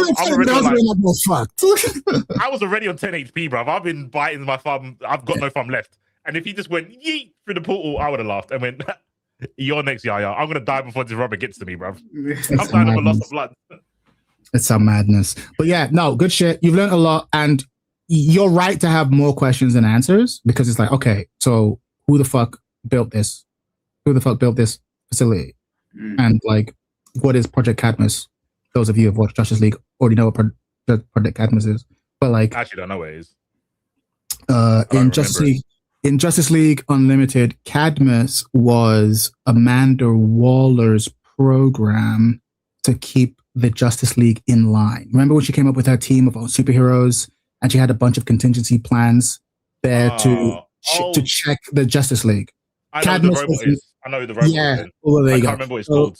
Sure. But Cadmus is basically the name of and Young Justice 2, it was a long running program. Essentially it's Amanda Waller's attempt to keep the Justice League in line. So US players might know this, okay, characters don't, but you're about to find out. But of course, Amanda Waller did not tell you any of this. She just told you, Power Station's gone offline. Maybe get it back online. She probably knows more than she was letting on. But you can't know about that robot because you said that robot wasn't meant to be in that incubation test tube thing. Yeah, that was definitely not part of the plan. She wasn't lying when she said she doesn't know what's going on now. But she didn't mention that she didn't know what was going on here previously, before. Oh, okay. Right. You know what I mean? Like, she said, something's going on here. It's like, she didn't mention, but actually, before all this craziness happened, we had a secret base under the She didn't mention that. Yeah. You didn't ask what the base was. You just need to know. I just want to get you the power plant back. Exactly. You already know how she's going to play it. So it'd be interesting. Yeah, I have 2 weeks now to come up with what's going on. But yeah. Cool. But to be fair, you did succeed. You didn't die. You did resolve the situation. Maybe not the cleanest operation. Maybe not an S rank. But you cleared it. You cleared it. I actually need to know, what rank is it? What rank would you give us? Considering I broke a pylon. Was it the fucking pylon thing? I'd say honestly, I'd say an A-. I'd say an A-, B+, A-, probably A-. Can you give us individual rank, please? Nah, you all fucked up in your own way. How did I fuck up? All of you fucked up. You all fucked up. Y'all here making Agent Faraday feel like shit for no reason when she's being super cool. That's not gravy. I was trying to killed all the janitors, bruv. You killed all the janitors at the beginning. You killed all of the innocent people. You killed all of the innocent people that were just watching for no reason. Just murdered them. Didn't have to roll. Just murdered them. They were not innocent. Okay, they were doing suck their souls. And then Mike's a villain.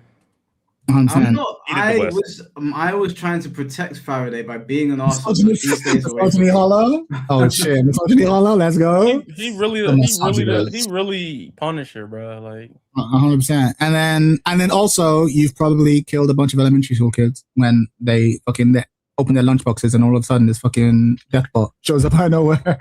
I mean, that would be funny if the portal was into a kid's lunchbox. That would be hilarious. Yeah, the wilder shit. But yeah, I have to wait. It's like insects. Yeah. So I have 2 weeks to decide where this fucking deathbot is going to teleport out of. Because I didn't plan that. That's like I said, as a GM, you can never know. You create problems, not solutions, right? You create problems. You come up with a solution, and then you give it to your players, and inevitably they do shit that you never thought of, and then you just have to improvise your way through. But yeah, good shit. Hope that was fun. Hope you enjoyed it. 2 weeks time, we'll get back and we'll wrap this shit up, and you're gonna have words with Waller hiding that shit. But yeah, and like I said, if it didn't come through, like this, the whole point of this base was just try to come up with a fucking anti-Kryptonian field. So that if Kryptonian tried to show trouble, you'd be like, hey, check this out. Whoom! All of England is covered. But yeah,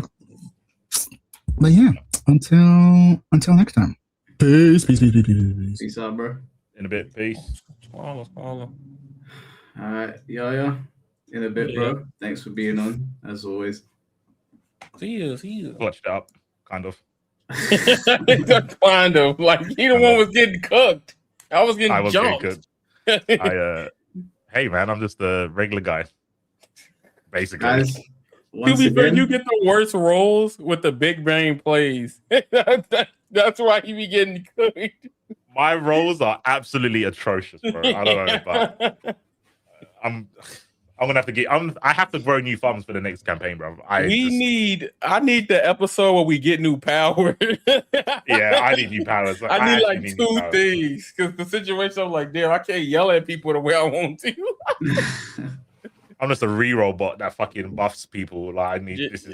I mean, to be fair, we didn't know. You know what I'm saying? Like, that's why it's funny. Like, we didn't know. Yeah, I need the med kit, bro. Yeah. These one of those herbs, a green and a red herb. I would have made a Gundam more than the Iron Man suit, like, like the way I thought of it, because my suit is like Power Ranger. I was going more like, I guess, Tech Jacket Iron Man. So, but it's fun. It's fun. Yeah, it was good. We pulled through in the end, thanks to me, but we pulled through. Yeah. The pool was a good idea. W me. Shut up. Hope that it's not. Bro. Turn the stream off, bro. Yeah. We'll see how good the idea is when Chad tells us where the pool ended up. Yes. Well, that's on all of us. I was gonna say just before you, are you free? You're free tomorrow for the Beyond Black stream. Yeah, I should be good. Yeah. All right, cool. I can't do a late one, but I can be about.